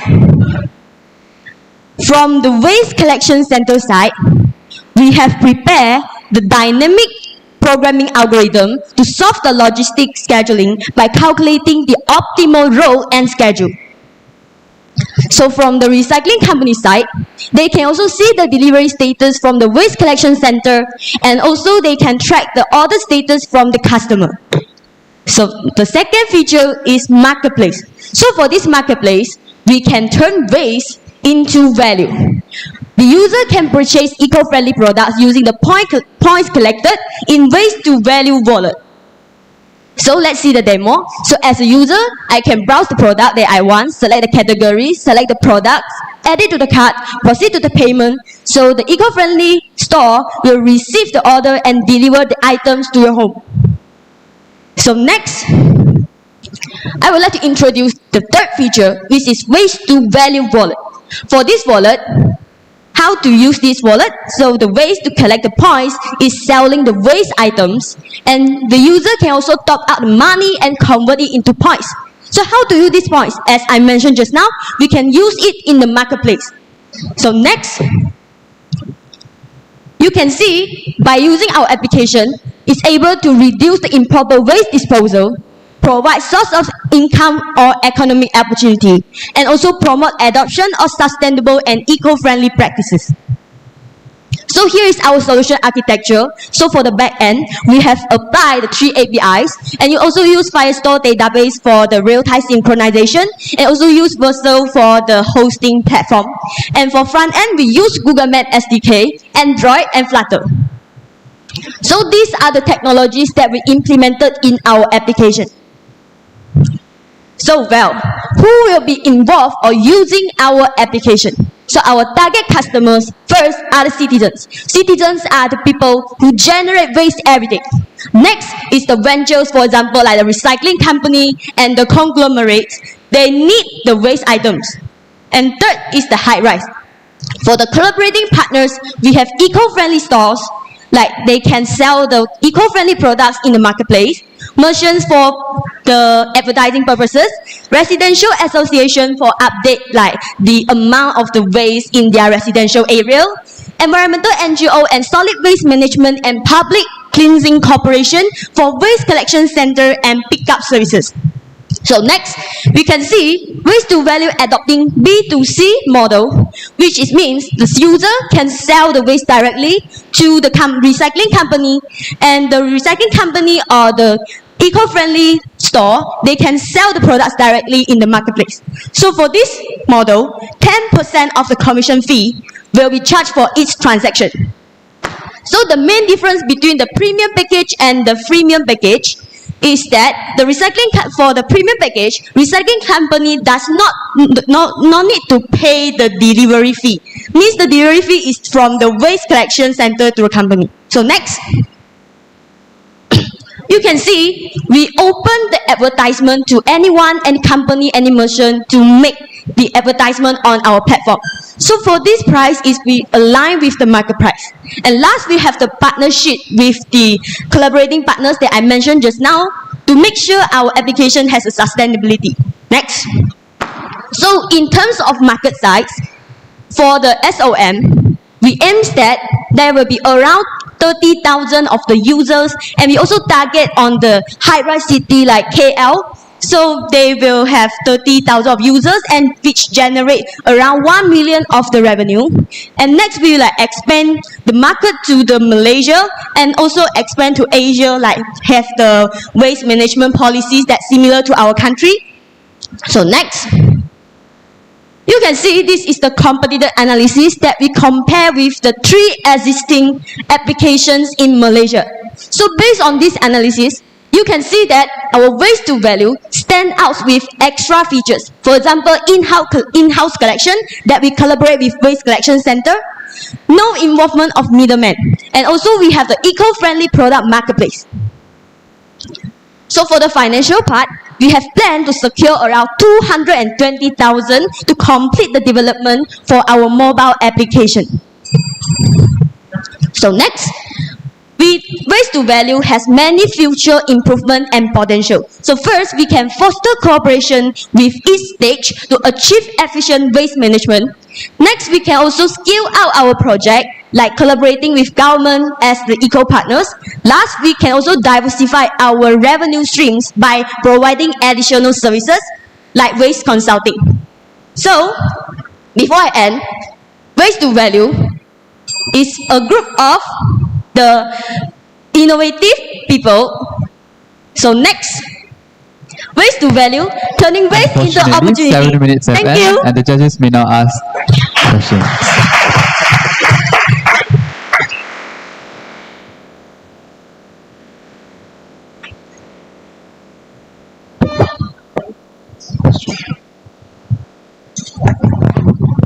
Hi, good presentation. I like your enthusiasm. One of the most enthusiastic presenter. Okay. I myself know there are like 10, 20 buy and sell pages on Facebook that does recycle management here in Penang itself. We can post it there, people can buy from there, they can pay there, they use Lala Move to send the recycled items from one place to another and all that, with almost zero cost for the platform. So how do I sell your product?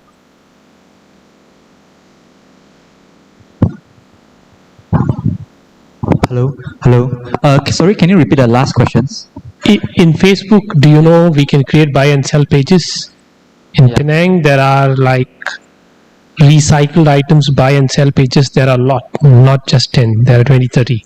And there are thousands of users because Facebook already has a huge platform, right? So we can reach to millions of people. And to move stuff from one place to another, we have Lala Move. You can just book it. They can come and pick it up. So when we have a platform with zero cost, how do you expect customers to use your platform? Okay, alright. So for our application, right, for the user side, which is the citizen, included a high rise, right, when they use our application, right, when they download our application, we imagine the user, they don't really just download the application for one function, right? So that's why we include the marketplace in our applications. So compared to the Facebook, right, actually we provide a very convenient and user-friendly method to the user. So what they need to do is just like they're using the Shopee and Lazada that sell waste, So they just enter the Shopee and Lazada and they do all the steps, like they sell the waste, and after that they don't need to do anything, cause we actually do all the things behind for them. So let's say when they sell the waste, right, we actually collaborate with the recycling center. They collect the waste. They can pick the scheduling, pickup scheduling that for themselves, which means I can specifically choose the date that I want the waste to pick up from my home. So that's why I think this is one of the difference between we waste to value and also Facebook as well. And after that, we do also provide the algorithm to save the cost. That's why we don't require user to actually they don't need to pay any delivery fee, because we actually try to implement a dynamic programming method to save the cost and also reduce the fuel consumption, reduce the traveling time as well. Yeah, that's why for the user, we actually try to motivate them with this method. I hope I answer your questions. Thank you. Right.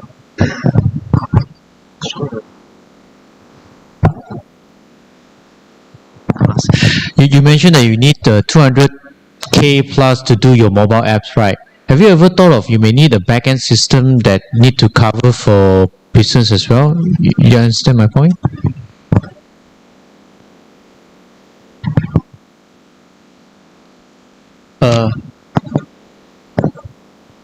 For the backend system, we are under the category of 50% of technology and development part.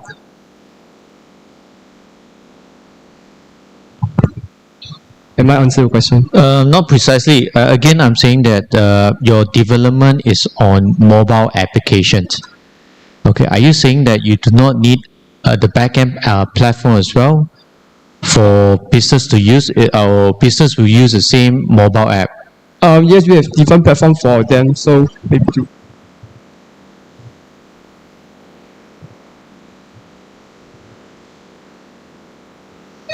Okay, for this one, actually, there are different login portal for both user and also the recycling company and also the collection waste center. Yeah, they actually it's more separated portal at all. Okay, Yeah. that's cool. Okay. How do you do the how do you do charging? Do you do by type, weight, or quantity? Weight. Yeah, we actually do by weight. So we actually calculated how many price per kg. That's how we do the estimation for the waste type, for different waste type like plastic. How many price per kg? Charging model, please, or business model. Go to that page. 15 seconds. Can. Oh, it's here.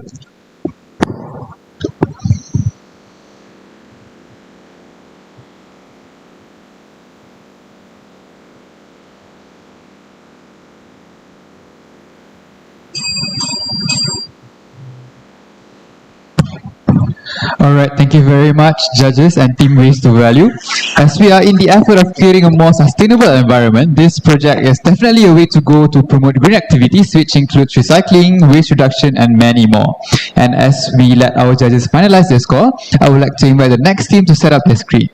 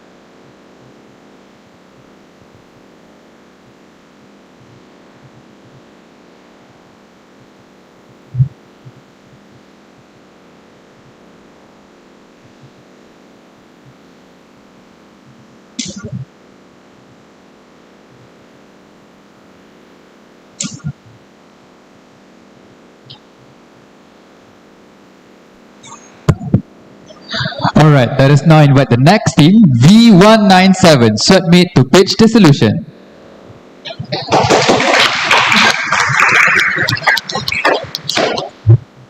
Ladies and gentlemen, did you know that the number of youth obesity has been rapidly increasing each year in Malaysia? According to a survey, at least approximately 17% of youth have been diagnosed with obesity in these past years. The survey was according to the World Health Organization. So by doing this, we have concluded our problem statement, which is how to attract more youth to exercise to reduce obesity among them. So how do we solve this situation?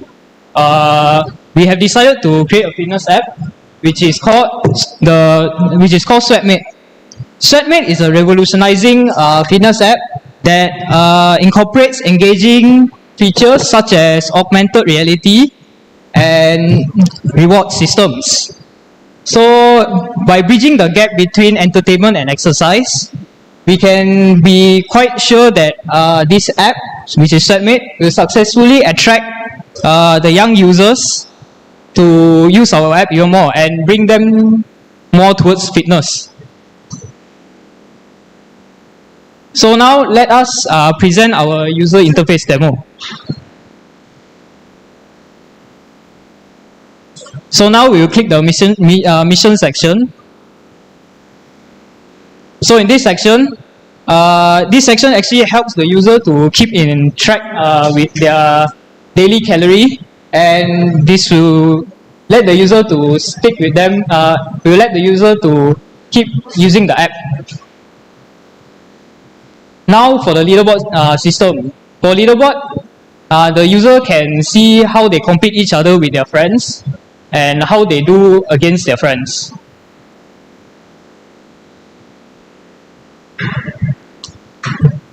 So for the run section, it provides a GPS road navigation system, but it is actually not any ordinary road GPS system. It is actually an augmented reality system. An augmented reality system is an overlay that provides digital information from the real world into the map. So this actually helps the user to helps the app to provide check-in locations such as this, where you can check in the location, and the check-in location is actually part of the mission. So if you keep checking in, you can complete the mission quickly. Now I'll go to the reward system. So for the reward system, there's actually a leveling system. The leveling system is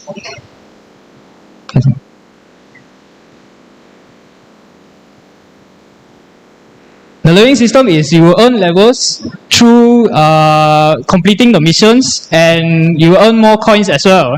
So you can use the coins to buy vouchers, and that's all. So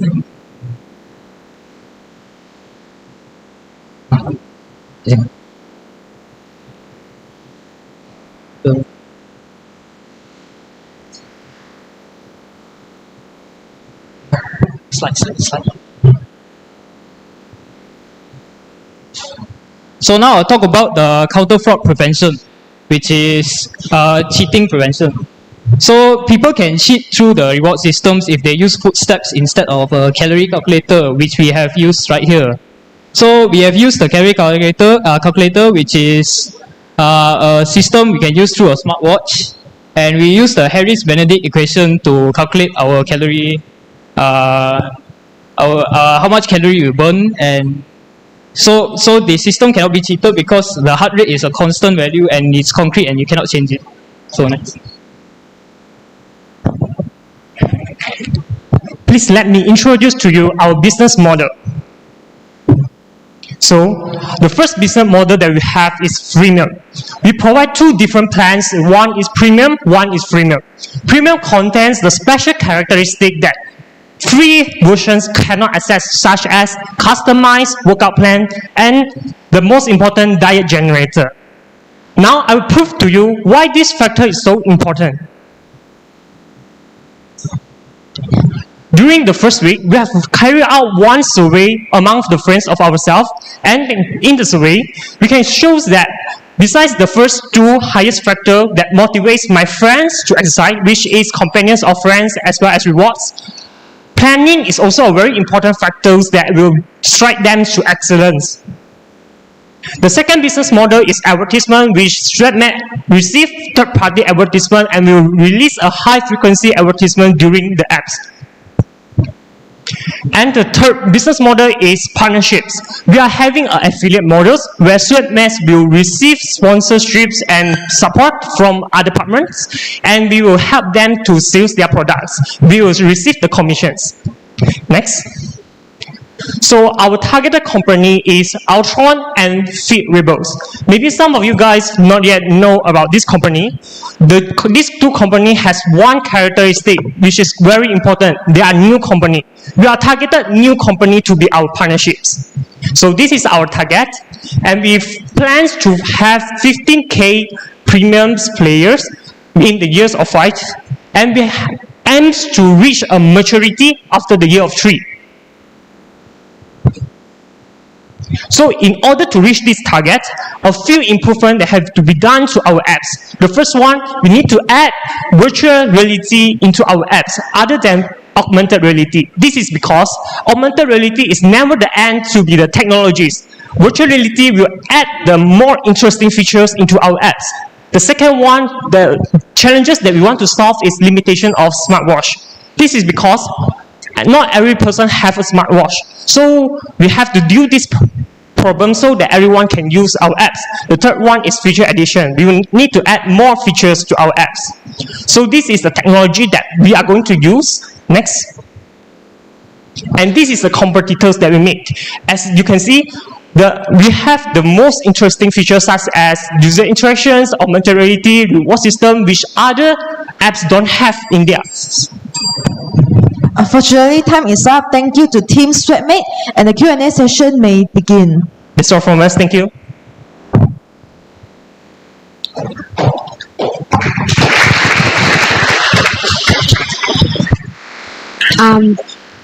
I have a question regarding, you mentioned about recording the heart rate and also the duration of the exercise so that you will know the calorie burn and so on.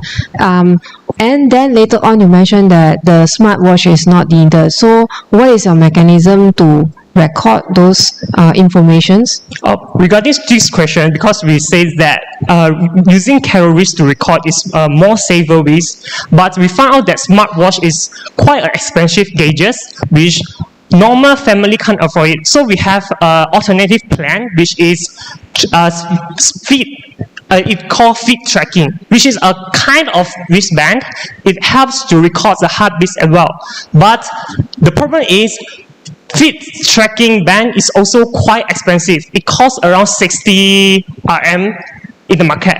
So we are having a third plan, which is calculating the steps, but this is conflict with our first plan. So regarding this problem, we can't still find a very perfect solutions to this, and we may have any advice from judges.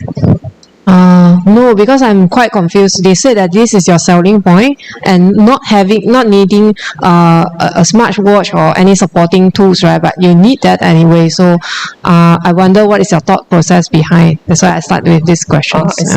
Yeah, because we are still finding the solutions for this question, because not every family affords a smartwatch as well as a feed tracking band. Okay, all right, thanks. Can I take a look at the competitor slides again?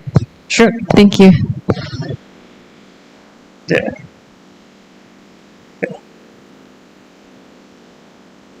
Which one is it? I think you passed it. The one with a lot of ticks and crosses. This one, right? Competitor.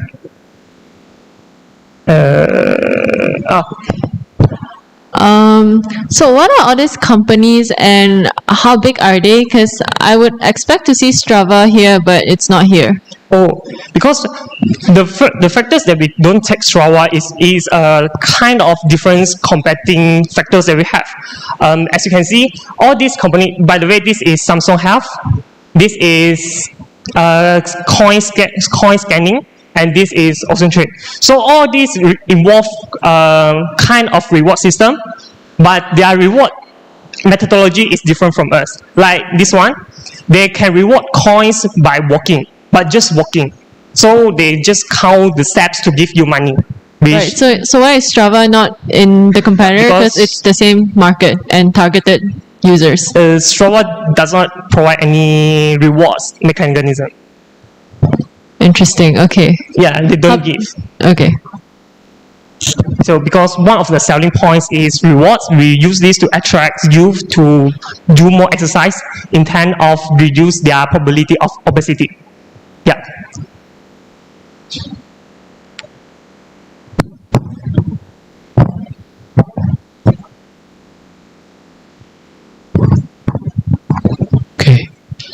Okay, so you're talking about fitness tracker and calories, right? Yes. So are you tracking how much calories they consume? We are tracking through the heart rate of how much they burn, actually. So you don't. How the concept of this app is how much calorie you burn. So this system, because we have a rewarding system that depends on the calorie count. So that's why we use the calorie equation to count the calories. Okay, thanks.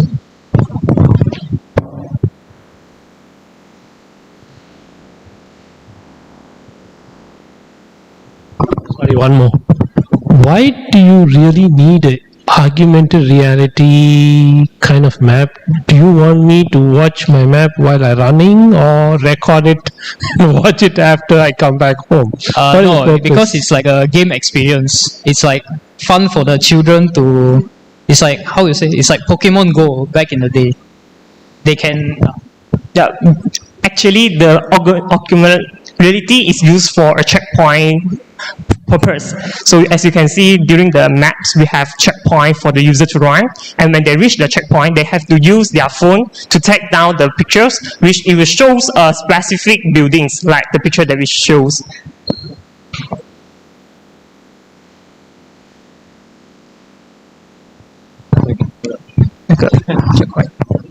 Yep. As you can see, even though there's no Tokyo Tower in our surrounding, but it will still shows a picture of Tokyo Tower when they use their camera to capture. So this is like a kind of fun adding features for them to increase their interest in running.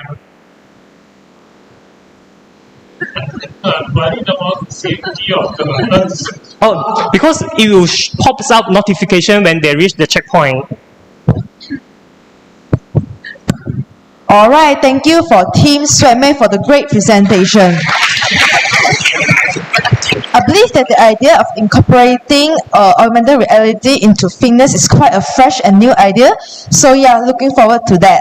Other than that, while we're giving way for our judges to submit their scores, let me invite the next team, V387 Migma, onto the stage.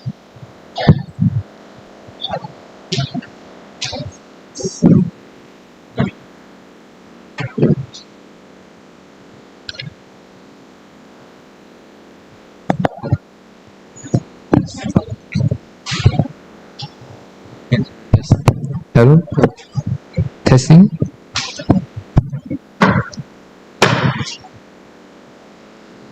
Yes, okay. Sorry. Touch. Yes.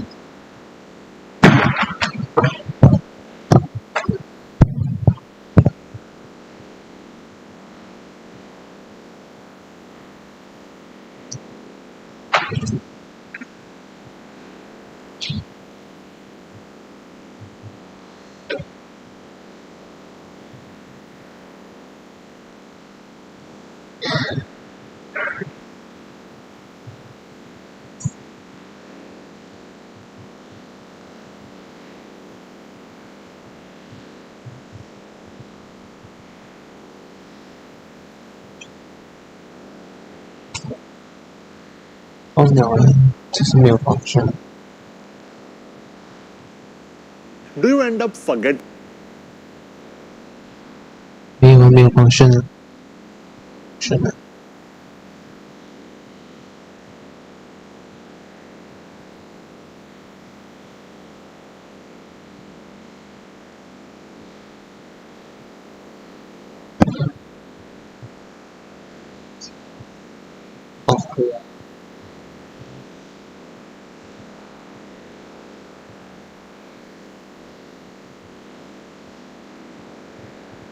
是什么？没什么可搞。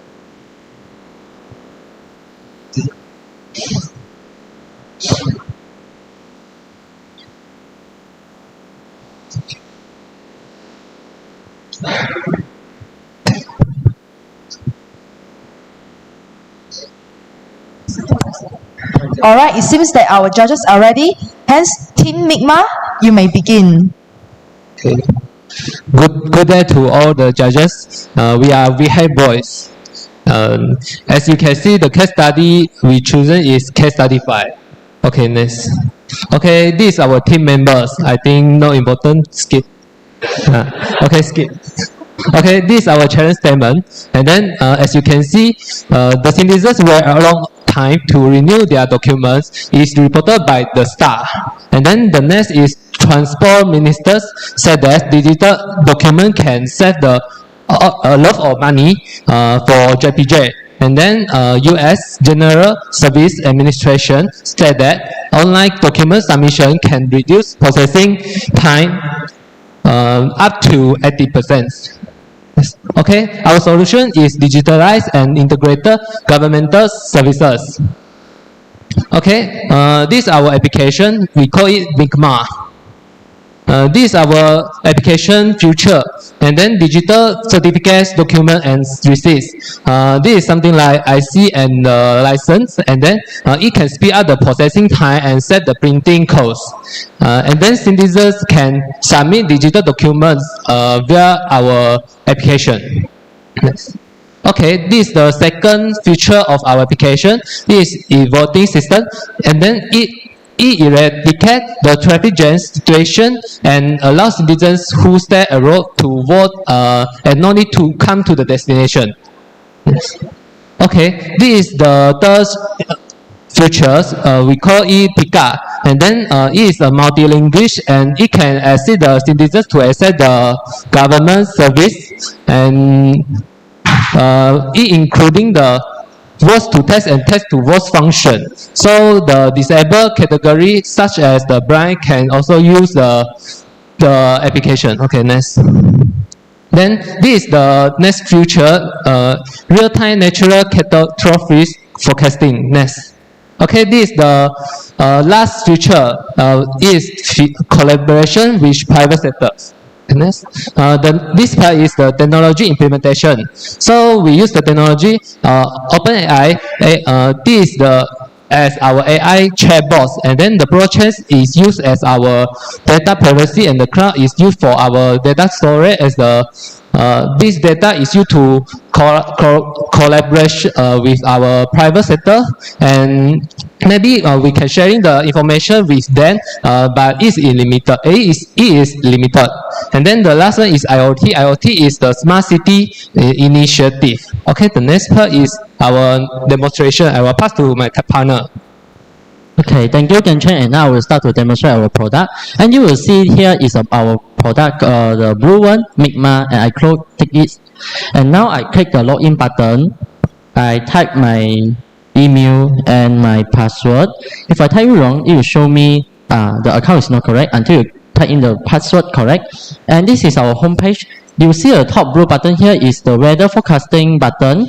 And when the user is in the location where is a high risk of natural catastrophe based on their postcode, the emergency button will pop up and to alert the user to try to click the send their live location. And the map will pop up with the real hotspot for the natural catastrophe to alert them. And the user can find the evacuation center nearby them, and our system will find the most closest the center around them. And since we are an integrated government service platform, we have a lot of service, including an e-voting system. Our apps will require the user to open their cam and scan their face, and then comparing their identity and face and know that who they are, and scan to make sure they are the person who want to vote, and they select the candidate and submit their vote. And we also have the feedback system. The user can just click the rating and say good, very good, like this one, and I submit. And I go here, performance page. It will show me the response just now here, good, very good. And then we also have a wallet built-in system here. We can top up like 10 ringgit. And the wallet can be used to pay all the transactions in our mobile application. We also have the My Wallet verification system here. And do you see the blue penguin icon bottom here? That is actually our chatbot system called Pika, and you can type hello, it will reply you something. Okay. And we have also the chat page, and now this allow me to chat with the government servant. Like I call Kai Chung to say hi. Kai Chung reply me we had good. Okay. And then this one is our notification system, and this is our profile. And user can just edit their profile, and this is their identification card for the e-certificate purpose. And they can log out, and that's all for our demonstration. And now I will start to present our business model. We have total 3 types of models. One is the government to user model. The government to user model is a multi-tier subscription. We have the 2 tier. One is a premium tier. Another one will be a normal tier. Premium tier, we only spend the user to pay 99 cents per month. They can unlock the extra feature like the weather forecasting system, the digital certificate, and the e-voting system. And the normal tier is complimentary, but actually that not that much like affect their normal functionalities. They will just lose some access to extra feature. Another one model will be a government to non-governmental sector model and a government to government model. And now we'll pass to Kai Chung for elaborate more on our finance part. Thank you. Okay, thank you, Jin Cheng. So we target the citizens who live in the city area, aged between 16 to 40 years old, who prefer the convenience and time saving. So next, this is our market size. Our potential users target is the internet users. So based on our research, we found that there are 29.55 million of internet users in our Malaysia. So our market size will be 89.66%. So how long would take the revenue? Let's say we start up with the 1,300,000 ringgit. Our users is 1 million, and the 15% of the user will purchase the premium tier. So we will get the 440,000 ringgit per quarter. So we will make it revenue after the 3rd quarter of the year. So compared to existing applications, thank you. Unfortunately, 7 minutes are up, and the judges may now ask questions.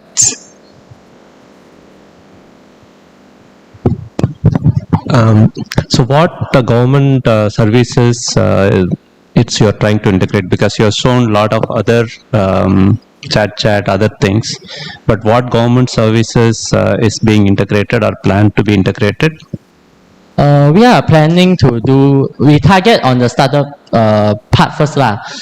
We targeting on the renew passport and the renew of the car license, and a lot of like paper document submission that take a long queue to do the every time processing. And then we slowly expand to other, like expand to private sector and involving them to, we share the some statistical data to them and allowing them to make a more accurate marketing strategy, and they can pay some fund for me for our project as an exchange. Okay, thanks. Hi. Okay, so since you're dealing with governmental services, right? Usually government services are essential services that every citizen needs. When you look at your business model, you have a premium subscription, right? That means a person who has money has better access to government services faster compared to another citizen. Do you think this is democratic? Sorry, can you repeat again? You have a premium service, yeah. and if I purchase a premium service for a government, I want something from the government, and I'm a citizen, right? So if I can pay more, I get an advantage over another person. So do you think that is a democratic way of doing business? Actually, this one is affordable. Since this is just 99 cents per month, and we encourage the citizen to move towards the digital certificate, because the traditional paper documents actually is like abandoned already, because they will lose the paper when they in the local database. And this 99 cent actually is also trying to encourage our citizen to move toward the digitalization, and we can make some revenue to maintain our product as well. This is our purpose. Can you further elaborate? So the government to user model, the citizen will pay the 99 cent, am I right? So who is actually pay for each model? Can you elaborate quickly for me? 3 model, who are paying actually in this 3 model? The beginning will be the government funding, because we think that we need to share the equity with the government so that we can win the confidence from the public to, like MySejahtera, they get the confidence from the public to, because the government is more sustainable and they can promise that our data privacy is more safe, and slowly become the user, because when the startup we estimate we have total 1 million user, and we get the fund from the 1 million user, and we estimate 15% will buy our premium tire, and we slowly get the revenue from the premium tire and slowly expand to other aspects. But for the 99 cent, is that the citizen paying or government paying? That one is citizen personal. If they want to unlock some extra feature and digital certificate like IC, because some guys lazy or always forgot to bring their IC, right? So they can choose whether want to pay this 99 cent to buy the extra IC and digital IC, so that they can just use their phone and bring anything. Okay, thank you.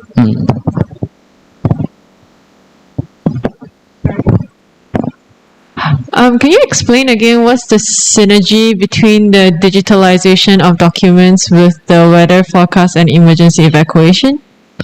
You mean the forecast? Yeah, what's the synergy between the digitalization part and the forecast and I think emergency evacuation part? Okay.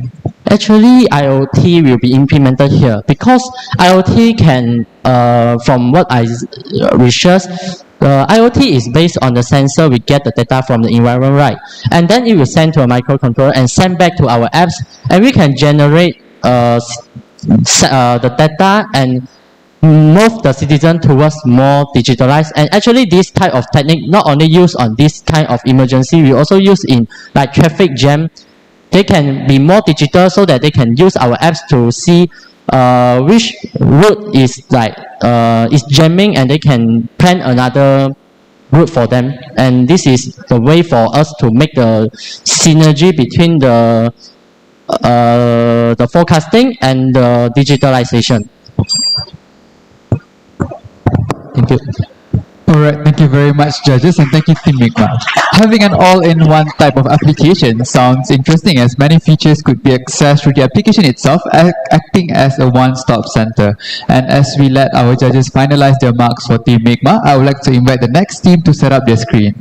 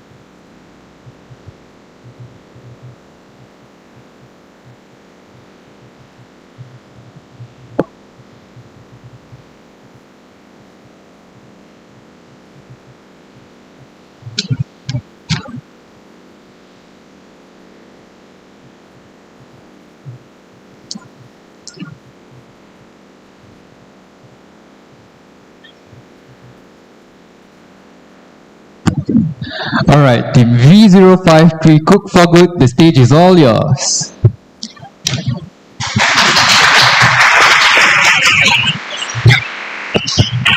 Hello judges, I'm Samuel and I'll be presenting for our group. Our group, we have created an app that will be saving thousands of Malaysians' money by eating healthily.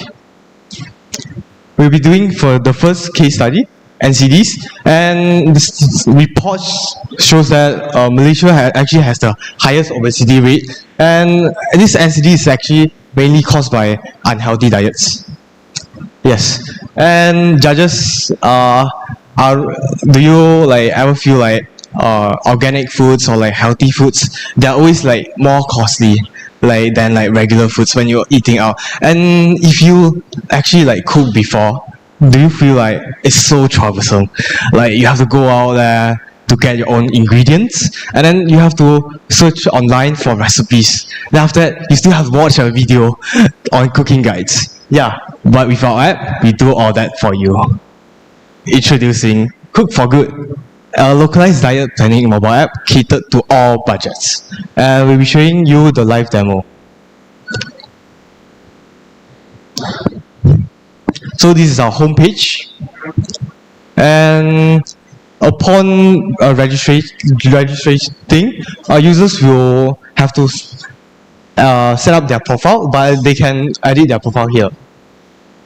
Yes, and over here they can update their info. Yes, and they can even edit their individual member info, and there's like info that you can like input allergies, health conditions, and also like personal preferences upon registration.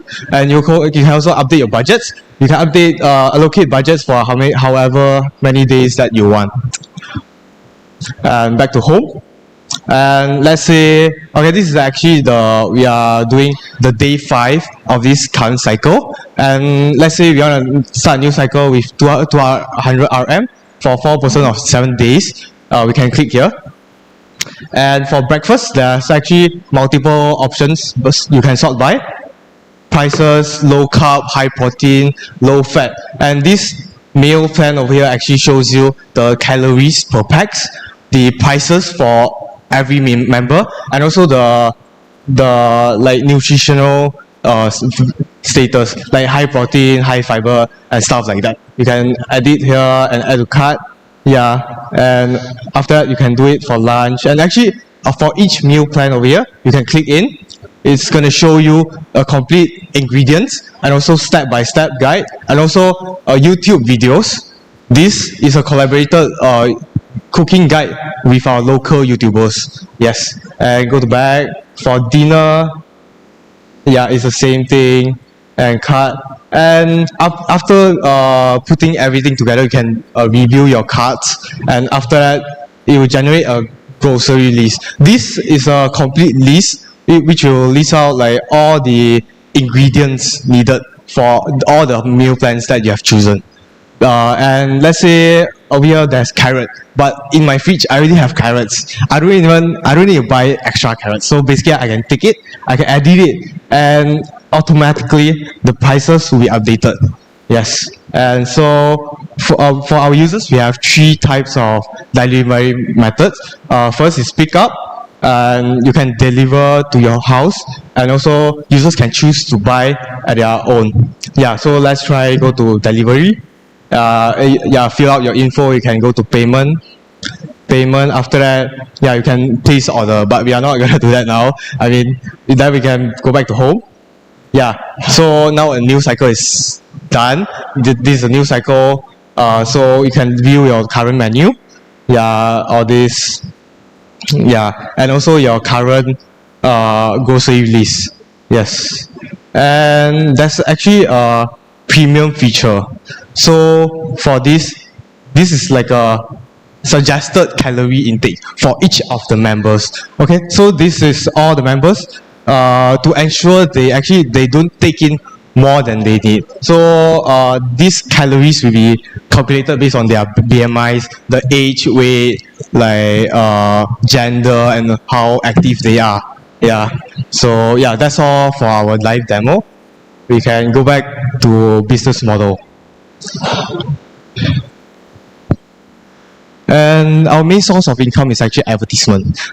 From mobile app, you can use Google AdSense, Facebook ads, and we'll be collecting a 15% commission from each delivery and self pickup orders, and also collaboration with local YouTubers and supermarket.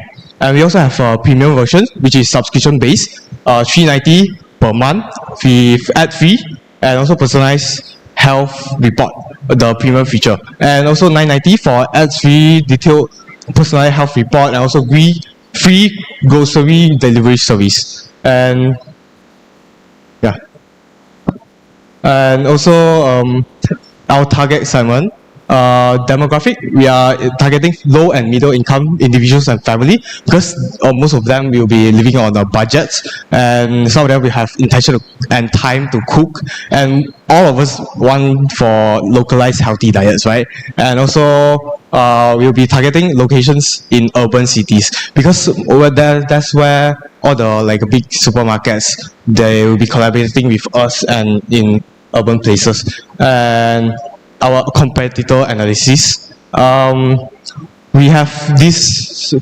special selling point that we have all three combined. We have healthy diet planning, budget adjustment, and also localized recipes, which is scattered among these three apps, and we have all of them together. And our future development, we have online forums for users to actually exchange recipes and stuff, and we have personal shoppers. Okay, this is we are creating like a gig workers. So right now, currently, we are planning for supermarkets to provide delivery service for us. But in future, we would like to provide like delivery services by hiring more people, the gig workers, and also global expansion. We want to go out from Malaysia to SEA. Yeah, thank you. Thank you to Team Cook for Good, and the Q&A session may begin. Thank you. Are you doing the delivery service in-house, and how are you planning to execute it? Because it's pretty hard. You mean okay, the delivery service right now, we plan to actually collaborate with supermarkets, right? Like let's say Aeons, they actually currently they have this service of like personal pickers. They help you to gather all the all the ingredients that you need, and then you can WhatsApp them or like call them, then they will pick that out for you, and then they will have delivery service for you. But that is like individual, like you are buying for very less amount. This is if you are buying through our apps, it's going to be a very huge amount, because sometimes they're going to buy for 7 days. So it's going to be in a larger amount. So yeah, the supermarkets will be more profitable.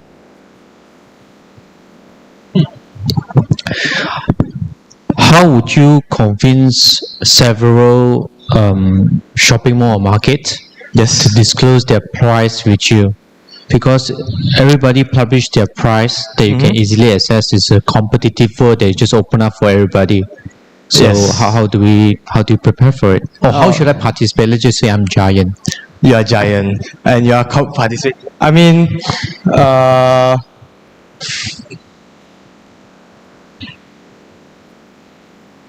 because let's say like, okay, because we are collaborating with YouTubers, right?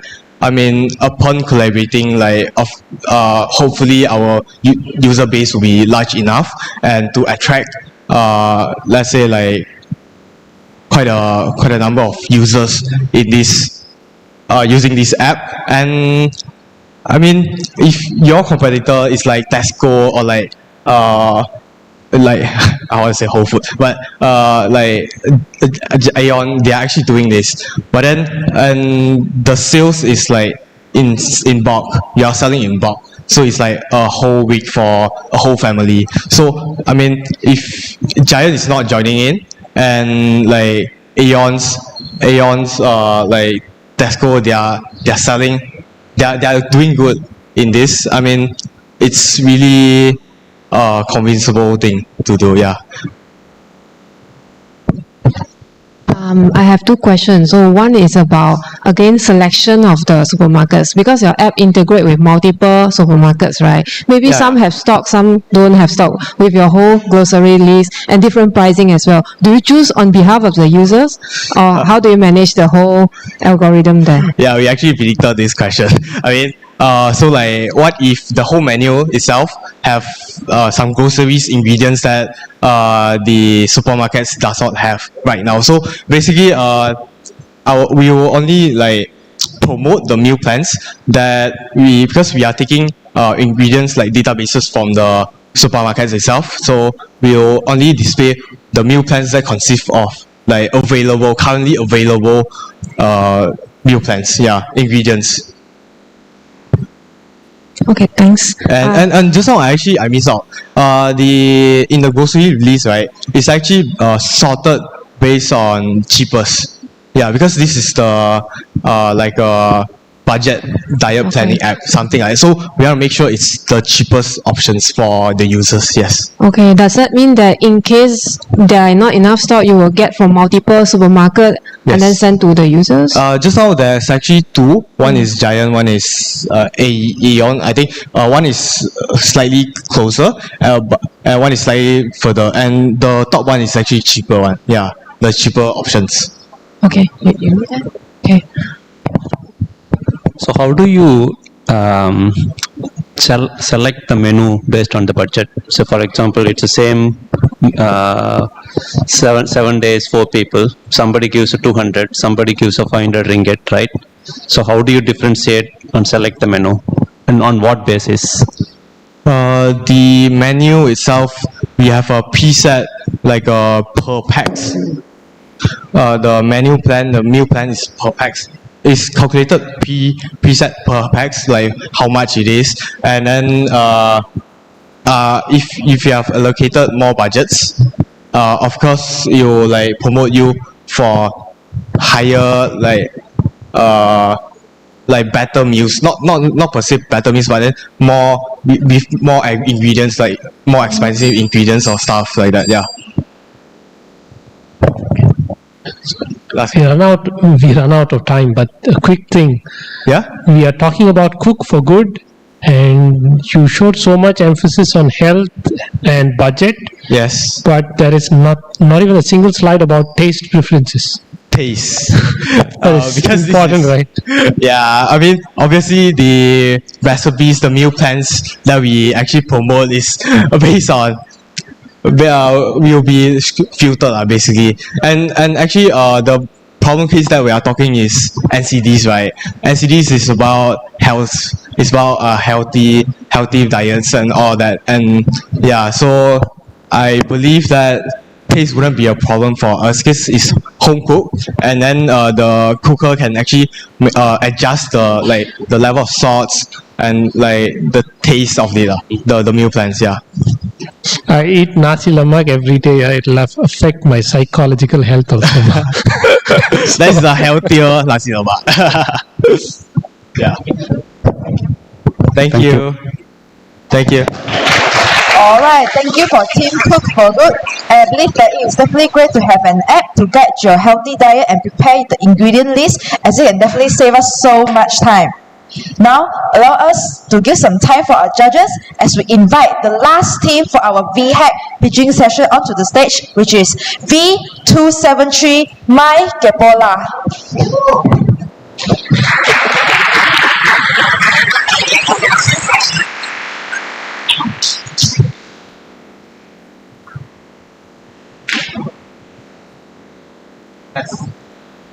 That's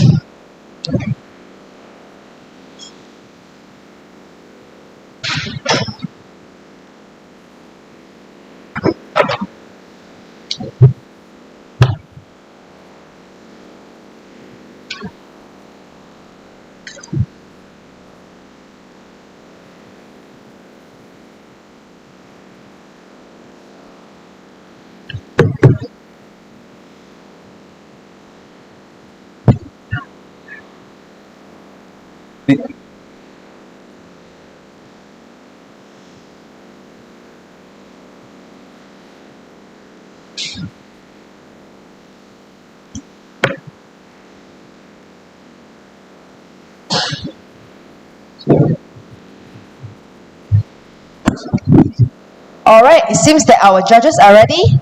May Team Mai Kepola begin. So before I start, do you remember in 2020, our former health minister, Khairi Jamaluddin, suffers an injuries after his bicycle hits a pothole in Banting, Selangor? Within 24 hours, the pothole was fixed, and this sparks angers between netizens as they mention why only when a minister encounter accidents, the pothole will only be fixed. We all as Malaysians all know that it's not rare to see numerous potholes, faulty infrastructure such as broken street lights, faulty traffic lights, and even pollution such as open burnings in our daily life. But let me ask you a question. As a Malaysians, do you know where and how to report when you encounter all these issues? A very good afternoon to all the judges and fellow competitors. I am Zingzer from Team B273, and today I'm representing our ideas for VHAC 2023. The case study that we chose is case study 5. One of the governmental services that we think should be digitalized is the process of reporting issues related to public infrastructures or non-emergency issues. This is because the lack of a coordinated and efficient system for doing so, and government does not take actions immediately as there is no noticeable pressures from the community. As you can see from the slides, there are too many ways to report different types of issues, such as mobile applications, hotlines, and even online complaint forms. But all these channels may not be easily accessible or effective enough. So let me introduce you to our all-in-one reporting app called MyKetola, which consists of a community forums, a dashboard website for government authorities to report and update the status of the report, and allow citizens to report different types of issues such as public infrastructures, wildlife disturbance, and pollutions. Next, I will pass to my teammates for the prototype demonstration. For our prototype, we built it using Flutter, and in the future we plan to use Firebase for the backend. When you first enter MyKepola, we will be greeted with a home page. In the home page, we can look at the summary of your previous reports and the forums you posted recently. So what if you want to make a report on a broken street light? Well, we just need to make a new report and choose street light report. The app will determine our current location and display it using the Google Maps API. After filling up the necessary information right here, we can just submit, and our AI detection system will then detect for similar reports, and then the user can either choose to submit anyway or return back to the home page. Next, we can check our previous reports sorted by month here. And when we click inside, we can look at the progress of our report. Now, let's move on to the forum page. Once a report has been made, the report will be posted to the forum, and it will be sorted by their respective town councils in their respective state. So I will want to read at Hulu Selangor's forum and select Pothole forum. In the forum, you can either look at the reported or fixed forums. So if I click into the pothole, here users can like or even comment on the forum, and this will create pressure on the government, and at the same time it will spread awareness on the efficiency of the government addressing the reports. And finally, this is our profile page, and users can edit the information inside here. Now let's move on to the government dashboard demo. This is the dashboard where the government employees of the respective town councils are able to update the reports made by the citizens in their own area. Next, we'll move on to market segments. For the demographic, we are targeting youngest users as our app is more appealing to youngest Malaysians who are comfortable with using smartphones. For the psychographic, we are targeting Malaysians who are interested in improving their local communities. And for the target geographics, we aim to supply our app to urban areas in Malaysia with high level population densities and infrastructure developments. So to show our market's potentials, it shows that 97.5 Malaysians are actually internet users, and this shows that Malaysians are actually ready to participate in the digitalizations of governmental services. To further refine it, 75% of the populations live in urban areas according to the Department of Statistics Malaysia. And finally, 62% of Malaysians believe that the government was not doing enough to improve the infrastructures. So you might be wondering, what about our business model? Our app focuses on business to business, B2B, and business to government, B2G. for business to government, we hope to get government contracts in order to exchange our app data and services. For business to business, we will generate income through advertisements from selected companies, or since we are collaborating with local authorities, we may generate revenue by advertising their local campaigns or activities. There are several initiatives and programs that aims at promoting B2G interactions and collaborations like what is shown on the slides. All these programs provide mentorships, fundings, and resources for entrepreneurs and startups in Malaysia. To maintain the sustainability of the app, we will add new features such as the points reward systems, which allow users to exchange vouchers with our collaborated partners. And also, we will add 2 new features such as the AI chatbot features and offline reporting features. So this is our roadmap. For into 2023, we will start by in a few areas such as Kuala Lumpur, Penang, and Johor, which is the urban and tourist areas. And in the next year, 2024, we will implement an earn points features, which is the reward features, and we will promote extend our app coverage to the whole West Malaysia. And finally, in 2025, we will promote our apps to the whole Malaysia and implement 2 new features, which is the AI chatbot features and offline reporting features. Last but not least, just like any other apps, our apps also has competitors. But as you can see, we beat every other apps in mostly every aspects because our app has AI duplicate report detection systems, community forums, and centralized website dashboard for government officials. So to sum up everything, MyKepola is a all-in-one reporting apps for not only help out the governments but also bring convenience to the citizens. That's all from us. Thank you. Thank you, Team MyKepola, and the judges may now begin to ask questions. Thank you. I missed the part. Who is paying for the app or platform? Your plan, startup plan. Who is paying for it? Development and hosting. Do you mean this? The business model? Government will pay for. We will get contracts from government. Government will pay for it, right? Yeah. Cari pasar ke? Sorry? Cari pasar ke? They will say. You understand? Are they finding their own troubles? Would they really willing to give you investment to host a platform? They will say themselves, "Cari pasar ke?" Do you understand? Are you finding my own troubles? We plan to act as like the company like KPI Soft, which developed MySejahtera, which acts as a service provider for the government. So we plan to pitch this app to them so that they can support us and become contractors for them. Yes, I understand. But have you do your study? Why is government haven't implemented such a thing yet? Actually, government implemented some of them, like the iTergola, but the app is no under maintenance anymore. And lately there's this Reportla apps, but this Reportla apps only appears in few of the states like Selangor, which I think is an MPSJ states apps. So we are trying to do one under federal government, I think so. So return back to your questions, I think that you mean that government would not want something like that due to the political issues. But I think this is one of the way to improve Malaysia's like other European countries like England. As you know, all these apps are very normal in European countries like Fix My Streets in England and Fix My Pothole in USA, I think so.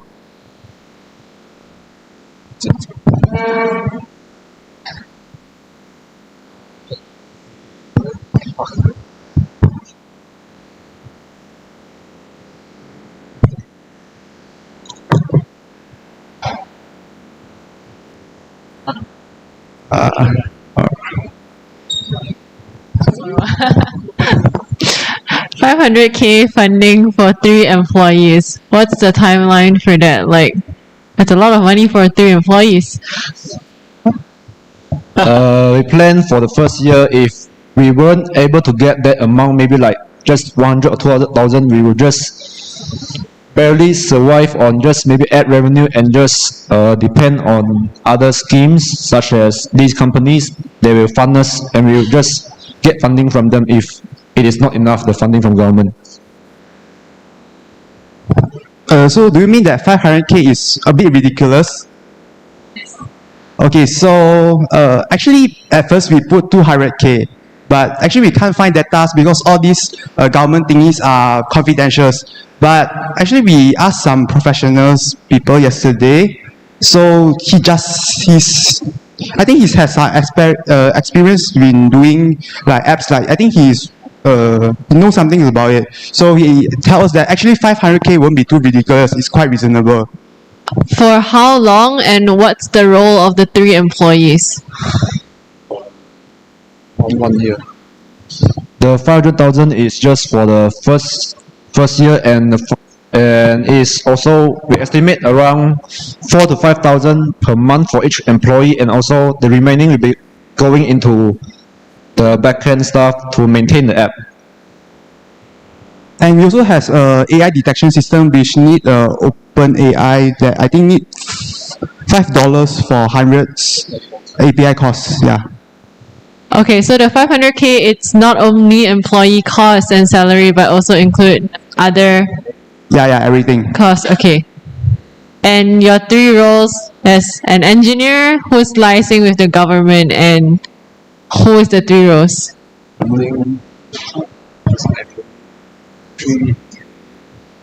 Oh, is it 3 of you all? Sorry, I just realized that fact. Okay, so it's just 3 of you all. It's enough to launch this venture. Yeah, for the first year. And 3 states, yeah. Okay. Yeah, just 3 states. Thank you.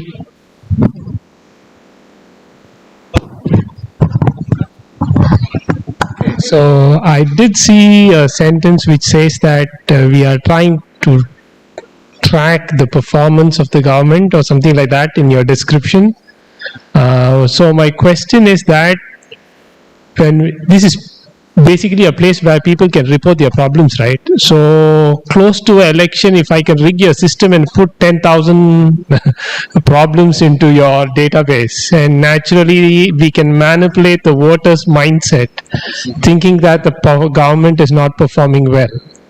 How are you going to handle that? So to prevent this problem, we actually, for signing up to this app, we need the user to provide IC, their identification card, and also their phone number. So if they are making false reports or even attacking others in the comments, we will ban them, and it will be hard for them to find another phone number or even another IC. Yeah.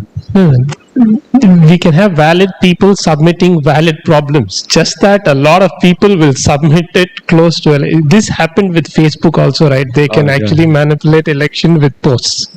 Yeah, we will have moderators to moderate the comment section, and also we try our best to keep all the spoiled milk. Yeah. Okay. Thanks. Alright, thank you very much, judges, and thank you very much, Team MyKpola. And that, ladies and gentlemen, was the very last team to be presenting for VHAC 2023's Grand Finals. And thank you again to all 20 teams for your enthusiastic pitch and outstanding performances. This officially marks the end of our VHAC 2023's pitching session. Hereby, I would like to humbly convey our sincerest appreciation to all of the panel of judges for making time to assess the solutions pitched by our finalists, and the judges may now make your way to the waiting hall.